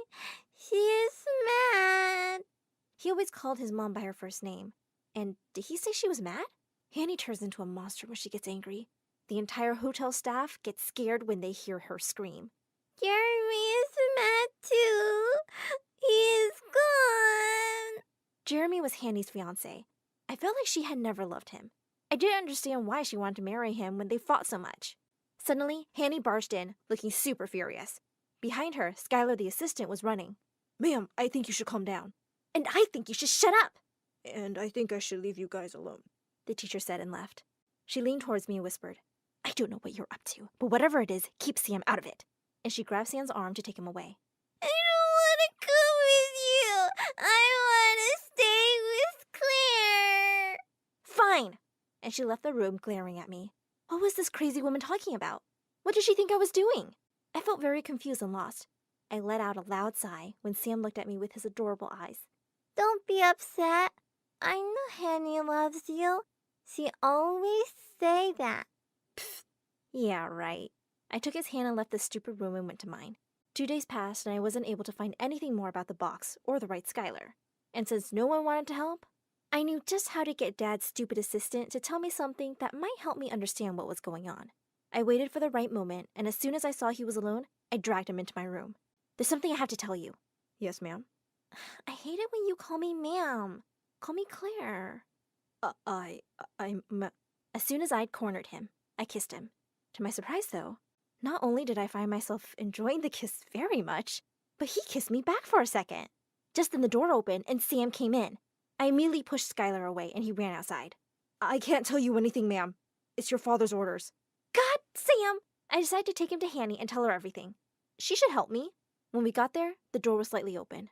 I was about to enter the room when I heard Hanny talking to someone. You need to leave this hotel, Skylar. I know, Hanny, I know. I don't know what to do now. I sneaked to see that she was talking to the makeup artist. Wait a second. She said he didn't speak English. I opened the door. Oh, I can see that he speaks English better than me. What are you doing here? Giving you your son back. You should take care of him, you know. You're his mother, in case you forgot. Hanny was about to say something when she stopped. I could see she was hurt by what I'd said. Then the makeup artist left the room quickly. I gave Sam to Hanny and ran after the makeup artist. Darn, he had disappeared. Then I saw Jeremy coming towards Hanny's room. He opened the door and started yelling at her. Is Sam back now? You're such a worthless, good-for-nothing woman. I heard Hanny crying. I would have punched him in the face if it was me. Such a jerk! But for now, I had to do something about that box. I felt so helpless, though. Dad's office was always locked, and no one was willing to help me. And I had no idea who the right Skylar was. Oh, God, help me! The next day, I woke up even earlier than the crazy maids did and went to school. The creepy hot teacher was already there, writing something down in a notebook. He quickly closed it when he saw me. Good morning, ma'am. Just tell me what's in that box, dude. Ma'am, yes, about the box. Just then, the two maids barged in. Ma'am, you're not supposed to be here. Tonight is your sister's wedding, and your father said you need to get ready. I don't care about her stupid wedding. Just leave or I... But before I could finish my sentence, the maids held me by my arms and dragged me away. As I was leaving, the teacher said, Don't worry. We will solve the box riddle tomorrow. It's on page 5. I expect you to do your homework. What riddle? What box? What homework? I'm talking about something else! This dumb teacher knew nothing. The maids shut the door and took me to my room. There, I found the makeup artist. What are you doing here? Why did Hanny say you should leave? Oh, she was worried about my immigration status and that I would be sent away. That's why she didn't want me talking to anyone and told you I didn't speak English, so no one would snitch on me. Okay, so he wasn't the right Skylar either. This left me with only one Skylar, the assistant. I knew it was him. My gut feeling was right. The moment I was done getting ready for the wedding, I ran to look for the assistant. I found him talking to one of the maids, and he tried to run away when he saw me. Please, I can't do this, ma'am. I tried to think of something really fast, so I lied and said, Sam is stuck in my bathroom. I need your help before anyone finds out he's missing. I could see the serious look on his face. Yes, ma'am. and we both went to my room. I locked the door behind me. Give me the key to room 217, now! He looked shocked and confused. I don't know what you're talking about, ma'am. Don't ma'am me, you idiot. Just give me the key. It's in my dad's office. Ma'am, please calm down. I have no idea what's going on. But since you want this so badly, I can open your dad's office for you. And it's a big risk, ma'am, but I will do it for you. I couldn't believe my ears. Finally! Someone was helping me. I kissed him and took his hand, and we both ran to Dad's office. He opened the door for me and waited outside. I walked towards my dad's desk when I heard some noise. I froze. Who's there? There was no reply. I gathered my courage and continued walking, when suddenly a young man got up from under the desk. I yelled, "Oh my God!" Calm down, please. Who are you? I'm Skylar. Oh man, this was too much. I couldn't take more Skylars this week. What are you doing here? I'm Hanny's friend. I was supposed to arrive 4 days ago, but my flight got delayed. I need to get you into room 217. You know about the box? Yes, but I don't know what's inside it. I can't explain much right now. You're the only person allowed to open that box. Why? Who said that? Your sister. Then he gave me the key and told me to hurry before it was too late. I was confused. I opened room 217 and went straight to the box. I opened it and I found a letter there. I started reading it and... Oh my God! I needed to leave this place now. I tried to open the door, but it wouldn't budge. I freaked out, and what was worse, my phone wasn't with me. I kept kicking and pushing against the door. After 2 hours, someone opened it, and it was Skylar, the assistant. The wedding started and I didn't see you around. I checked the cameras and found out you were here. And I also know who locked you in. Me too. I gave him a kiss on the cheek and thanked him. I ran to the ballroom as fast as I could. It was in the same hotel. I screamed when I entered the ballroom. I object! I object! This wedding can't happen! The room fell silent and everyone stared at me. Then Dad came running to me. What's wrong, honey? Dad, Hanny is not happy. She can't marry Jeremy. He is a psycho who never loved or respected her. She's scared, Dad. Jeremy was furious. That's impossible. These are all lies. Tell them, Hanny. Hanny started crying, and then Jeremy started shaking her by the shoulders, screaming at her to say something. Dad ran to him and pushed him away. You can't talk to my daughter like that. And then to Hanny, he said, Honey, why didn't you say something? Dad, I was scared. I'm sorry, Claire, for the way I treated you. I was just frustrated at everyone and everything. It was a toxic relationship. I was lost and angry. And... Then Hanny's friend, Skylar, showed up and went to hug her. Oh, who is that? It's him, huh? He is Sam's father. I knew you were such a... Then Dad lunged at Jeremy and punched him in the face. 2 security men came running in and dragged Jeremy away. I felt sorry for Hanny, and things between me and her got better and we became closer. She got back with Skylar, her ex-boyfriend, and she gave birth to an adorable baby boy. And guess what she named him? Oh no, not Skylar. Just Liam. My story animated will give $1,000 to someone who subscribes in the next 7 days. So tell your sister, your brother, your mom, or your friends that if they subscribe, they may win $1,000. Hi, I'm Grace from Canada. Please like and subscribe. I was raised by my single dad, and he was the best parent anyone could ask for. He was a lawyer and worked long hours, but he was always there to make me breakfast, take me to school, and give me piggyback rides when we got home. Charge, my trusty horse. Giddy up, giddy up. Throughout my childhood, different people tried to convince Dad to get married, but he never agreed. You know every child deserves a mom. Thank you, but I'm perfectly capable of raising Grace. Aha! Take that, nosy people. Dad and I were perfect alone, but as a kid, I struggled to make friends. It turned out that I had social anxiety, and talking to people was a nightmare. Dad said it was because I spent a lot of time alone, but it didn't get easier even after joining school. I always said the wrong things and ended up chasing people away. Like this one time, I saw a girl sitting alone at recess, and I went to talk to her. Hi, I like your dress. It's green like a frog. Not that you look like a frog. Well, maybe you do, but in a good way. What a weirdo. After a while, I stopped trying and became the girl who was always alone and kinda invisible. But then I found company in my books, so it was no surprise that I was a genius at school. My life was really simple. I went to school, topped my grades, and then came home to watch movies with Dad. But when I turned 14, everything changed. One evening, we were halfway through dinner when I noticed that Dad was sweating nervously. OMG, was he having a heart attack? I pushed him down to the floor and began thumping his chest. Dad, you're gonna be fine. I won't let anything happen to you.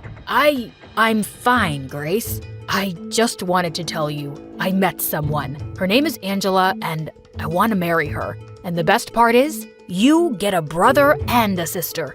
Wait, what? What are you talking about, Dad? You always said you didn't need any help raising me, so why now?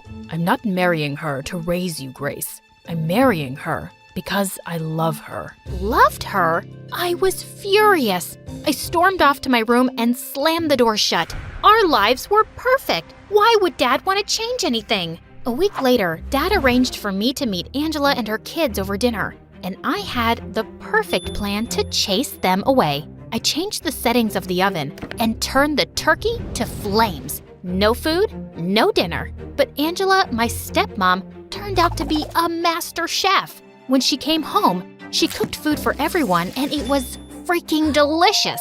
But I wasn't gonna melt so easily. I kept frowning at her the entire time while her 5-year-old son kept blowing raspberries at me. He was so cute. Ugh!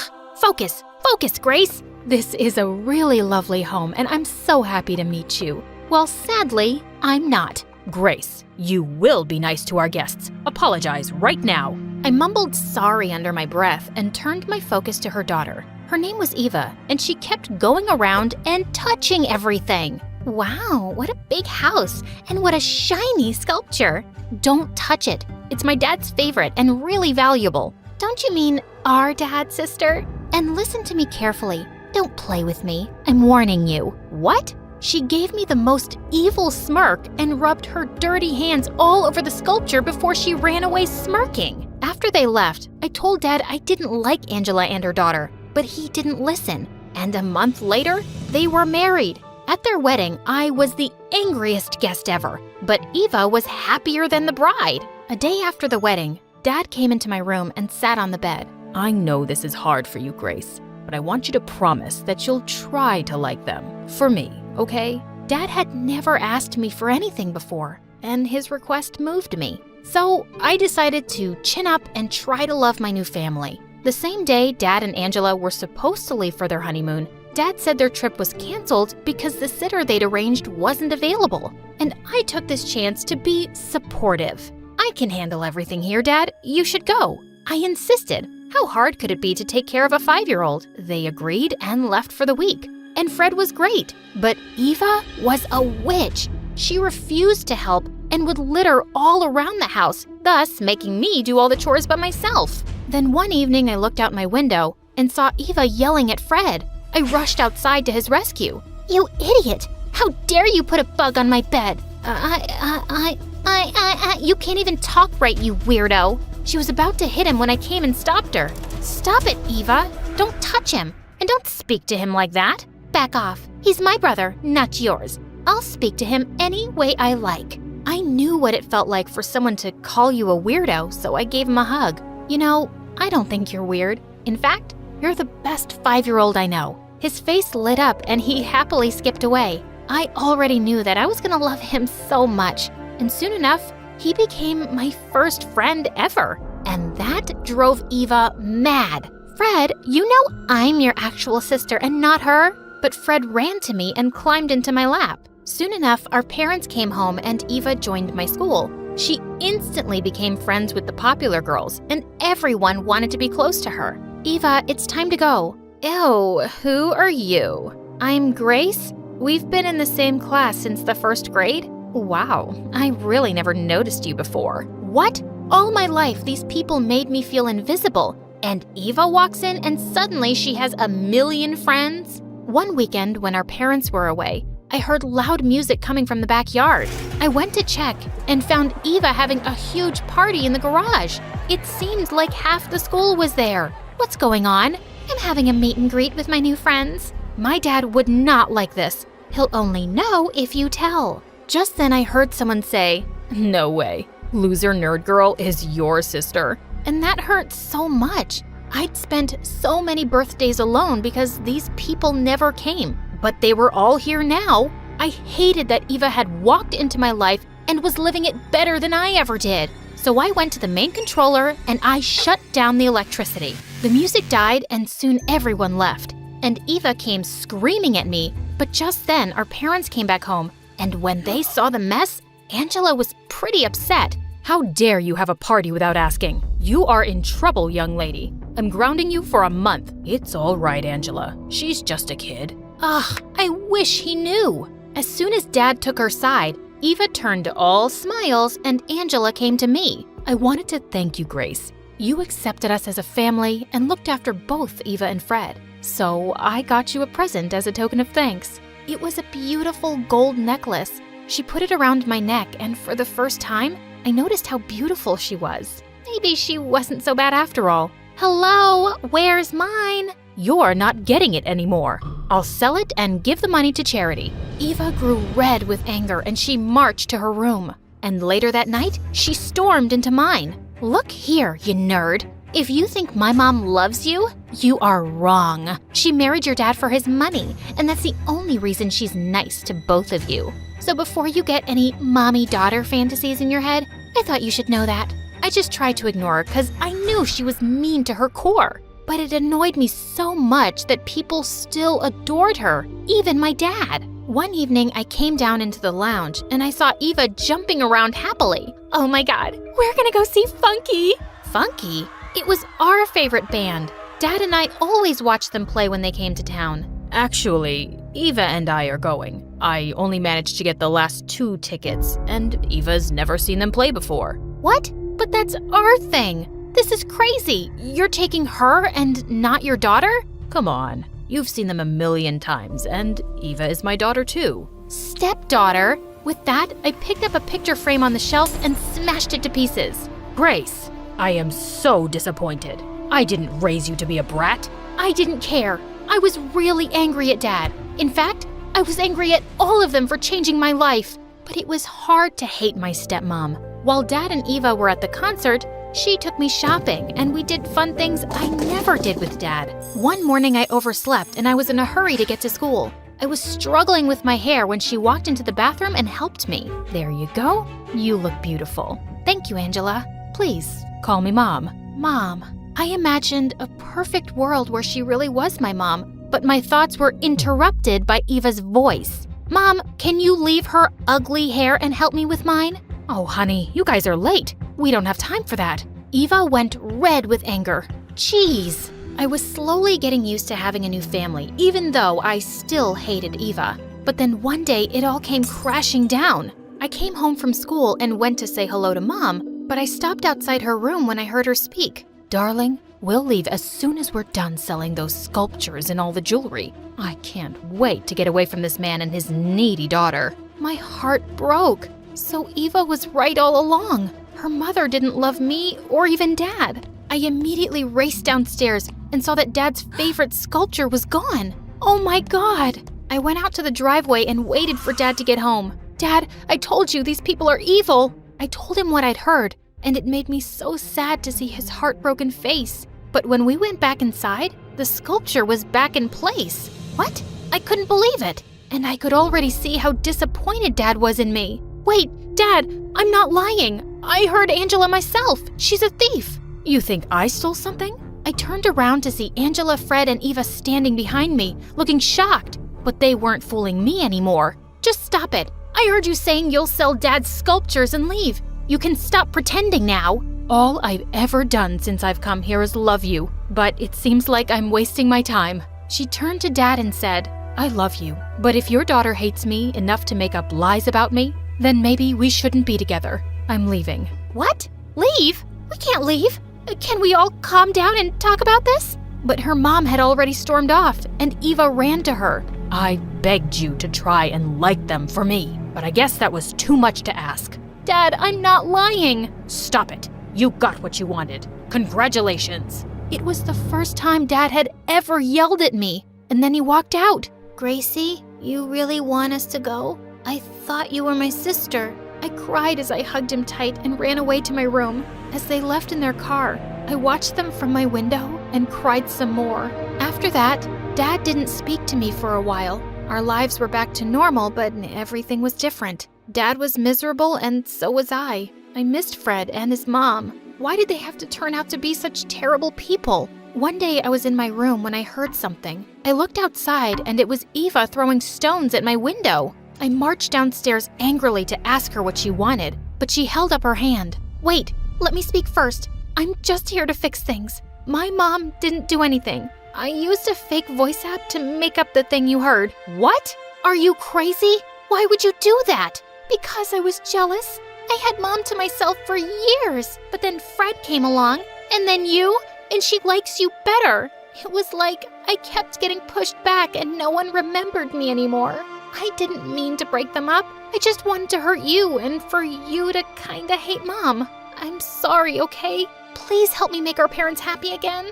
Weirdly enough, I sort of understood Eva. To be honest, I was jealous of you too. I didn't like sharing my dad, and all the things I found difficult came so easy to you. Next to you, I felt like a freak. Don't say that. You're the smartest person I know, and you may not have friends, but you have a brother and sister who care about you, if you still want them. I could feel tears rolling down my cheeks as we hugged, and I noticed for the first time that she smelled like flowers, just like Angela. Let's go tell our parents about the mess you made. My mom's gonna kill me. Don't worry, I'll save you.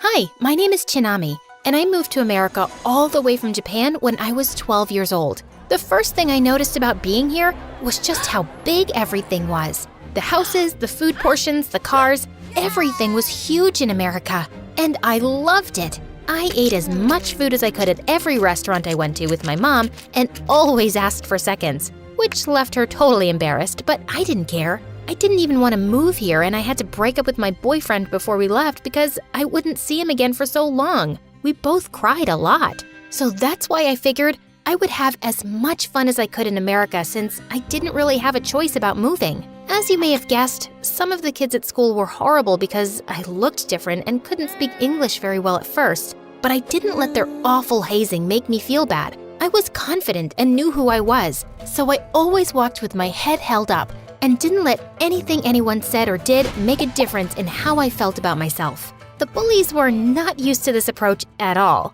It just left them confused and scratching their heads. I guess they never met anyone quite like me before. Good. So eventually, they just left me alone. One day, my mom asked why I had no friends at school, and I told her they were all jerks. I don't believe that. I'm sure a lot of them are exactly what you say, but there must be some nice ones too. I love how independent you are, but everyone needs a friend. The truth is, my mom knew something I was trying to hide, which was, as comfortable as I was with myself, I was terrified of making friends or dating anyone new. In Japan, we had moved at least 6 times because of my mom's job. Each time we went to a new town or city, I had to say goodbye to one of my best friends or boyfriends. My heart broke every time it happened, and I always asked my mom if we could just stay in one place for at least a couple of years so I could have some real friends, but she said she couldn't guarantee that. So I decided to only rely on myself, but the truth was, I was getting pretty bored and lonely hanging out with only myself and my cat all the time. But still, I couldn't do it. I was too scared. I ate lunch alone, walked home alone, and spent every weekend playing video games or dressing my cat up in fun costumes.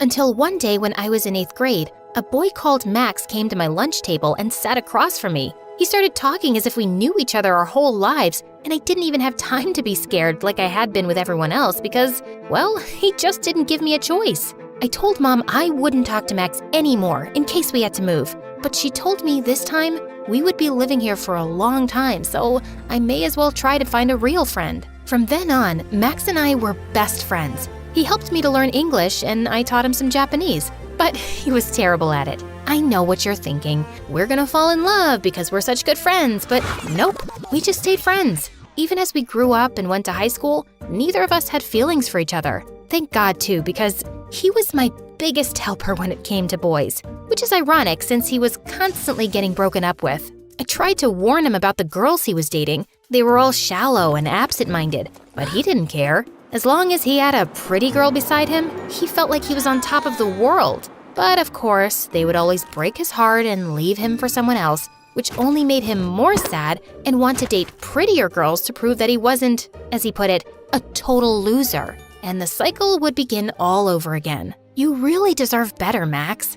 Not according to the girls I date. They always leave me for someone stronger or smarter. Because they don't care about anything other than how popular they are. You're kind and fun and really thoughtful. Why don't you date someone like that? Look who's talking. You don't date anyone. What do you mean? I go on dates all the time.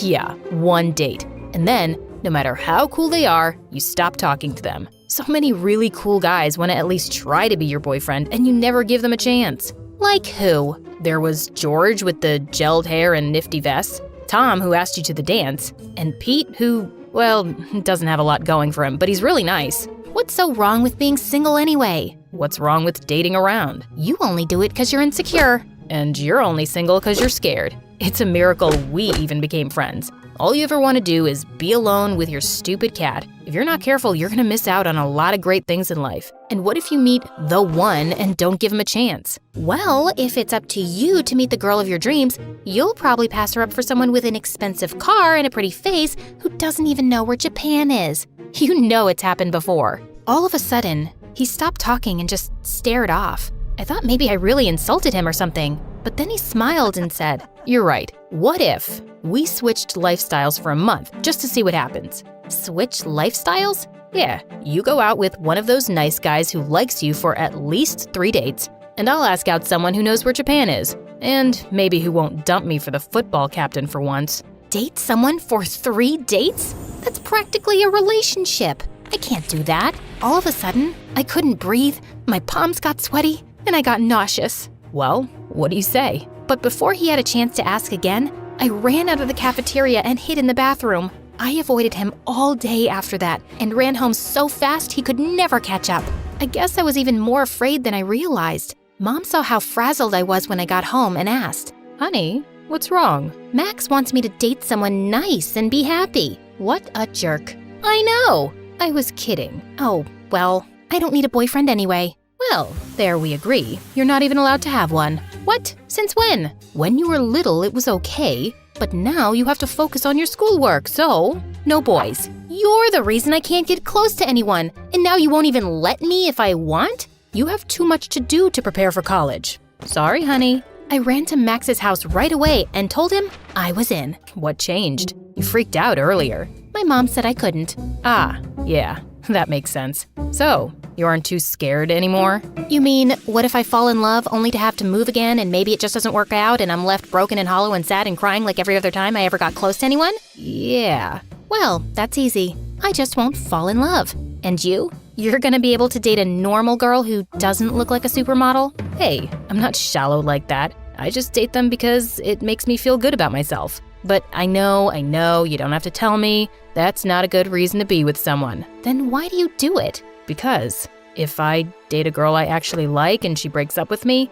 it won't be because she wants to be more popular. It'll be because I really wasn't good enough for her. I don't know if I can take that. Well, I won't do it if you won't. You have to. You can't be scared your whole life. And you can't be insecure your whole life and just date girls who don't even care about you. Fine, but we both have to do it. Okay. We shook hands and made it official. As scared as I was, at least I knew I wasn't alone. Now, all I had to do was find someone I liked, but didn't like enough to actually fall in love with. I stalked the halls trying to find the perfect guy who wouldn't be boring or too full of himself, but also wasn't very cute or smart or caring. This was a lot harder than I expected. I liked Peter, who played basketball and was very confident, but that made him way too attractive, so I kept looking. Eventually, I found Sean, my neighbor who was quiet, respectful, but he didn't play any sports or do any plays. He had only one friend, and I think he got mostly C's in class.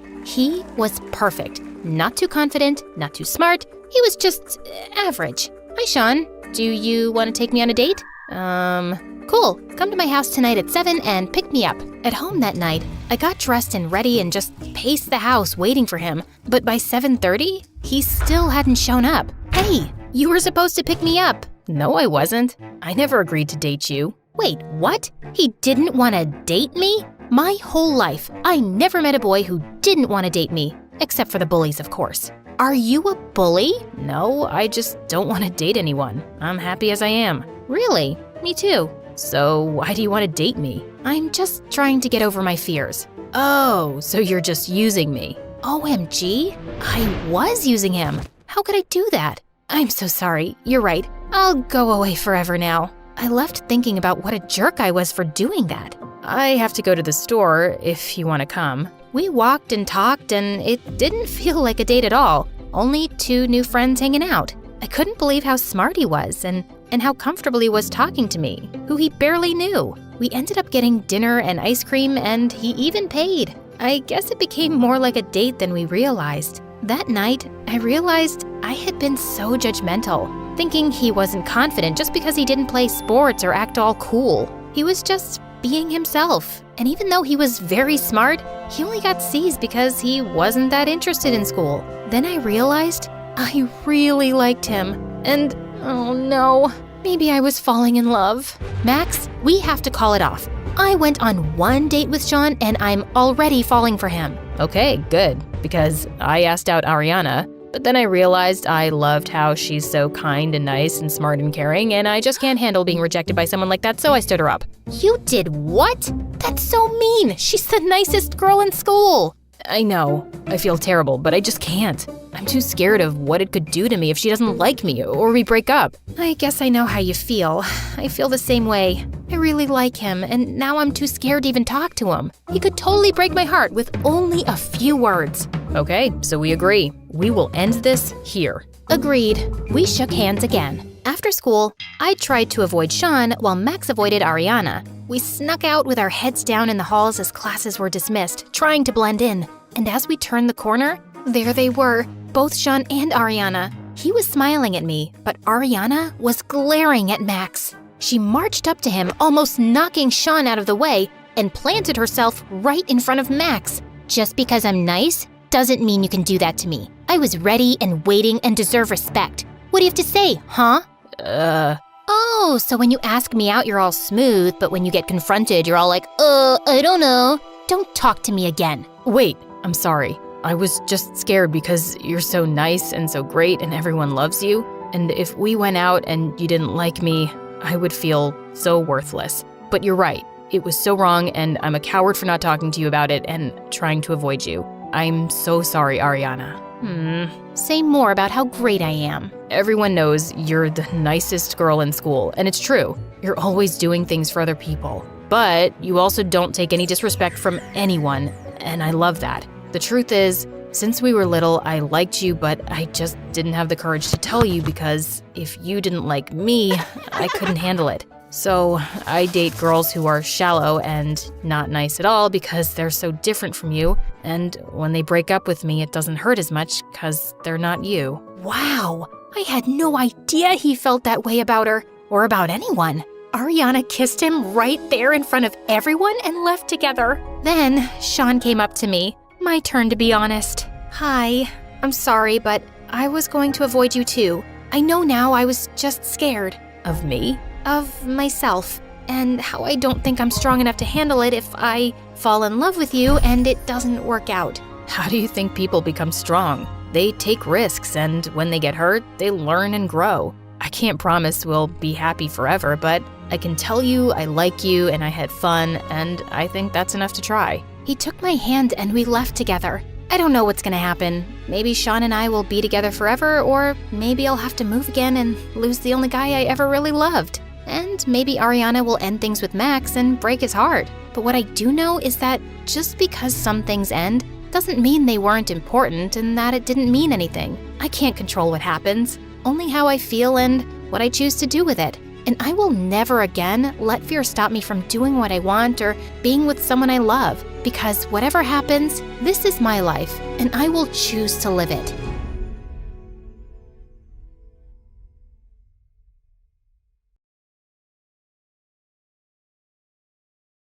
Hi everyone, I'm Alina, the enchanting enigma. Want to see a magic trick? Choose a card. Ready? Hocus pocus. Is this your card? Are you sure? Well, I should keep working on that one. Let's begin. But before I continue, make sure to like and subscribe. I grew up in one of the most beautiful places on earth, Norway. I loved everything about my home. The natural beauty, the epic history, even the grumpy shopkeeper at the corner store. But the best part was the northern lights. Every year, starting around September, shimmery curtains of light appeared in the sky like a giant kaleidoscope. With my family, we went to see them every night, making bonfires, toasting marshmallows, and telling Viking stories. Those are my most cherished memories. I say memories because those times ended abruptly. Your father and I are getting a divorce. I'm in love with my business partner Hans, and we're moving to Argentina. That wasn't even the worst part. Astrid, you're coming with me. You're too young to be without your mother. But Mom, I want to stay with Alina. It's not up for discussion. Pack your things right now. Growing up, my little sister Astrid idolized me. She was 2 years younger and thought everything I did was amazing, especially my magic tricks. For my next trick, I'll make a piece of gold appear out of thin air. Wow. Okay, technically it was a chocolate candy with gold foil, but Astrid still loved it. She was my biggest fan, even when I didn't believe in myself. So I was devastated about her leaving, but Mom's mind was made up. And just like that, she left me with my dad and my big brother Frederick. Of course I love them, but let's just say they are... Vikings? Not the word I have in mind. Immature? They spent all their time playing Vikings like children. Check out the spoils of our last hunting trip, sis. Frederick, shut up. You bought that from a grocery store. You're not a real Viking. Tell that to the village we just razed to the ground. Good one, son. Still, I always had fun with them. I even went to some Viking battle reenactments. It was better than staying home alone. We still went camping under the northern lights from time to time, but it wasn't the same without Astrid. I wish Astrid was here too. Me too. Fast forward 9 years later. I was a senior in high school, and after a lot of training, I finally started getting magic shows. At first, I'd put on shows in backyards for my classmates' birthday parties. For my first trick, I'm going to pull a rabbit out of my... Uh-oh. Bunny, where are you? Oops. Yeah, sometimes things go wrong, but eventually I got really good. And every time I looked out at the audience, a part of me was hoping to see Astrid sitting there clapping and laughing like she did when we were kids. She was still all the way across the world. She grew up to be a full hippie, completely in love with nature. For the first 2 years, we talked every single day, even despite the time difference. Did you watch the last MSA video? Of course, it was amazing. She is my new favorite main character, at least until tomorrow. But then we started talking only once a week, then once a month. Over time, Astrid grew colder and colder until one day she snapped. First, I was pulling this really long handkerchief from my mouth. Suddenly, a kid from the audience grabbed the end. Before we knew it, we were both rolling up in it, turning into a giant handkerchief burrito on stage. And oh God, can you stop talking about that? There are bigger problems in this world. Who cares about stupid magic anyway? Then she hung up. Rude. I tried calling back a million times, but Astrid ghosted me. Well, she was a teenager after all. They all have mood swings, right? But when a few months passed since Astrid had gone radio silent, I started getting worried. I called my mother and Hans, but neither was helpful. She can't come to the phone right now. She's playing football. Isn't it like midnight there? Yeah, so late. Oh, good night. Oh, that Elena. Right. Your sister's not home. Bye. But with no other choice, I got a plane ticket to pay them a surprise visit. I only sent Astrid a DM so she knew I was coming, but again, there was no reply. Okay guys, see you when I get back. Try not to burn the house down. I can't promise that. I'm still saying don't go. It's okay. Have a safe flight, kiddo. When I got to the airport, I didn't even have time to step into the security line before I had the shock of a lifetime. Hey sis, excuse me? Who are you? Astrid? You look so different. What are you doing here? I was just about to go see you. I know. I read your text when I took back my phone in the middle of my escape. Luckily, they didn't know how to work Instagram, so they hadn't read it. Escape? Who is they? What's going on? I need you to hide me. Nobody can know I'm here, not even Dad and Frederick. Before I could ask any of the million questions I had, Astrid took us outside and put us in a cab. What's with all the secrecy? Did you rob a bank or something? Of course not, sis. Why would you ever say such a thing? Astrid kept looking nervously at the taxi driver. A few minutes later, he dropped us and Astrid pulled me into an alleyway. Tell me what you know. About why you're here? Nothing. I called you nonstop for months. Tell me what's going on before I call Mom. No, don't call her. Mom changed a lot after we moved. She does whatever Hans says, and he's a monster. Like a real one. Months ago, he took my phone and kept me locked in my room. Are you for real? I can't tell you more than this for now. The first thing I did after escaping was get a ticket here. I need you. You're my last hope, sis. Astrid's story was disturbing. I had to help her. She was my baby sister. So we went to the mall to give her a makeover. New clothes, new hair color, different lenses. But I didn't know if her disguise would fool anyone. You really think Dad's not gonna recognize his own daughter? I don't think so. He hasn't seen me in person since I was 7. Plus, Dad and Frederick aren't exactly geniuses. No offense. I was a little offended, but she wasn't wasn't wrong. As we got home, I almost fainted from the smell. There was trash everywhere, food smeared on the walls. Alina, you're back! Dad, Alina's back! Thank Thor! What the heck happened here? I've only been gone a few hours. I told you we'd be lost without you. Who's your friend? Dad looked at Astrid in confusion. You remind me of someone. Probably some international superstar or model. I get that a lot. Frederick, Dad, this is Ruby. Love your place. Thanks, Ruby. You're a gem. Good one, Dad. I rolled my eyes and pulled Astrid upstairs. Then my phone rang. It's Mom. Please, sis, you can't tell her I'm here. I picked up the phone, and when Mom asked me if I'd heard from Astrid, I denied it. Your sister is in serious trouble. Please, tell me if you hear from her. Before I could say anything, she snatched the phone from my hand. Dear customer, your coverage is currently out of range. Please try again later. I felt weird, but I shrugged it off, and later I talked to my dad about Ruby staying with us for a little while. Dad was so happy I hadn't gone to Argentina that he agreed right away. Thanks, Alina, you're a lifesaver. Hey, I can book some magic show for tomorrow. You know, I'm a really big hit here, so you can come. Actually, I wanted to check out this new environmental facility nearby. Oh, okay, I guess we can do that. When we got there, it was just like a normal, boring factory site. But then Astrid broke a window, opened its latch, and started crawling in. What are you doing? Breaking in? Hush! Either come with me or shut up and stay here quietly. Feeling totally weirded out, I reluctantly followed her as she moved down the corridors. When she reached the office, she started going through the drawers and took several documents. Astrid, this is illegal! Don't worry, I know the owner. Then she grabbed some spray paint from her bag and started painting the walls. She wrote something in really big, sloppy letters. Dentures? It says destroyers. Oh, right. Oh, what? Just then, sirens wailed in the distance. Run! I thought you said you knew the owner. I do. He's my arch nemesis. What? I never said we were friends. We raced out of there as fast as we could and make it home without being caught. Why would you do something like that? Will you tell me what's going on? Can't. And don't be so uptight, sis. It was just a little fun. Thankfully, the next few days were less crazy. Astrid still avoided coming to my magic shows. She was really busy with her plan, but every time I asked about it, she would change the subject or run off who knows where. I decided to find out the truth, so I started going through her things. In her purse, there were some huge piles of cash. There must be a logical explanation. Maybe she subscribed to MSA and won their amazing weekly prize of $10,000, right? What? You haven't subscribed yet? What are you waiting for? Remember that this only works on YouTube, not on other low-end platforms such as TikTok. As soon as Astrid came back, I confronted her. Astrid, where did all this money come from? Oh, that. I saved up a bunch from working at a restaurant in Buenos Aires. Then she started a long and passionate speech about the environment. I was angry and confused, but also a little proud of her. She had so much passion and knowledge. She kept talking until we both fell asleep. In fact, I think she kept talking even in her sleep. The next morning, my dad was scrambling around the house searching for something. My savings! I kept all my cash in random cereal boxes, but it's all gone now! I told you to open a bank account. Then it hit me. Oh no, Astrid. I ran upstairs to confront her. You need to give that money back. What are you talking about? You stole Dad's money. What? No, I didn't. You're just mad because I didn't go to your stupid magic show. I'm sorry. I'm just too busy saving the world. She stormed out of the room. She was out of control. First, she'd almost gotten us arrested, and now she was stealing from our dad and even calling my magic stupid after everything I did for her. I'd had enough. Knowing she wasn't telling me the whole truth, I called Mom right away. You did the right thing calling me, sweetie. Astrid needs help before she ends up in prison. I went to school, but when I came back, all of Astrid's bags were gone. Then Frederick appeared dragging a wooden boat into the kitchen. Check it out, sis! A real Viking boat! That's a canoe, Frederick. Frederick, how did you pay for that boat? I found a bunch of money in a box of Cocoa Puffs. So cool! Oh no, so it wasn't Astrid who'd taken the money. What if she was telling the truth all along? My sister had come home for the first time in years, and I totally betrayed her. I needed to find her. I called her over and over, but again, no response. Then I decided to tell Dad the truth. When he found out that Ruby was Astrid, his face lit up again. A part of him already knew. Still, the rest of the news wasn't that good. Just as we were about to jump into our car to look for Astrid, an all-black car with a chauffeur pulled into our driveway. Out of it came Mom, Hans, and a huge bodyguard. Where is she? Mom?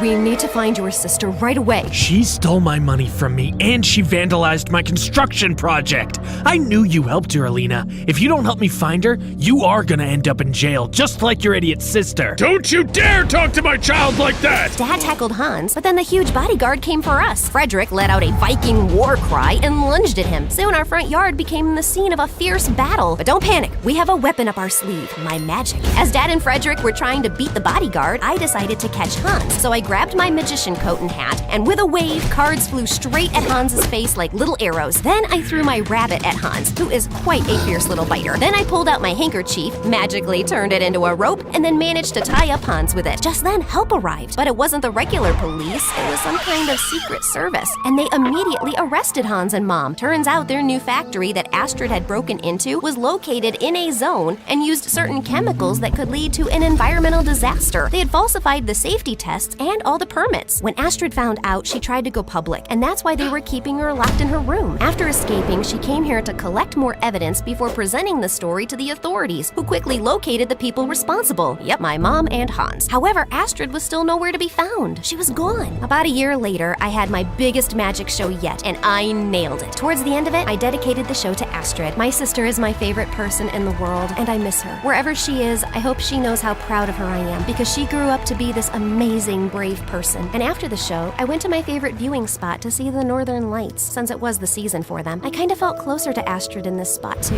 because if you think about it, maybe the lights wouldn't be here if she hadn't fought for the environment. It was like I could hear her there. Alina! Alina! Like she was right there with me. Alina, are you deaf? Can't you hear me? Wait, Astrid? I looked around and she was really there. I leapt up and hugged her. Oh my god, you're here! I decided I should check out that magician that everybody keeps talking about. I thought magic was so stupid and not real. I used to think that till I heard that magic kicked Hans's butt. Since then, it's my second favorite thing, right after nature. We both laughed for a second, then we apologized to each other and hugged. Remember guys, siblings should stick together. That is the first rule of families. I called Dad and Frederick to join us. So after all these years, we were finally seeing the Northern Lights as a family again, and that was the most magical moment ever.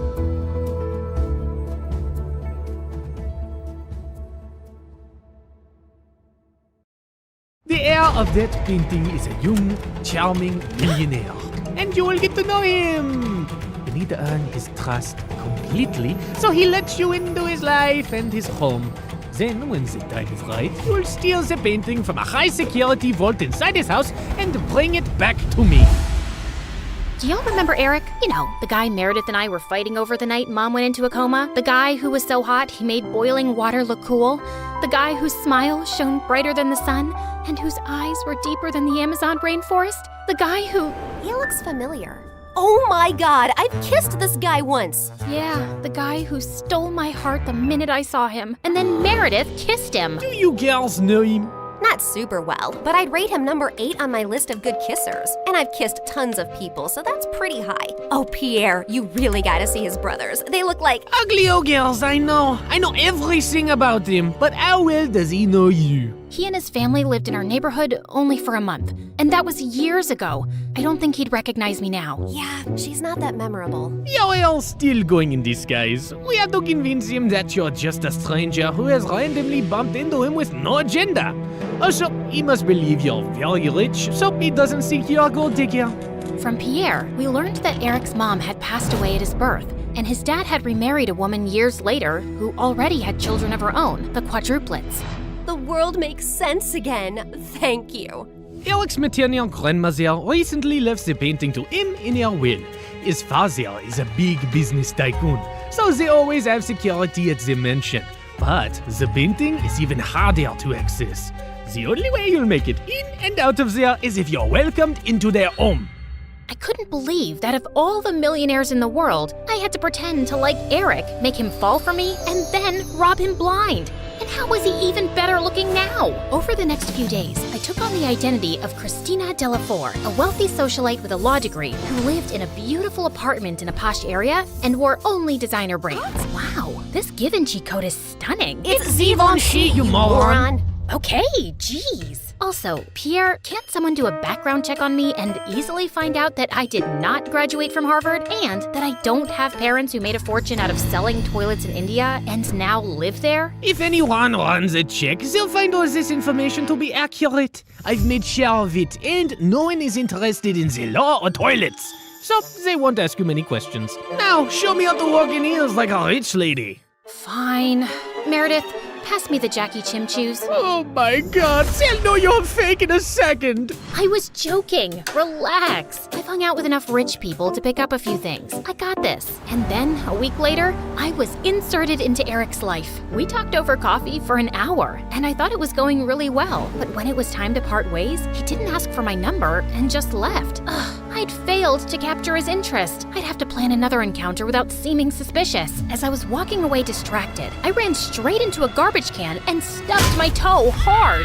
Son of a biscuit! Holy mother of fudge! I was still hopping around when I crashed into a woman pushing a stroller, and a doll went flying out of her hand onto the road. Just then, the car ran over the doll and turned it into a pancake. You destroyed my child's precious doll! I'm so sorry. It was an accident. I'll get your little girl a... Wait, your child is a cat? Yes, and that was my childhood doll, which I passed on to my baby. Look, here's some money. Get your baby another doll. She loves that one, and they don't make those anymore. Your baby is a cat. She doesn't love that particular doll. She probably doesn't even love you. She'd eat your face in your sleep if you weren't the one to feed her. Now please. Just then, someone tugged hard at my purse, and I saw a thief running away with it. You've got to be kidding me! I took my heels off and sprinted after the thief. He jumped over a fence into a park, and I followed. I was gaining on him and sent a flying heel at his head. Just then, someone ran past me, pounced at the thief, and pinned him to the ground.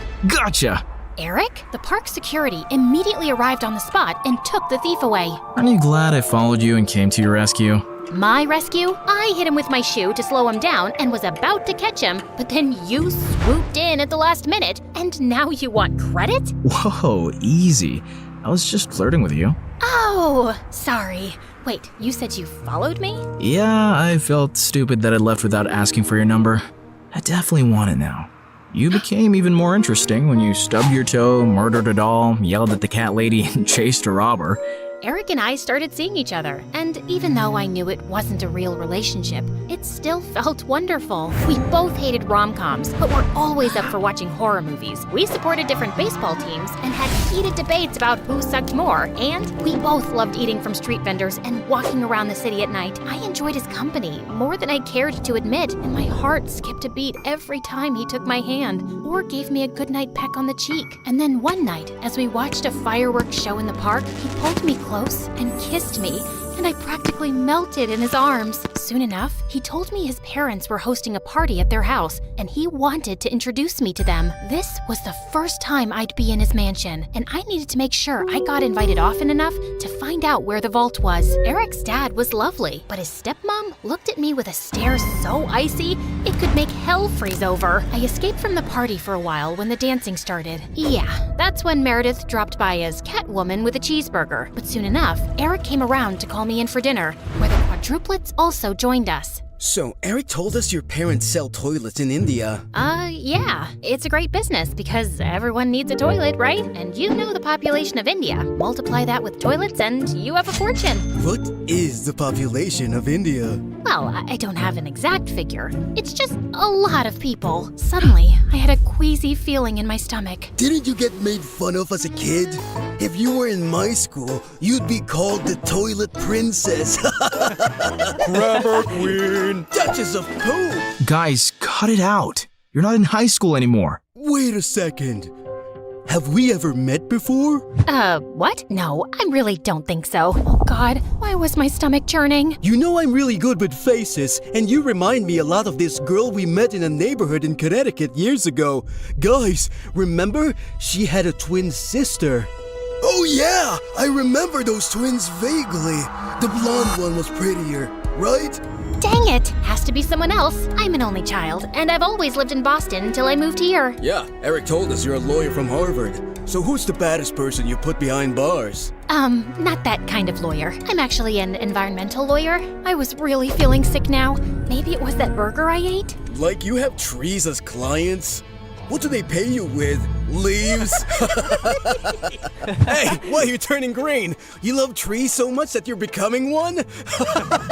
You guys stop. You're not even that funny. No, look at her. She's green.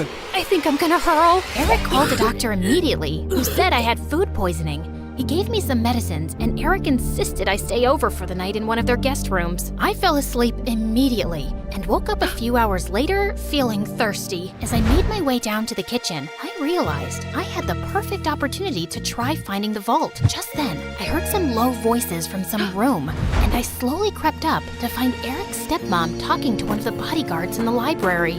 Were you able to figure out how to unlock the vault? There's no way. I've tried everything for weeks. I only have to use a tiny explosive device to destroy the lock. The vault is all the way up in the attic. No one will hear a thing. But we have to steal a painting the day after tomorrow while your husband and Eric are away on business. Are you ready for this? And then he pulled Eric's stepmom into his arms. I can't wait to run away with you, James. I'm so tired of seeing you secretly, and I am completely ready. As the two locked lips, I turned around and tiptoed away as fast as I could. Okay, so the vault was in the attic, the lock could only be destroyed with an explosive device, and I couldn't let Eric's cheating stepmom and traitorous bodyguard run away with it. The next morning, when Eric came to check on me, I decided to tell him the truth for once. Eric, I have something really difficult to tell you. I got up last night to get some water, and I heard your stepmom and this bodyguard James talking. They were talking late at night? Yeah. Do you have some vault in this house with some painting inside? How do you know that? That's what they were talking about, breaking in and stealing the painting. They're planning to do it the day after tomorrow, and your stepmom said something about running away with James. I saw them kiss. I'm so sorry. I wish I hadn't. No, I'm glad you did. This is gonna be a huge blow for Dad. But it would have been much worse if we'd found out everything afterwards. Thank you for telling me. And please, keep all this to yourself. I know I can trust you. Eric kissed me gently before walking away, and 2 days later, when the bodyguard and Eric's stepmom were about to escape with the painting, police officers immediately arrested them. This is fantastic. They might link the museum robbery to the bodyguard and stepmom too, and assume the painting is now safe. So it'll be easier for you to steal. Good job, mon chéri. I knew you was a smart twin. After Pierre left, I sank into my armchair, but then I noticed Meredith staring at me. What? You should be happy, but you don't look happy. What's up? Nothing. I just can't wait for this job to be over. You can steal the painting soon, right? You know exactly what to do, and Eric trusts you. By the way, have you two kissed? I've been dating him for 2 months. Of course we've kissed. We text every day and you never mentioned it. I didn't know I had to. So, how is it? It's fine. It's whatever. It's like kissing anyone. My memory's a bit fuzzy, but you know I've kissed him. You never let me forget. And I definitely wouldn't call it a whatever kind of kiss. Yeah, okay. It's nice. It's good. Nice? Good? Oh, wow. Don't make me jealous with all the passion. Okay, you want to know what kissing Eric is like? It's like flying through space, like a meteor that explodes into 1,000 stars, and then jumping into really cold water that makes you feel alive all over, and then feeling warm and tingly down to your toes, like having hot chocolate next to a fireplace on a snowy winter night. So, I'm guessing it's better than kissing the pillow you used to practice on? I did not! Shut up! You're in love with him, aren't you? I was about to snap at her again, but then I just sighed. Yes, I am. The night of the heist arrived, and I felt sick to my stomach, but I just wanted to get it over with. Eric's dad was away, and Eric was holding an important shareholders' dinner, with which most of the household staff was busy. I'd volunteered to host the dinner with them, and got ready to leave before their meeting started. Thanks for your help tonight. You're the best. Oh, it was nothing. Don't thank me. So, I'll see you tomorrow at our coffee shop? It's a date. As Eric walked away, my heart felt like it was breaking into a million pieces. This was the last time I'd ever see him again. I gulped down my tears, and instead of leaving, I sneaked up unnoticed to the attic. Inside, I found a heavy metal door to a vault. I took out the tiny explosive device Pierre had given me, placed it on the lock, and activated it. In a few seconds, there was a tiny pop and a sizzling sound. Then, I heard the lock click open. I walked into a tiny, dark vault and found the painting under a glass case. Praying to every god that no alarms would go off, I lifted the case carefully, put the painting in my bag, and started sprinting down the stairs. But just as I'd reached the second floor landing, one of the Ninja Turtles blocked my way. What are you doing? Hey, Hey, bro! You know when I stayed over a few weeks ago? I dropped a necklace and I was looking for that guest room and I got lost. But it's fine. I'll just get new earrings. See you later. He suddenly grabbed my bag and pulled out the painting. Do you think I'm a moron? A moron? You? No way! Sorry, which one are you? Michelangelo. Okay, no one has time for that. Now listen, Mike. You're definitely the smartest of your brothers, and just a tiny bit better looking than all of them too. We're identical. That's what they want you to believe, but I know you're better. I think you and I can strike a deal, okay? I'll sell this painting, and you and I can go halvesies on it. Just give me an account number and I'll wire the money to you. No, you're not leaving with it. Okay, look, dude. I'm doing this for your mom. I have to sell this painting so I can pay for her bail and get her a really good lawyer. Don't you want that? No, my mom's in jail because she did something wrong, and she abandoned us all. She shouldn't have stolen Eric's painting. What do you care about Eric? Don't you hate Eric? He's so good looking and smart and perfect and gets all the ladies. It makes you guys look even worse than you really are. You should want to hurt him. So let me take the painting. That'll really hurt him. Eric's the best brother in the world, and I love him. Okay. I have an offer you can't refuse. How about I become your girlfriend? I bet you've never had one. I'm gay. Jesus!